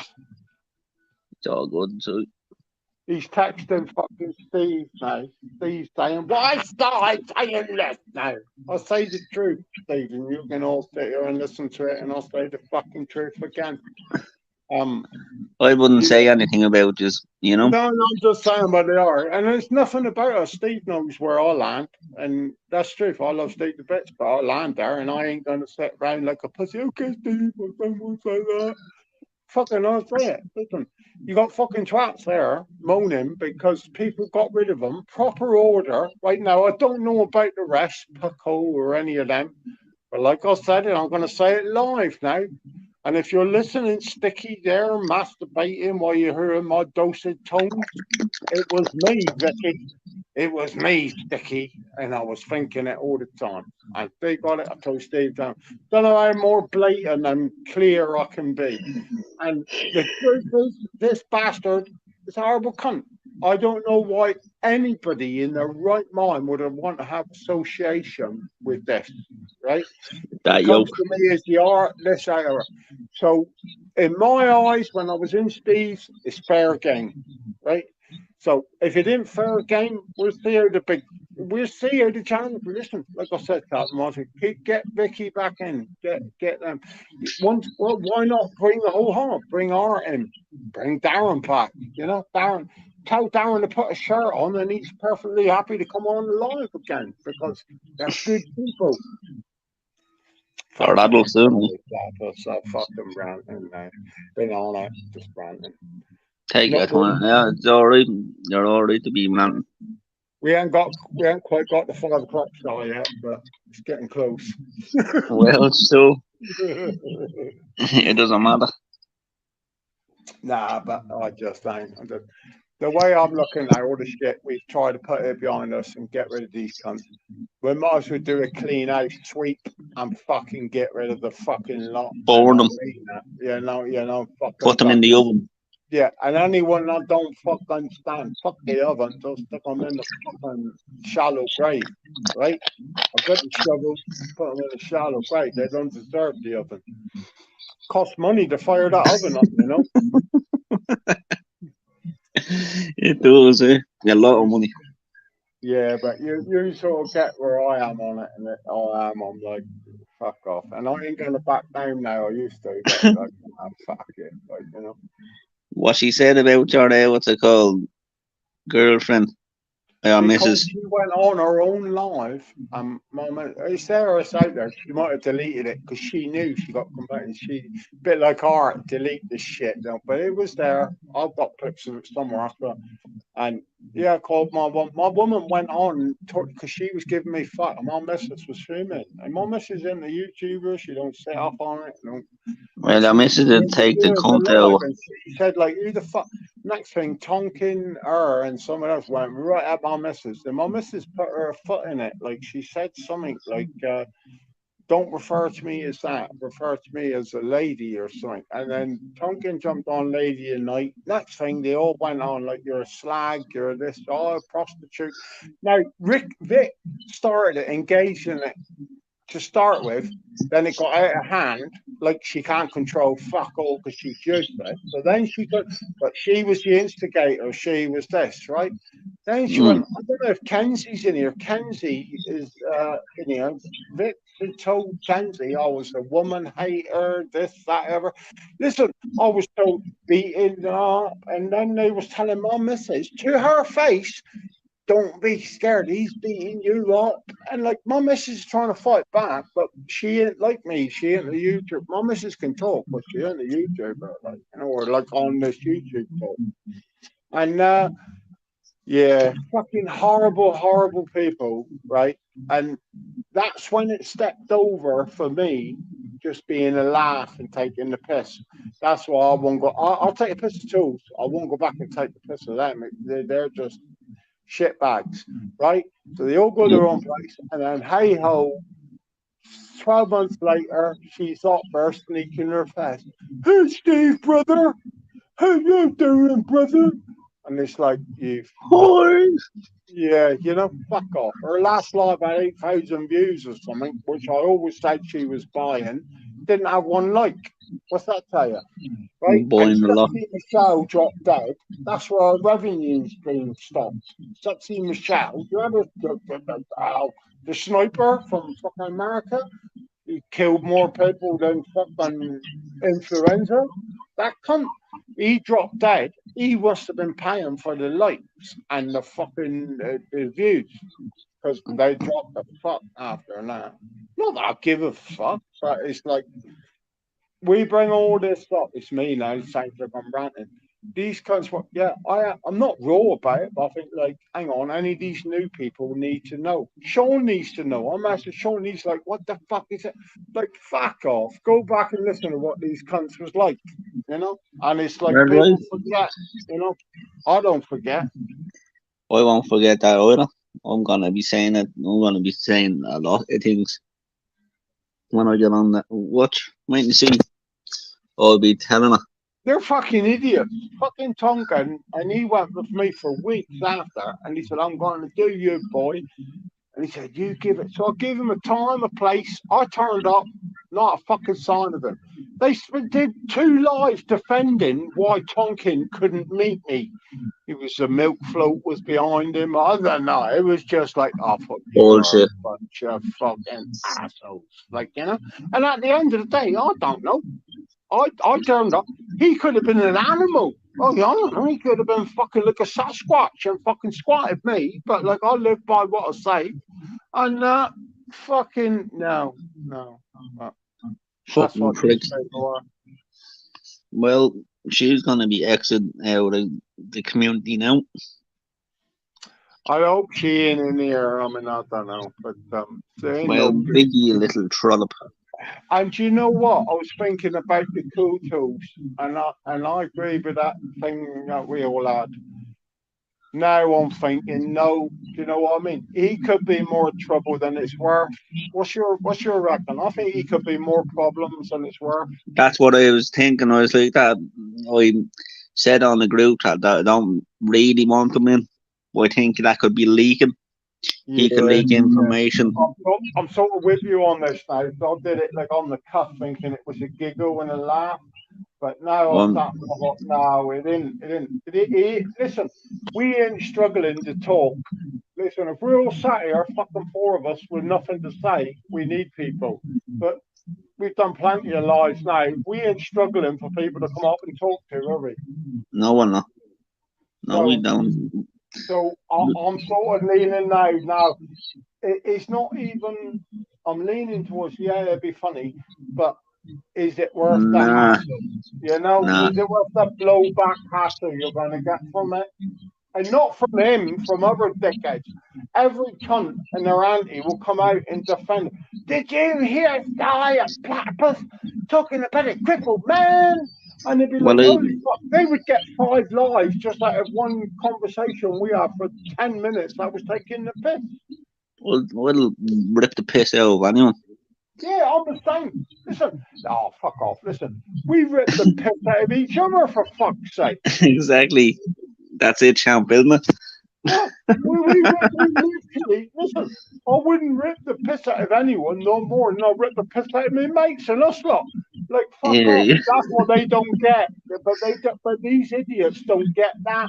They don't get it, Platypus. They fucking just can't get, they find everything so personal with their life and who they are, and I am this and you think I'm to this, like holy fuck. They wouldn't last 5 minutes in one of our groups, not a fucking second, That vet bastards, they call me the vet because I'll vet anyone. I'll chop the bollocks off anyone with me, well, not with me mouth, Arts does that. I'm not going to say too much here, but the last matches we had in the other place, that's the right to bring up against the vets, and that's what we got to do. We got to do that. Now, that's the smart way to go. What? You know the thing in the group when you read there, and about the thing that's called, and you brought the Wikipedia up, the S? Yeah. Right. That's the way. That is the way. That is absolutely the way. And it's been working. It's been fucking working. And not saying all there, but we want to keep them at such a distance as we can till that doesn't change. But they're getting nothing at the moment, unless they do a big live later and say they found us. Did he find that other thing? Rumble. Oh yeah, the court case as well. Did you find that? All I know is someone messaged me and said it all went tits up the other night. Darren was off his head on fucking mushrooms or something. Cock Sausage was trying to get him off. And then someone else come on and cause trouble. Then the bird, black faces or blank faces. So I'm gathering it all went a bit tits up over there the weekend. Lovely. That's what he deserves. You know? That's what he deserves. The dick. You know? On that page, I used to be guilty of watching it and like skipping for about. I don't even do that no more. I should unsub from it, to be honest with you. But no, I just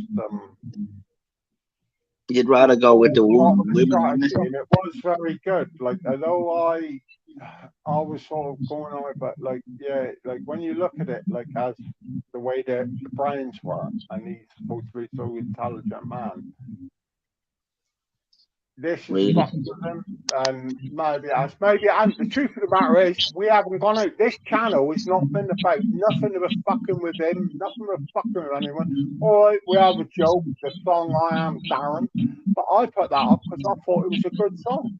If Darren was a friend of ours and in here, we would have put that up and all had a giggle about it, and he would have put one up called "I Am Shy." Right, that's the way we all roll, isn't it? You know, it is. But these people don't roll like that. Like, you know, they're a bit different. You know, they're the best special. Yeah, well, they need some special care, most of them, but that's none of my business. Well, fuck them. Yeah. Well, if we're not getting paid for it, we don't give a bollocks. So when is that troll getting? When's that troll going? Which one? What's it called? He's been bailed. What, Darren? No. Fart sausage.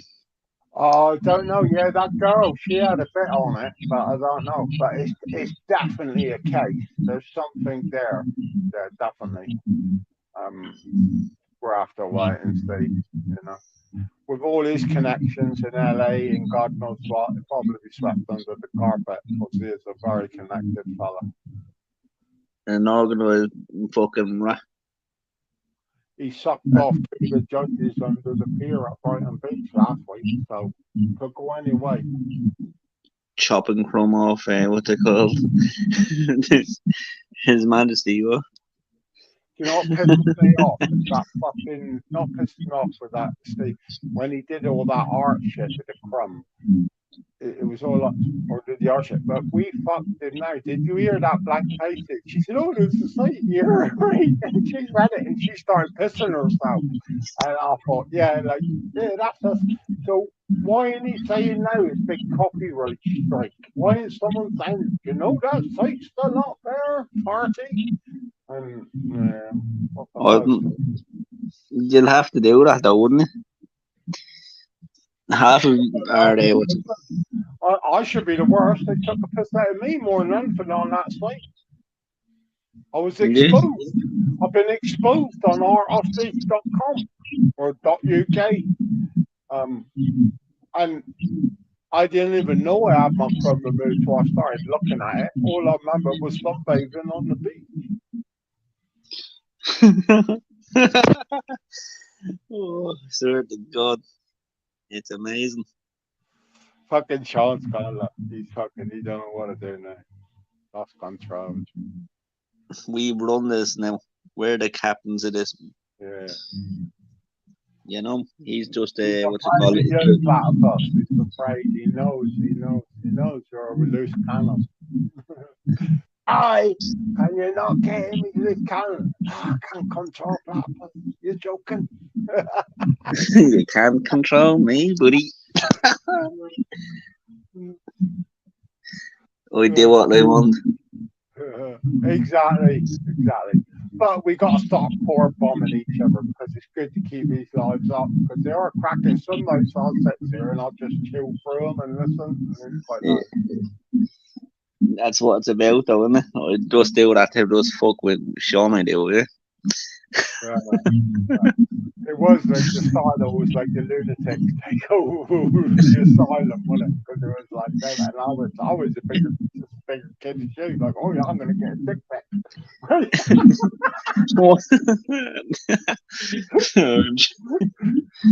even that shouldn't have been blocked. That stream was brilliant. It was just pure humor, you know. That's the best humor, to be honest. If you haven't got a sense of humor like that, I don't want to know it. You know what we got to do? We got to fucking Sean's fucking gone now. I reckon he's fell asleep with his whiskey. We need to. No, we said he'd be back. Bomb Sean's fucking phone number is what's it? Right, with dick pics. Right, we're just every day sending him dick pics. All shapes and sizes, eh?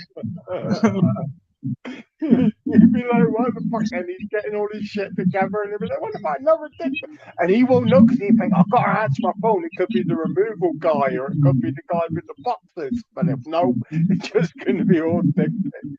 If you're standing there, Kenzie, start sending him dick pics. Yeah, start saying, yeah, look at what's it called?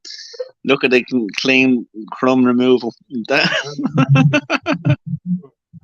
Oh, that is so funny. I swear to God, that couldn't happen. My fucking dog snaps to me. She's snoring like a cow. What type of dog is it? Oh, it's a mongrel. Yeah. Yeah, a bit of staffy, bit of pit bull, bit of who knows, but yeah, but she's a good dog. I always I don't like purebred dogs. I like mongrels, like, you know. Yeah. They last longer, don't they? But listen, this MPD channel, we ain't talking about bloodlines of dogs, man. I don't want to be doing that. Yeah. Is that true that PD deletes his lives? Yep, I think he does, eh? I don't follow him, but someone was saying something there, and over then someone else was like, no, it's been deleted, or fuck off. Is he I suppose it's because he's like a bad boy Belgian gangster or something, is it? Oh, look, she's not like that. I don't know. I don't believe half the shit he said, but Art or someone, one of them said he got arrested. This was months ago, coming into England or something, and they made it all look like but he could have been arrested for bringing a fucking flick blade in, couldn't he? You know, but I don't know. I find that PD very hit and miss. Like sometimes I can engage with him, and other times he's a fucking pillar, like, you know. And I suppose he said the same about me, you know. They can fuck themselves, to be honest, you know that. I got no problem. Just the truth is, though, it's like Steve, when he does something, sometimes you get, that's the bit of the art thing, you think, oh, it's a fanboy, Steve's brought him in. Not a fanboy, but Steve. So you instantly think they're going to be interesting or decent, but it didn't, and that's what I got for PD. He did a big thing with Steve, and after it was like, oh, you're a bit of a knob. And then I watched him a few times. No, you're a complete knob. And he's a nobody. He's a nobody wannabe criminal boycott.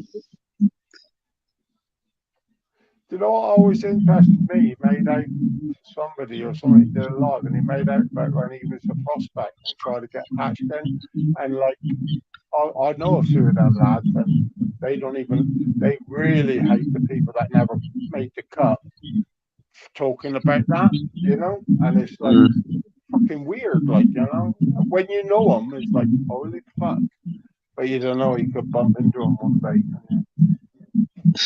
And if you don't, if they don't, what's it called, make their stripes, they'd be fucked, you know what I mean, for talking about it.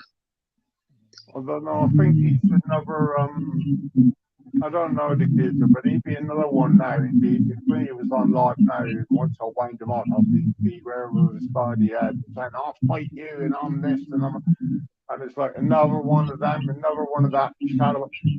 Even Decker, even any of them, there's another one that wants to create views over saying they can fight and shit, and then if they can get someone else to join them, banter off them, then they will fight again. It's a bit like this Steve, and I know I came from that Steve. And Steve, I'm not drilling you, but it's a bit like this. You was in there the other night yabbering away with your man, and we watched that happen probably 7 times now, 6 times, and I in a bit of that, and if it's all about a coffee or two or a pound here or there. But then you think you'd be a bigger wanker paying them the pound, wouldn't you? Why should I replace Sticky's pound a month? You wouldn't. That Dublin Dame's on there. She's paying a pound. Did you see the shake that Dublin Dame said? And they're over a pound, 20 quid. I don't know what the channel's making, but holy fuck. I'd rather get rid of the lot. I'll give you the 20 quid a fucking month, you know? And Yeah. I wouldn't, but like that's the mentality in my head. Like it's like, what the fuck? What the fuck are he doing? He's taking money over friendships. Yeah, but when we had a big speech, and I'm bitching out about like fucking, I do this or I don't that. Like now to have a bitch fest over one of us, me kicking Vix off, and he lost a pound a month. It don't make sense to me. It's riled me. But that's the truth. And if you're listening, Steve, but that's it's like, what the fuck? Thought we was bigger pals than that. Like you know. Euros worth a relationship, is it? Good luck. A friendship. Bollocks. That's not. It wouldn't be in my eyes, let me tell you. Yeah, but listen, it's like all this now, like we're internet friends and fucking, but like there's levels and levels of everything. And go back to I'd like to think we got the same group and we're all fucking same, like you know. Not saying if we all went out together or you stayed in my house for a month, I wouldn't not like you. Yeah, you know, I might be like, oh Jesus, but it's not. Like it's the internet fucking thing. Cool guys, and if we meet up, it's all fucking good. But there's some silly loyalty going on here with other people that is just I can't get my head around, you know.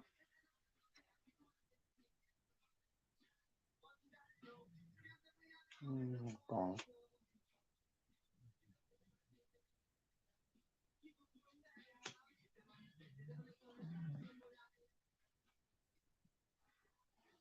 I don't like the.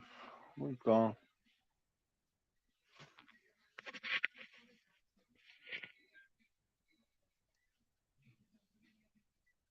Yeah, hello, Kenzie. I fucking looking for the room now. I lost platypus. What's blank faces linked above? Yeah, I watched a little bit of it, Ken's. Right, I think it looks like it was dropping off. Art must have gone live. He took on the viewers.